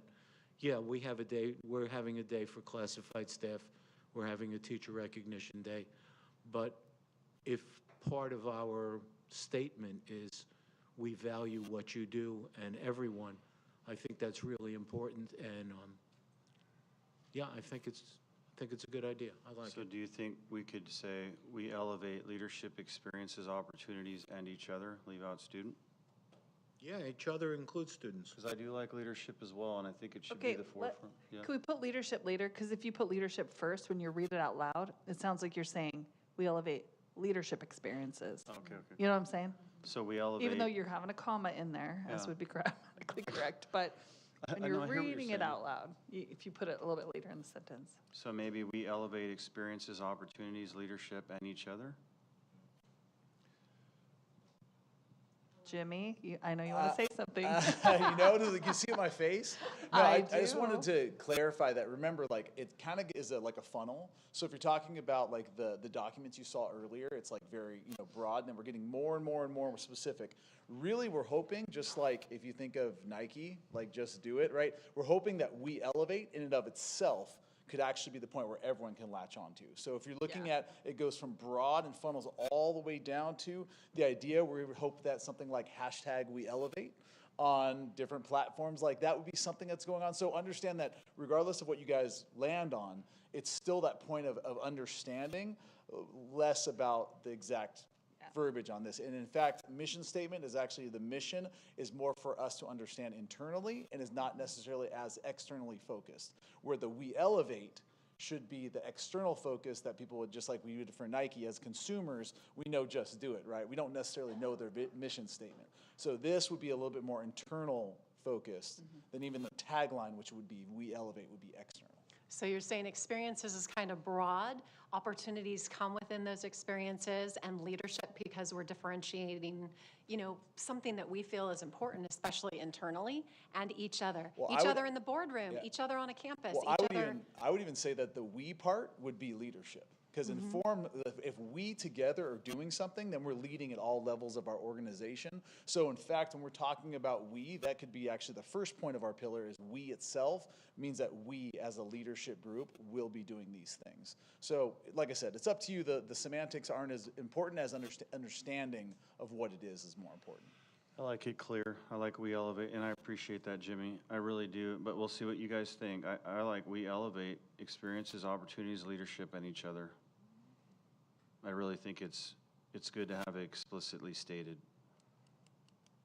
And maybe it directs towards our vision statement of leadership in the future, where, you know, when they graduate, what are they going to be doing outside the school district while they flourish? Some leadership capacity as, you know, flourishing citizens or whatever, but that's just my thought, and we can.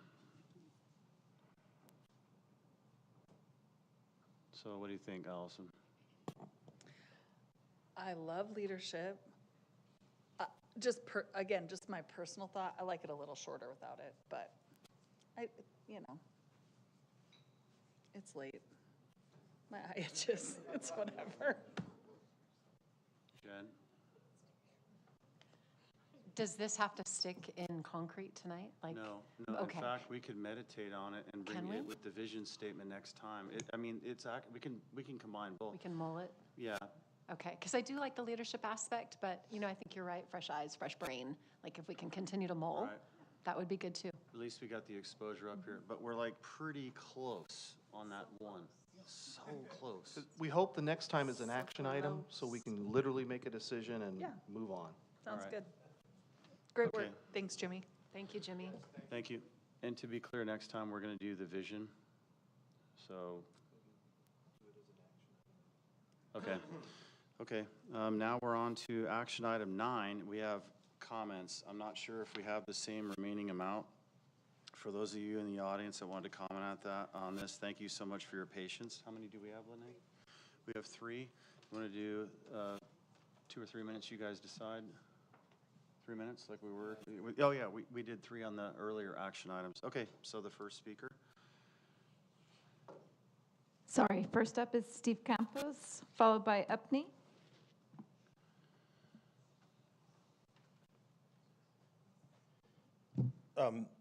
My LCAP speech is not going to be that peachy.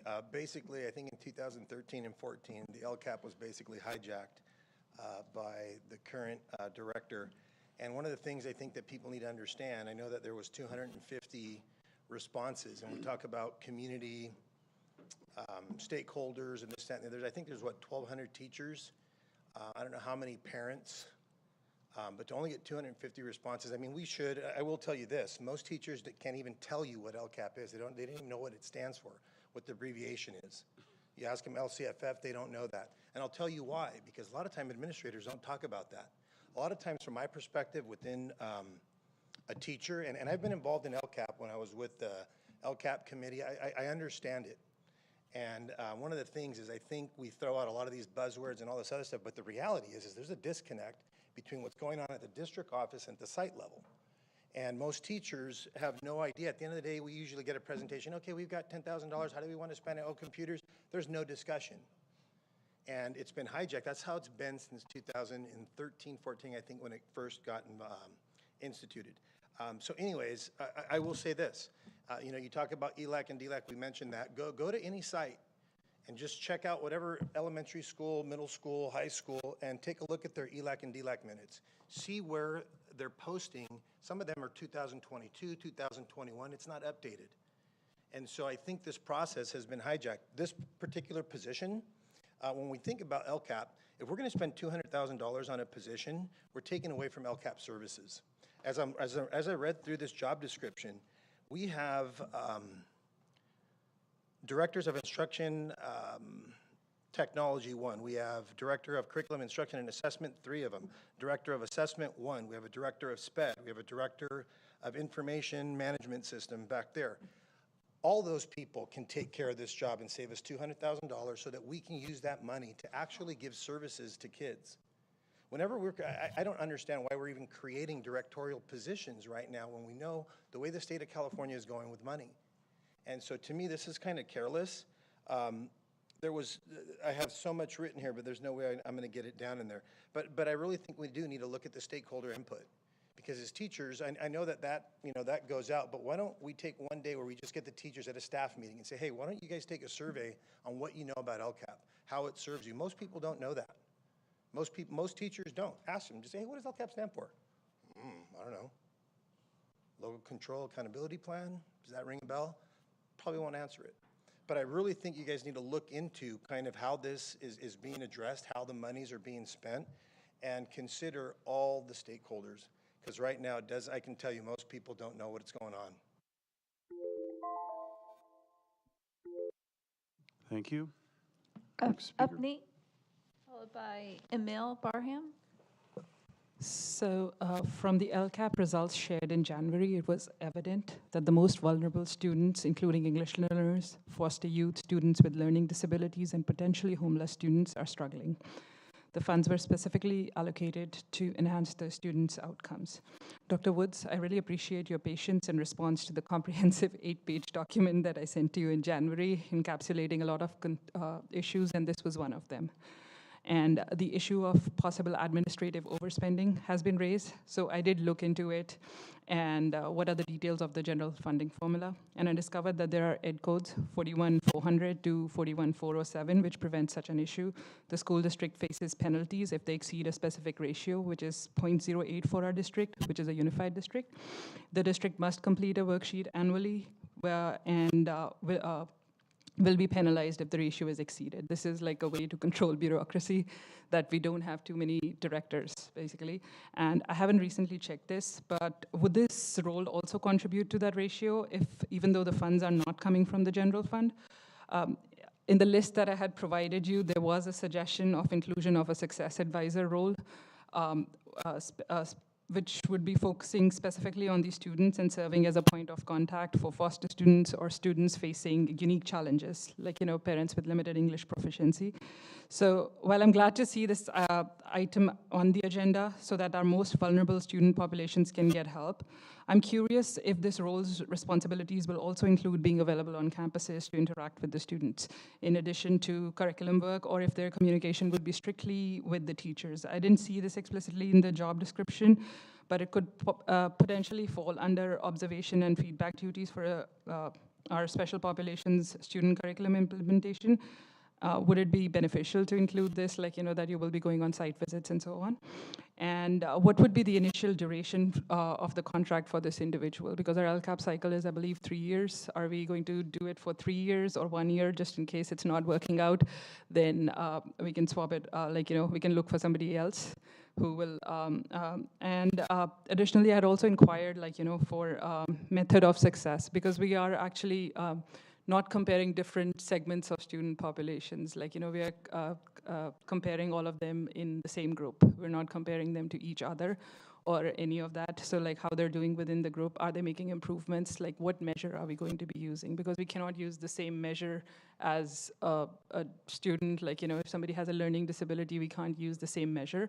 So what measure would we be using?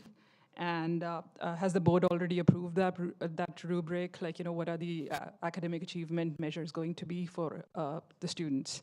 And could you kindly address these questions as you discuss further? Thank you. Thank you. Emil Barham.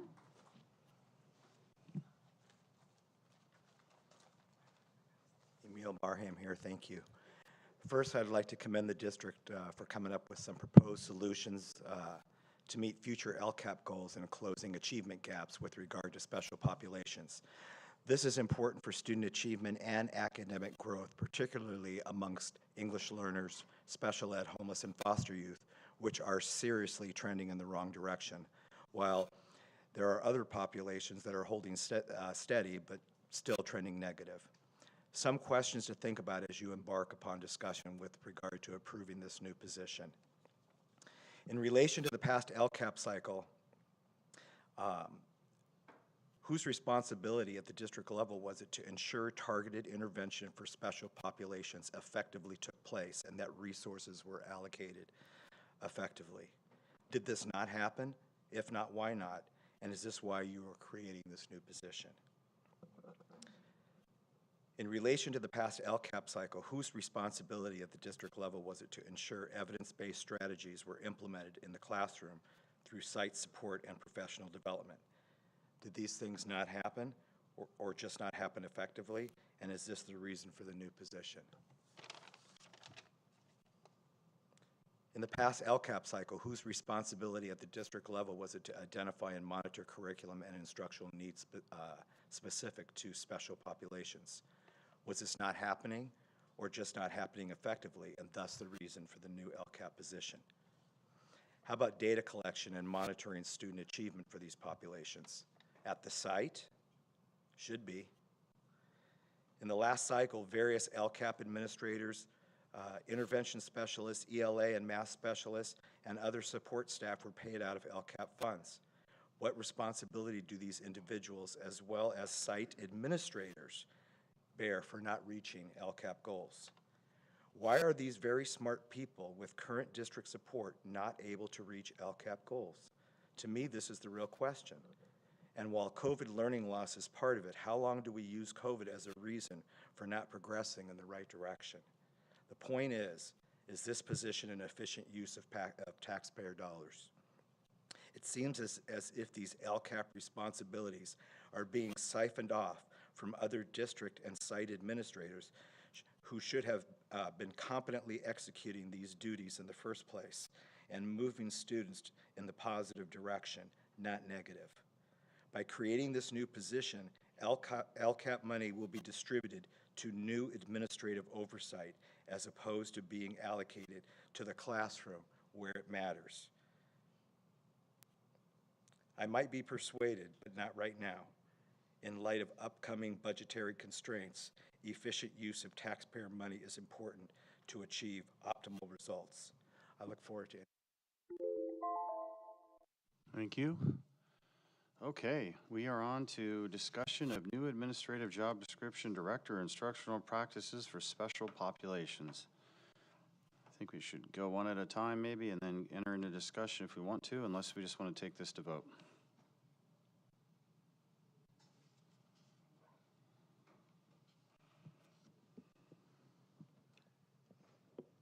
Should probably discuss, I'm assuming. I think we probably all have a little bit of input I'm on it. assuming too. Yeah. I'm just late, so I was like, dramatic pause. Okay, whoever wants to go first. You were hoping. We're all allowed to talk as long as we want, however, it is late. Yeah, I mean, just repeating what I had mentioned before, that I think it's really important. We need a leader guiding this. I think that, you know, like Dr. Velez said, if we want to see a different outcome, we've got to do something different. And I think this position is a great step in that direction to really further define and have more accountability around these outcomes, because I think they've been, you know, generalized within LCAP, but it hasn't been someone's sole responsibility. And I think that's what's going to really move the needle for these populations. And I agree. I hate to see a top-heavy organization. I hate to see, you know, money not well spent. However, I think that we saw, I believe, Mrs. Lash, a while back, we did the study comparing our admin to neighboring districts, and we were actually quite light compared to other districts our similar size. So I don't think we're in that danger. And as was mentioned, I think we have to kind of certify that we're not heavy admin, and that's never been a problem. But I really think with this LCAP money, it's very specific. It's not general fund money. It's not taking away from something that's existing. I think it's going to be really important just from, the research I've done into the LCAP and the test scores and where we're at and the feedback we've gotten, that it's all the data put together is leading us to this conclusion that we have to have someone leading the charge on this, where it is their sole responsibility. So I feel like this is a good move in the right direction. Thanks, Ms. Barclay. Ms. Wiersma? So where I am at, well, first of all, let me just say those 3 people who stayed and commented, each one of you, probably some of the most constructive, valuable 3-minute speeches one after another that I've seen in a while. Thank you for sharing your perspective. That was good.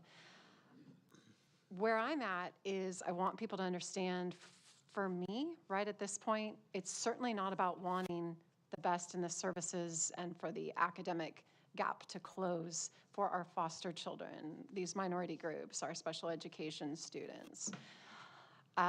We all want that. I think, though, enough good questions have been raised tonight about looking at some similar aspects. Upneat, I don't know if I'm saying your name correctly. Thank you. First of all, someone like that who's serving at the campus site is such an example. I think that's great. And I think she mentioned metrics, accountability, assessment. There were enough of you with your commentary, what I did in my study and what I'm hearing here, that makes me want to put a pause. Not to say that maybe this position isn't exactly what we need, but I just feel like there's other things to be evaluated. We do have the talent. I know it's been collaboration. Perhaps it's that point person, but I would love to get more stakeholder input, as Mr. Campos mentioned. I think that is valuable. And I think what I gathered through the weekend is that there is kind of a general lack of understanding in various pockets that we could address. And I think that would help me in being confident in saying a $200,000 job times 3 years at $600,000 with fiscal issues and people always asking about that end of it for us with the taxpayer money. We want to do the best. So make no mistake, it's not about not wanting all of these kids to be where they need to be, but I want to do a little bit more research on my end. I didn't know it was going to be on the agenda till Friday. I did what I could do, but I feel like there's still more. And that's where I'm at. I want to continue to investigate, ask the right questions, get the input, read through all the surveys, which thank you for pointing that out. I didn't get to that. And then I think I'll feel better about creating another director's position versus knowing it's an interventionist or it's boots on the ground, it's a principal, it's people, it's services for the kids. That's just how I feel in looking at the context of the conversation. Thanks, Ms. Wiersma. Mr. Schwartz? I think Lisa, in her presentation, pointed out why we need somebody to be the head of this program. Somebody who is going to lead people, do staff development, pick the programs that are going to be the ones that work, and do the training for the people in the schools. We're talking about a person who's going to be less than 1% of what we're talking about spending, and out of a $23 million budget, when we're talking about $200,000, if we have the right person who fits the criteria that we need, that's going to be someone who's going to direct us in the right way. Otherwise, are we just going to have everybody doing their own thing? Is everybody going to be doing whatever method they want, using whatever materials they want? So I really think that we need someone expert at the head of this program to make sure it works constructively and benefits our English language learners, our foster youth, our homeless kids, all our unduplicated students. I think we need someone who's an expert to lead that program. Thank you, Mr. Schwartz. Yeah, there was some interesting gold nuggets with each speaker. I'm with Jen. She said it before me. I was going to say the same thing. For me, it raises more questions. The way the state looks with the budget, I'm going to exercise caution. I actually don't want to take this to vote tonight. I'd rather table it for the next board meeting. What's the rush? We're almost done with the school year. More questions can be asked, more insight can be gained. We can sit down. I liked a lot of the questions that the the second speaker rose, and I'm just not in the position to vote on this. But that's just my thought, is to table it for next meeting. If not, we can go to vote. So just based on what we've said here, just a couple of quick questions maybe we can get clarified. Number one, what is the timetable? Because I know that was presented, that we have to like get it done, we have to put it to the county, we have to bring it back, and it's kind of a tight timeline. So that's one question. Secondly, maybe we can hear a little bit more about the fiscal impact, Mrs. Lash. I don't know if I didn't ask you this before, I apologize. But if you had any thought on that, because that has been brought up quite a bit. And then also the piece about metrics, because I feel like the metrics are well established within the LCAP, but maybe if there's someone that can speak a little bit to, are there established metrics for this position, or is there going to be accountability? And because I do worry about the timeline, we might not have that long to discuss it. Maybe that's the first question. Okay, I'm going to have Ms. Brown come up real quick because I know she covered this in part of her presentation. We do have to have this we do have to have our LCAP to RCOE by next month. So I appreciate what you're saying, Dr. Komrosky. I'll have Lisa kind of address what that timeline looks like for us, because this was actually our last opportunity to be able to present this information prior to sending it to RCOE. So will you briefly touch on timeline? Sure. So we go through a process called FastPass with RCOE. And so we write our LCAP as a district, we submit it to RCOE, and they go through a very rigorous process to make sure that we are meeting all the state mandated components and nuances of the LCAP itself. Using our funds correctly, making sure we have contributing actions and services, making sure that we're addressing all of our student populations in the appropriate manner. And so there has to be like a little bit of a leeway between that process, because they provide the district feedback. And should we have some changes that need to be like tweaked and some nuances that have to be addressed, I'll give you an example. Last year, we wrote the LCAP and we had to insert some actual like research-based citations to support some of our LCAP's actions and services. And so I had to do some research on my end to go and hunt down those citations and insert them after the FastPass process. Mrs. Lash and I also have a process and deadline for posting the LCAP and the budget as it relates to the public hearing. So it has to be out, I believe, 10 days before the public hearing, as a draft copy for public viewership. So there's a lot of like timelines that we have to meet in order to bring you an LCAP that can be adopted in June prior to July 1. What's the drop dead date? I'll speak to just for staffing for a second. Normally, historically, we've brought all staffing changes in May. That way the board gives us authorization to build those into the budget that then you adopt in June. So if we change that timeline, that's fine, but just know you're going to be reviewing staffing alongside the budget simultaneously in June. It gives us very little time to, if you say in June at the adoption of the budget, this is what we want to see with staffing, and then we have to run back and attempt to change the budget at that point in time. So normally we get direction in April for the LCAP. We bring you all position changes in May for consideration, and then all of those are built into the budget, which then gets adopted in June. So we can definitely bring this back. But we would, I think, still be including it in our LCAP plan that we submit to RCOE pending board approval, because, and to answer your question, this kind of ties into the fiscal component of this. We are expected to get $1.3 million more in LCAP funds next year and another $2 million in the following year. So yes, I love that we are all speaking the same language with regard to the budget. That's the unrestricted general fund. The LCAP, we're actually getting more money. And the state is saying, you're getting $1.3 million more. What are you going to do to address your data?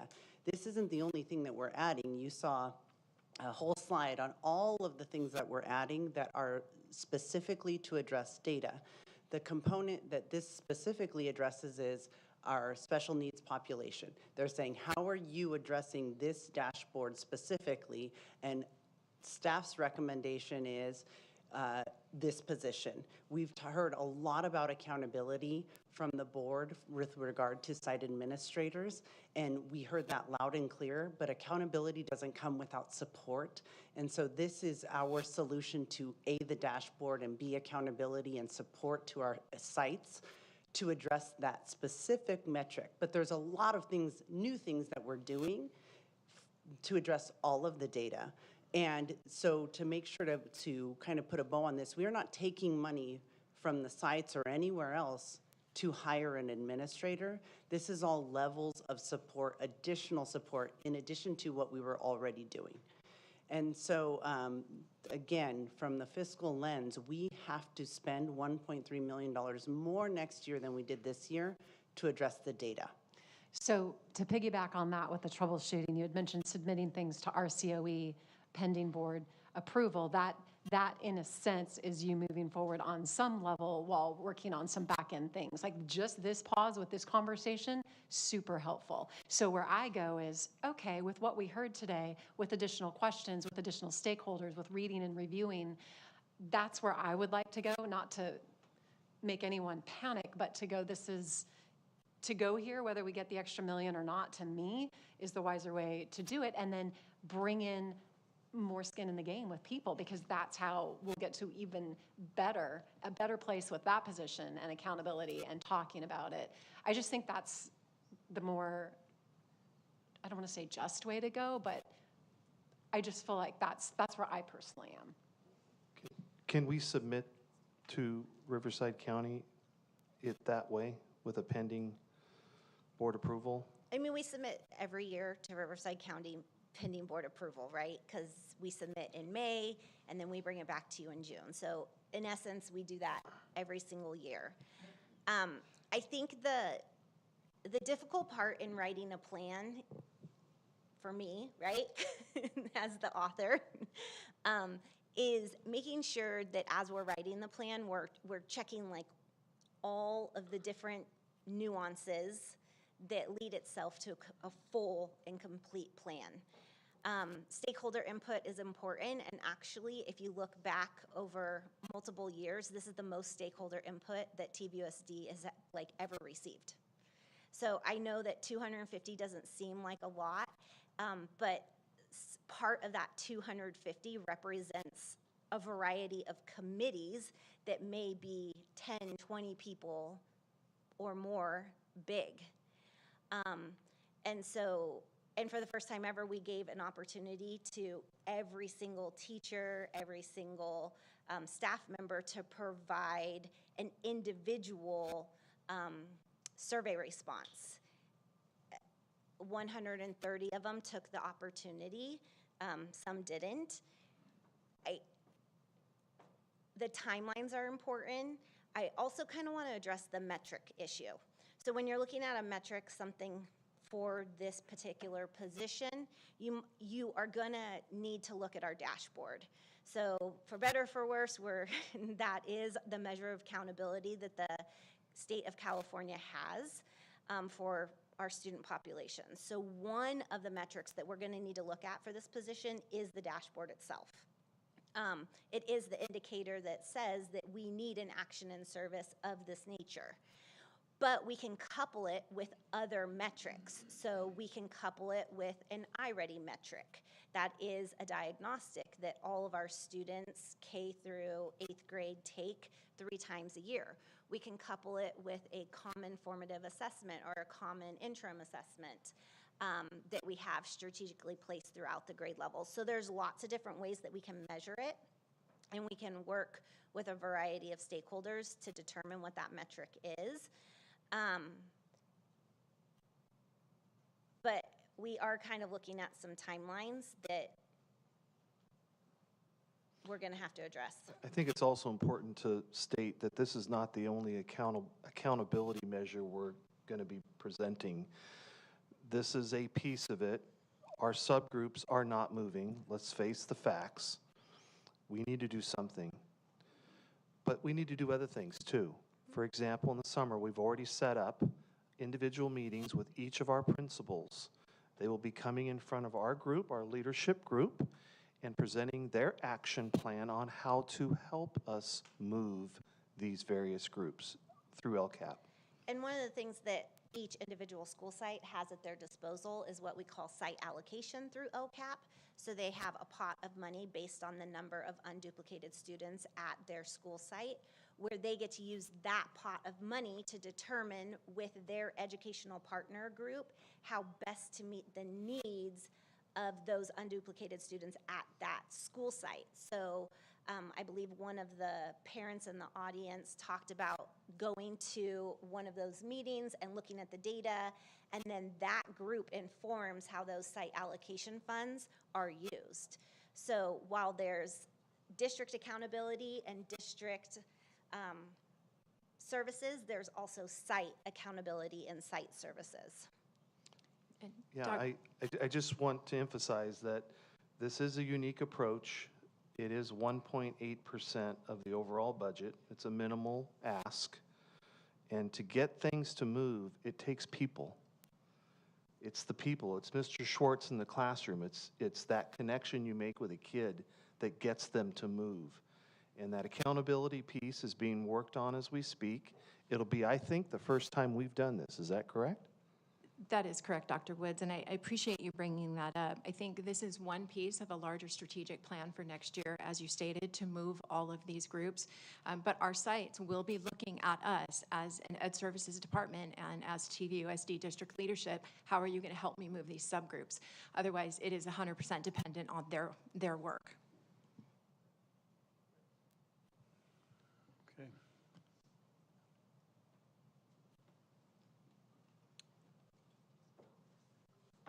I don't like making decisions under duress. I don't. I've kind of learned in life, like, to try to step back. I really appreciate the ongoing conversation we've had. What about the additional piece that was mentioned in the comment about getting additional input? I know we've had a survey done and it was good because, as you mentioned, that's more than we've gotten in the past. So that's a good thing. But what about the additional questions that were raised by all three? I mean, Mrs. Lash. For the role, just to be clear, I sent an email to Excuse me. No, I understand. Excuse me, we're not talking to the audience. Thank you.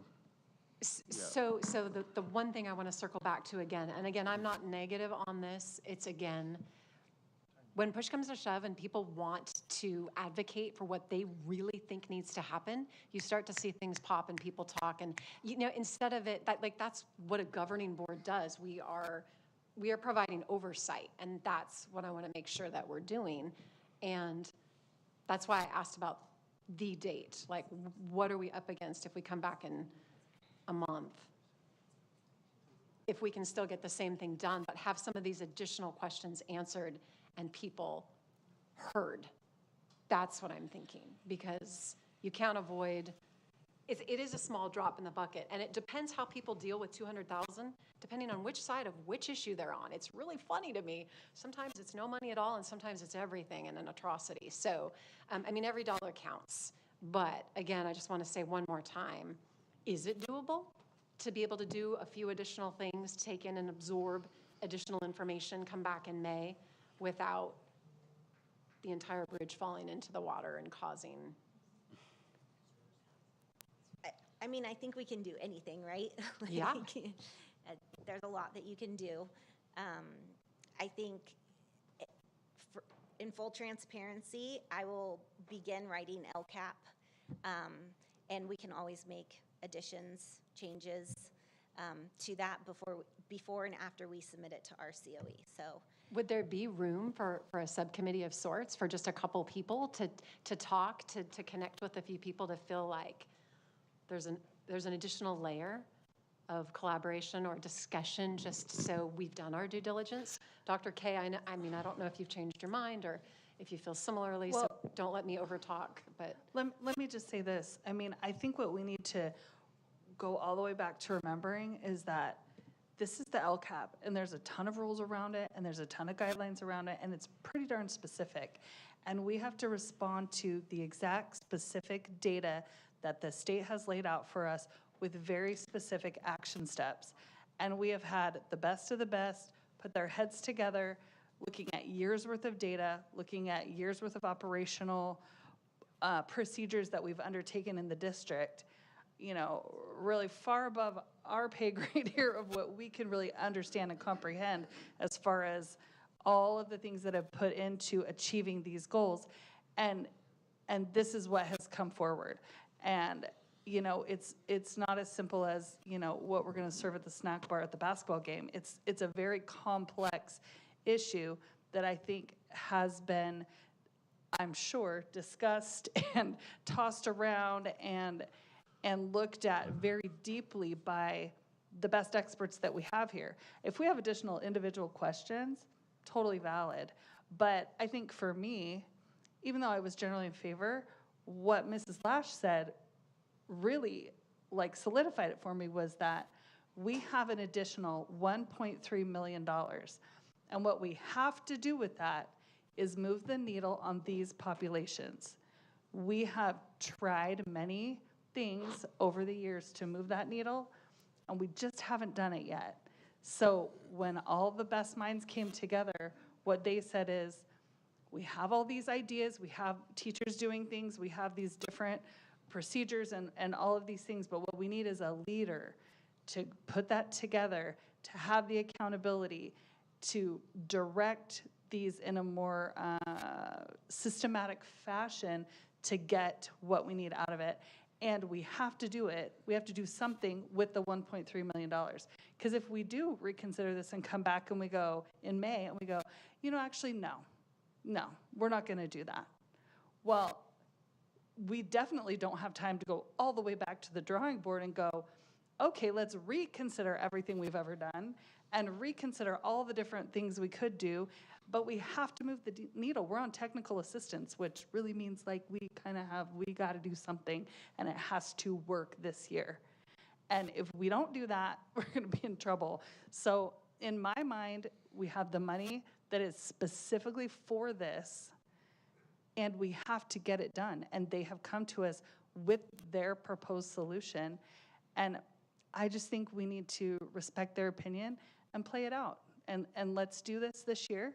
And if LCAP comes back and it didn't work, or maybe they're going to come back and go, it was medium, or maybe they're going to come back and go, you guys, check it out. We moved the needle. We finally found the secret sauce. But we have to do something. And this is what all the minds have come together to determine. So 2 questions. With the minds coming together, one, what has been that trajectory and timeline? Has it been in the last month, 2 months? That's one. And then number 2, in the hiring of somebody, who sits on that panel? Is that you, Dr. Woods? Is that you, Dr. Velez? Like, how do you determine this very important position? Because from what I'm gathering, we haven't had what's worked. The past has not worked for us. That's my point. So we are like almost elevating this person to like a huge level of status and pressure. I'm like, who is this person? So that would be my next question. Maybe not status, but definitely pressure. Well, exactly. So, I mean, the reality is these are difficult, not difficult groups, but you know, there are districts, there are challenges, and other districts struggle. And I did throw that out to someone this weekend who said, yeah, but let me tell you about a couple schools who are doing it. So there are definite people that are moving the needle, but that interview question, like, who makes that decision for this all-important directorship? So typically what happens with a director position is it's usually a 4-phase process. So a lot of times it varies specifically on what position it might be, but it could potentially start with all of the ed services directors in a room doing a first initial interview of anyone that wants to apply, whether that's in district or out of district. They will come in and do an interview with the ed services directors. The next level will be usually more targeted with perhaps the 3 directors that oversee elementary, and I have 2 at secondary. It could specifically be them. And typically what we do in that case is we ask the we ask the applicants to actually do a presentation for us. It's 20 or 30 minutes that you need to do a presentation and tell me how you're going to move the needle for these particular populations. What does our data currently say? What's your strategic plan to figure out district-wide how you're going to move that needle? So they do a presentation with very specific ed services directors that are focused on being instructional leaders. Then what happens is usually phase 3 is assistant soups. All the assistant soups sit in a room with the applicants that made it through that phase. We sometimes will get recaps of their presentations, sometimes we don't. It depends on the particular position we're talking about.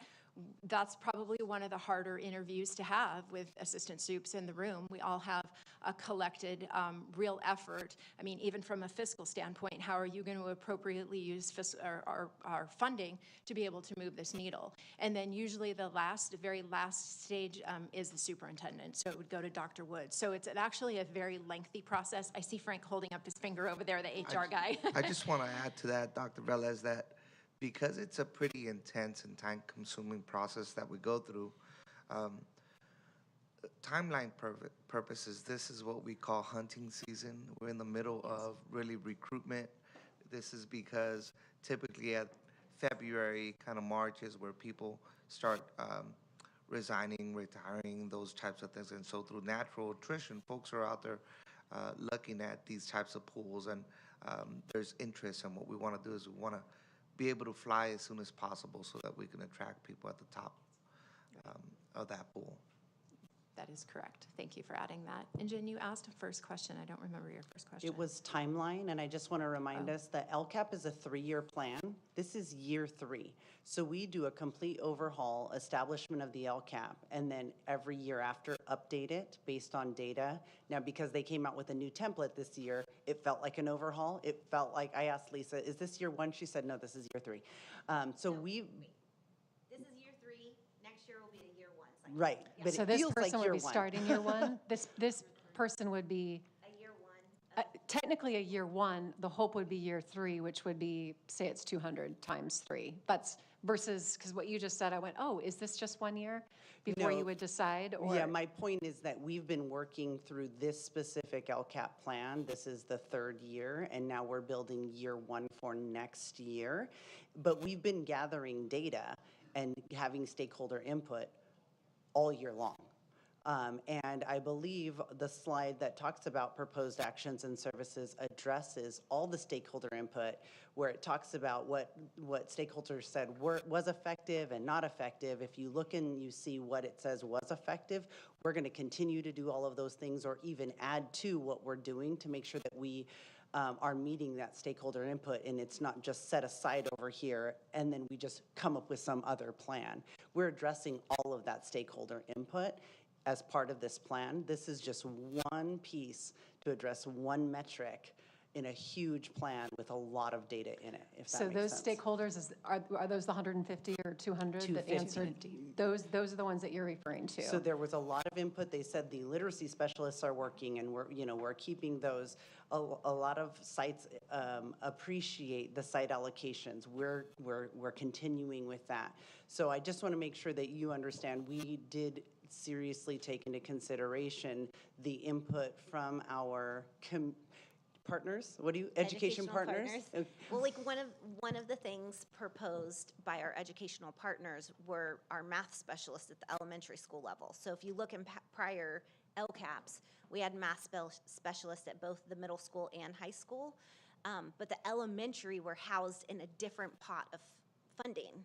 That pot of funding that the elementary instructional specialists is technically what they're called, is one-time funding. That one-time funding runs out in a couple of years. So in order to validate what our instructional partners or educational partners, it's late, are saying, like we put them in LCAP, because our math data shows that we need to continue with math, but also because we value their input in that is an important part of what they see value in at the site level, right? So we want to make sure that we're including that as part of our plan. So that's why you see a lot of those positions that were moved out of one-time funds and into LCAP as response to that stakeholder input. I just want to I want to call this to question. Do I have a second? I appreciate all the conversation. There's a lot of really good golden nuggets here, but I do want to call this to question. This is getting. Can you give me your final synopsis or thought, though, because that. My final synopsis is to table this, or we can take this to vote, and I'm asking for a second. I'm calling to question. We can easily take it to vote, but that's my thought. Are you calling to question to get a vote or calling to question to table it? To table it, but if nobody's going there, then I'm calling to question. Well, I to would get a call vote. to table it because I want to review further information, but that's just to me. And everything that we've done here has been very helpful. So let's exhaust that possibility. We have 2 people that want to table it. Do we have a third? If not, we're going to go to vote. All right. We don't have a third, Well, unless it's Allison. I mean, if we vote it down, then it's out. No, anybody, if we table it, there's no vote. If we vote down, anybody on the opposing side can always bring this back in May. It's easy. But if that's where we're going to go and we're going to take a vote, it's easily can be, you can table it to bring it back to May. You can vote it, and if it gets voted down, it can be brought back in May. It's getting late. But the more diplomatic approach for me is to table it, not take a vote. But either way, it can be brought back in May. So if we table it, it's still going to be in the LCAP as sent to our COE? But it's provisional. Yeah, it'll And be I think proposed. Lisa and Mrs. Lash alluded to that, where we can still maneuver side by side. And so that's, I mean, all right, so what do you think, Mrs. Barclay? Otherwise, I called the question to. Steve, you look like you want to say something. Well, you know, I think it's kind of, I'm going to say insulting to our experts who came, did all this work, and now we're basically telling them, you know, what you said, what you decided is really not important. And if I were in Lisa's position, I would be really insulted. So I think all the work that went into it, all the planning and thought of revising this plan, we should go with what our experts say, and I don't want to table it. I want to take a vote so everyone's on the record for what they want to do. Just to clarify, I'm not discounting anybody's credibility or work that they've done. Yes, you But- did. You said you want to interview more parents, and what is that going to tell you? Okay, Mr. They don't Short. have the expertise that Lisa has. When she says we need a director to direct this program, to bring the educational issues into the schools so that we have uniformity going on and we're using best practices, she's the expert. We could have parents say, well, you know, I think this or that, and that's great, but that's not the issue. The issue is, do we have someone who is in a position of authority, who is an expert in these issues, doing staff development for teachers, and making sure that our kids are moving?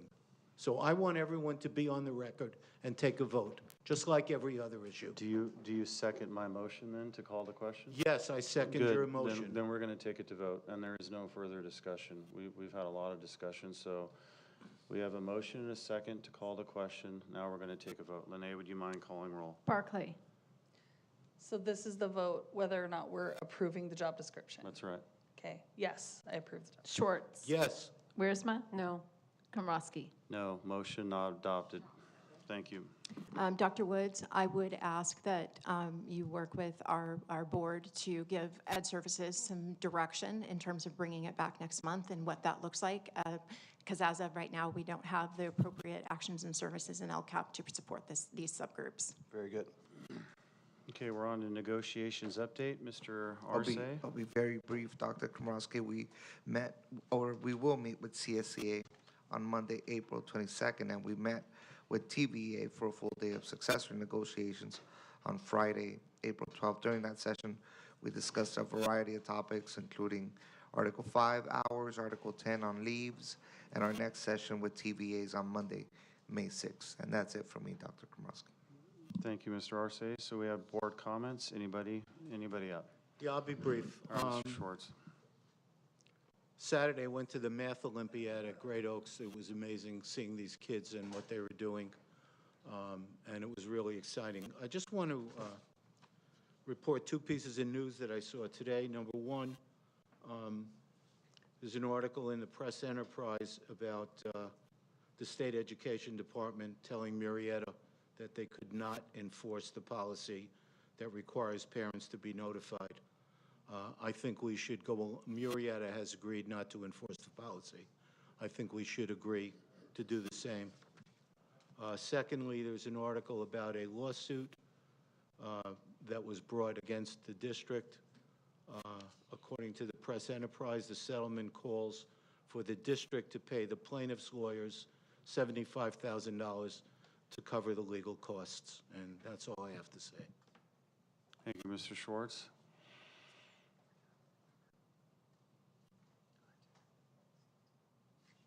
Ms. Wuersma.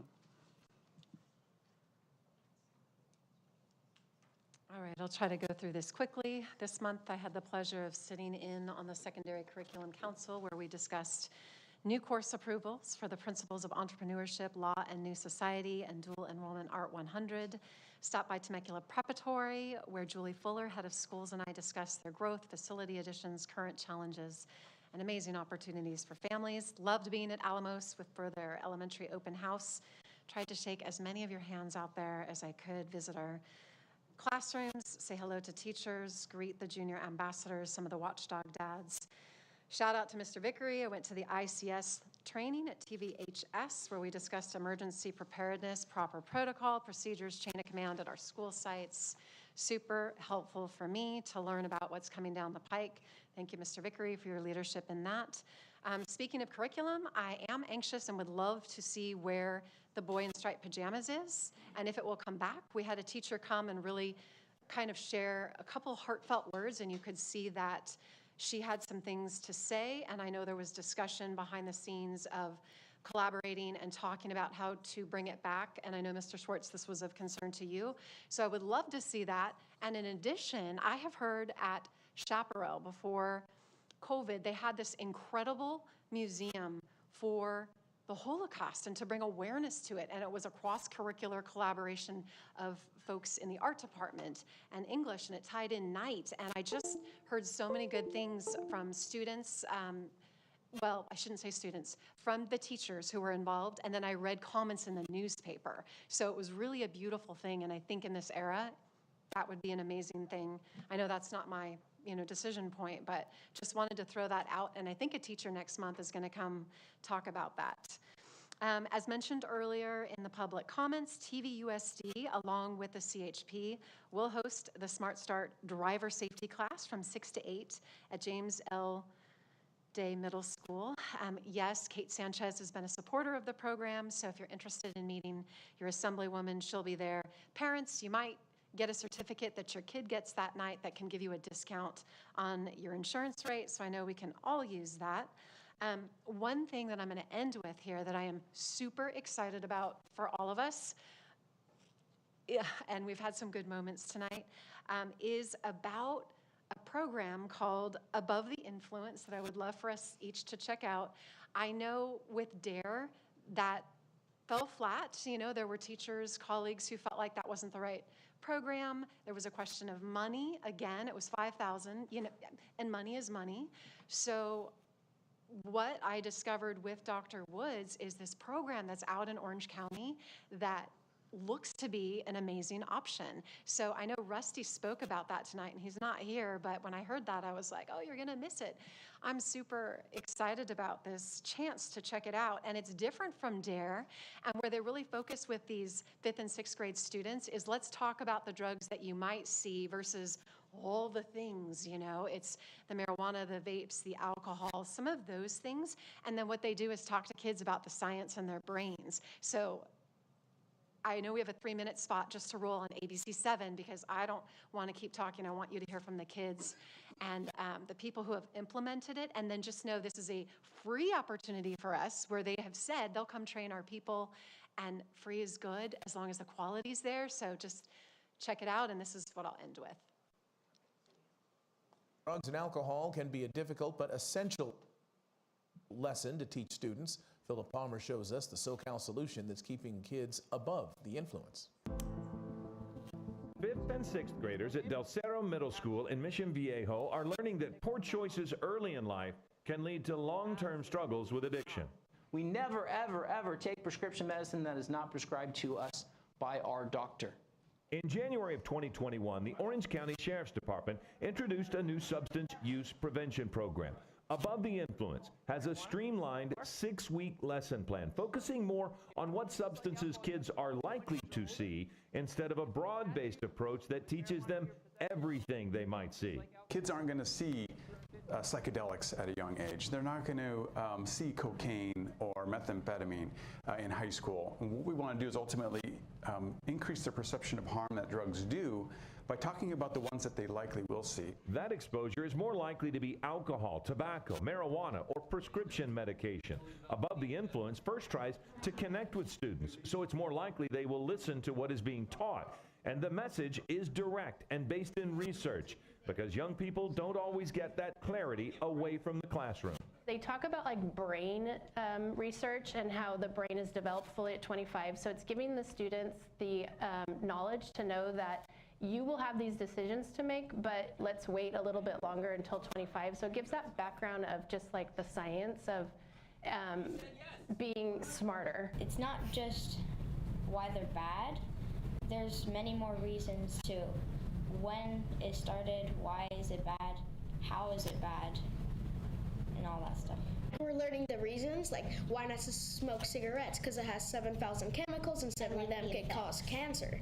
It just doesn't say, oh, it's just bad, but there's an actual explanation about it. This new approach has been so successful, the Orange County Board of Supervisors has set aside $1.3 million to Above the Influence to expand the program and impact more students. Research shows that $1 spent on prevention saves over twice as much down the road. So it's a significant investment that plays out in the long run. Above the Influence has already reached 3,000 students across 37 Orange County schools, and other law enforcement agencies have expressed interest in adopting the new curriculum. So again, shout out to Dr. Woods for seeing that spot. I'm really grateful for that, and it just kind of renewed my hope that this might be something for us to further explore. So hopefully you all will be interested in getting that info, reading about it, and it won't incur a lot of expense. So I would love to see something like this happen. And I will say that the sheriff that I called and talked to said, hey, you're the first one that's called since the spot, and we're so excited about Temecula and all of that. So anyway, that's that. We'll see moving forward how it goes. Thank you, Ms. Wiersma. Ms. Barclay? Okay, thanks. I had the chance to attend one of my favorite events of the year, Empty Bowls, which is a fundraiser for Community Mission of Hope, hosted over at Temecula Valley High School. And it's such a great partnership and a great way to see all the students create their bowls, performing their music, and then we all get to go and, you know, contribute to this wonderful charity here in our community. So it was a really fun event, really great performances by quite a few students. They're just so talented. So that was really fun. I was able to attend our city committee meeting, which I think was referenced earlier.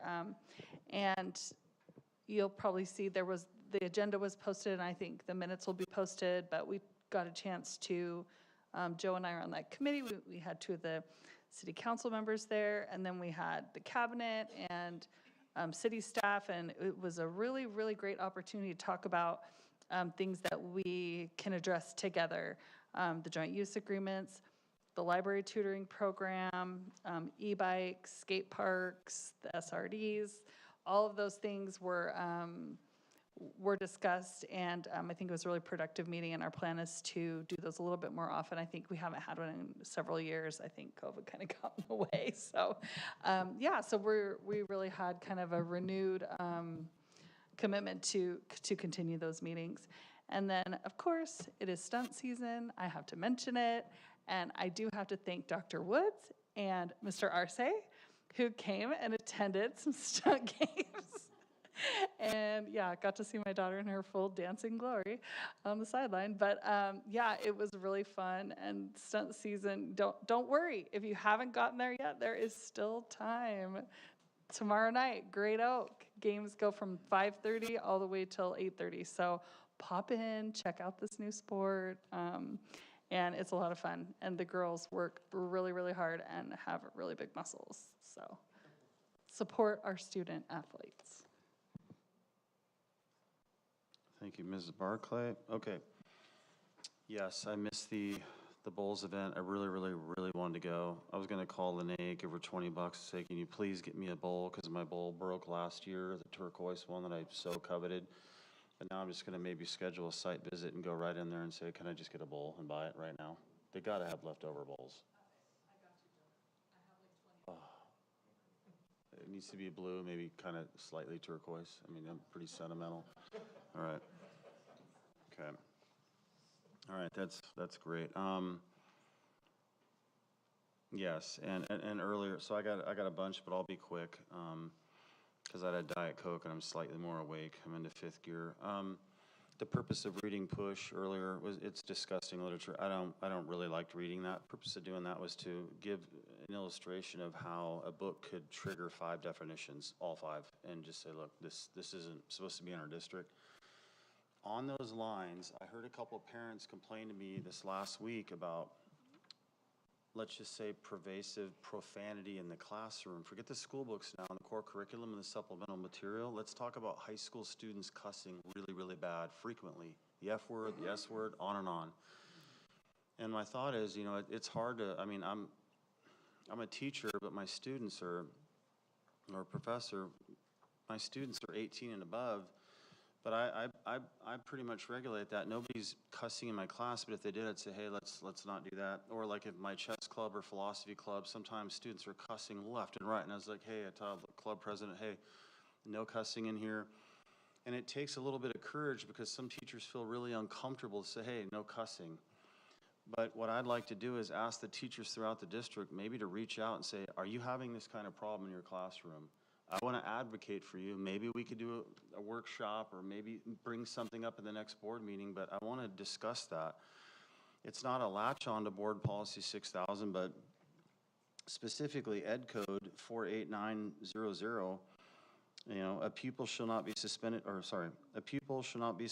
school or recommended for expulsion unless the superintendent of the school district or the principal of the school in which a pupil is enrolled determines that the pupil has committed an act defined pursuant to any of the subdivisions, and there's one, and I'll read it to you. It says, committed an obscene act or engaged in habitual profanity or vulgarity. So there's habitual profanity going on in the classroom. I know this. And I'm not trying to say let's be legalistic and say, you need to be disciplined, you need to leave the class, but if it has to come to that level to recalibrate our school district, it's in line with my concern about this is not good for us as a school district to allow this to happen. So I'm asking teachers to come forward and share your opinions. Whether we need to do a community survey throughout the district, which I would love, I want to hear teacher feedback. Is it happening at the middle school level? Is it happening at the high school level? And maybe empower teachers to say, look, all it takes is for you to say, let's just stop this in the classroom and do it again and again. And eventually, I think your classroom will be recalibrated. Am I telling the teacher what to do? No, I want the teacher feedback. But I think it's a problem, and I think it's getting worse. So that's just my thought. We can get feedback throughout the district now in emails if you want to reach out, or we can bring it up at the next board meeting. And I'll talk to Dr. Woods behind the scenes. But I would like to mitigate this pervasive profanity in the classroom. It's not good for us as a school district, and it's not good for an educational setting. The joint city council meeting with Mrs. Barclay, you're right, I loved it. We had a fleet in there. There was 23 people in that room. It was a very, very productive meeting. We found out that our organic CR and R are out of compliance in the district with our organic waste, and we're trying to recalibrate that. We had Jason Osborne, Dr. Woods, and we had Patrick from the city. We were engaged in dialogue on how we could get that under wraps so that we could be within code. We discussed the e-bike problem, class 1, 2, and 3, wearing helmets, injuries, and more advocacy on the campuses to help protect students to be more safe. We talked about skating. I wanted to get skateboard ramps at Rancho Vista High School, see what the board thought. And previously, we had worked on this. Mrs. Lash was in the meeting as well, and she brought up that there was an insurance issue with the city, and one of the city lawyers said, yeah, we just can't do that. So I got my answer to that. But the good news is the skate park with the city that I actually advocated for 2 years ago with Zach, way before I was a school board member. We were way in line with this. It went from a $1 million skate park to a $3.5 million skate park. It's going to be mind-blowing, and I just can't wait. The demo will start in January, and then the 6 to 8 months after that, it should be done. And so then I said, okay, can we have skateboard clubs, biker clubs, and scooter clubs from the high schools and possibly the middle schools using that during the day if there is a club? And the city was all on board with that. So I just wanted to throw that out there. Also, the city's going to have other skateboard areas while the park is being demoed. So just a shout out to all the people. We got probably thousands of skaters, scooters, and bikers within our school district. So that's exciting times where we'll have modular ramps, and it might be over on Pajol Road near the other part of Old Town off to the left there. But yeah, the city meeting was really awesome. A lot of good work there, really smoothly ran by Zach. I went to the superintendent council with Dr. Woods. Really excited to hear all the teachers. In fact, I was jealous that I couldn't be in the groups with them. But, you know, I took a, absolute backseat, listened to their ideas, got a lot of feedback, and they were talking about the mission, vision, values, and they were talking about the Elevate, and they had a lot of good input. So that was really exciting to be a part of that. I visited Temecula Elementary. Dr. Hubbard, Mrs. Scott visited Rancho Elementary, Mrs. Hernandez, Mrs. Burrow. Those were cool site visits. And then last 2 board meetings ago, it was in the consent item, and then it was going to probably be an action item with the student emblems in the school district here in the district office. Again, this isn't about me. This is about student pride and student spirit in here. To me, and I'll say this, and I've said it many times, this is embarrassing. This is a bare district office. We need student representation. All 29 schools, emblems in here. Now, one of the counter arguments was, Joseph, that's just way too much money. We're facing a state deficit and all this, or, the budget. Fine. Dr. Woods has looked at a cheaper version of that to where we can still get this in here. And I'm going to advocate to have this put on at the next board meeting to where the board can decide that. Either way, I like Jimmy's idea. He had polished nickel. We've even thought about maybe the school site designs their own emblem. Of course, they all have their own mascots, but if they have a input into it to where it gets in here, whether it's the $6,000 ones where it's polished nickel or whether it's a little cheaper, I don't care. I'm going to push for it because I think it would really liven up this district, especially since we do so many recognitions in this room. So many hundreds of students pass through this room, and they would be able to say, that's my school right there. That's my school right there. So I'm excited for that. I'm going to push it forward and get board input, and we'll see what happens. Again, I'm only one board member. But I just want to thank the people out there that stood here all night. It's a long night. And that's it for me. I'll hand it off to Dr. Woods. Yeah, I'll be real quick. We have 8 weeks left. This is a very, very busy time. A lot of events. We have a major testing, state testing going on. We have open houses. We have graduations and all kinds of other things happening. Just take it one day at a time. We're going to get there, but we got 8 weeks to go. I want to point out a couple of things I thought were really impressive. At Abby Ranke, we hosted about 40 or so teachers. They were there at Abby Ranke to look at some best practices in terms of education technology. And that, when I see signs of that in a district, I know the district has their act together. When you're learning from others and others that are doing well within the district, that's just a clear sign that we're coming together, we're trying to do our best for each other, we're here to support each other. I just really appreciated seeing that. I also want to point out something that's not uncommon, but last night, for example, we had an incident that we were working on, and our team was working on it almost up until about 10:30 at night. And nobody asked for an excuse not to be there. We were all pitching in and talking to each other, making sure we covered the basis. We have site principals involved in these on occasion.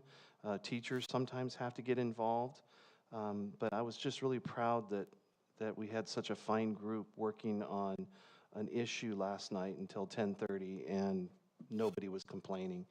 They were all doing their best. They knew it was important to get the work done, and I really appreciate that. Thanks, Dr. Woods. Do we have anything for future agenda items from any board member or any staff member that we should be aware of? I mean, could we just go ahead and put that LCAP position back on the agenda for next month? Just say it now. We got one board member, we got two board members, we got 4 board members. Yep. All right, it's going back on the agenda item. Any other future agenda items? Okay. Are we, sorry, one more question. Are we doing the, are we back on the facilities schedule to see that in May? Okay, great. Okay, with that announcement of the next meeting, the regular next open session business meeting of the Governing Board of Education is scheduled for May 7th, 2024. The meeting is adjourned on April 16, 2024 at 11:18 p.m.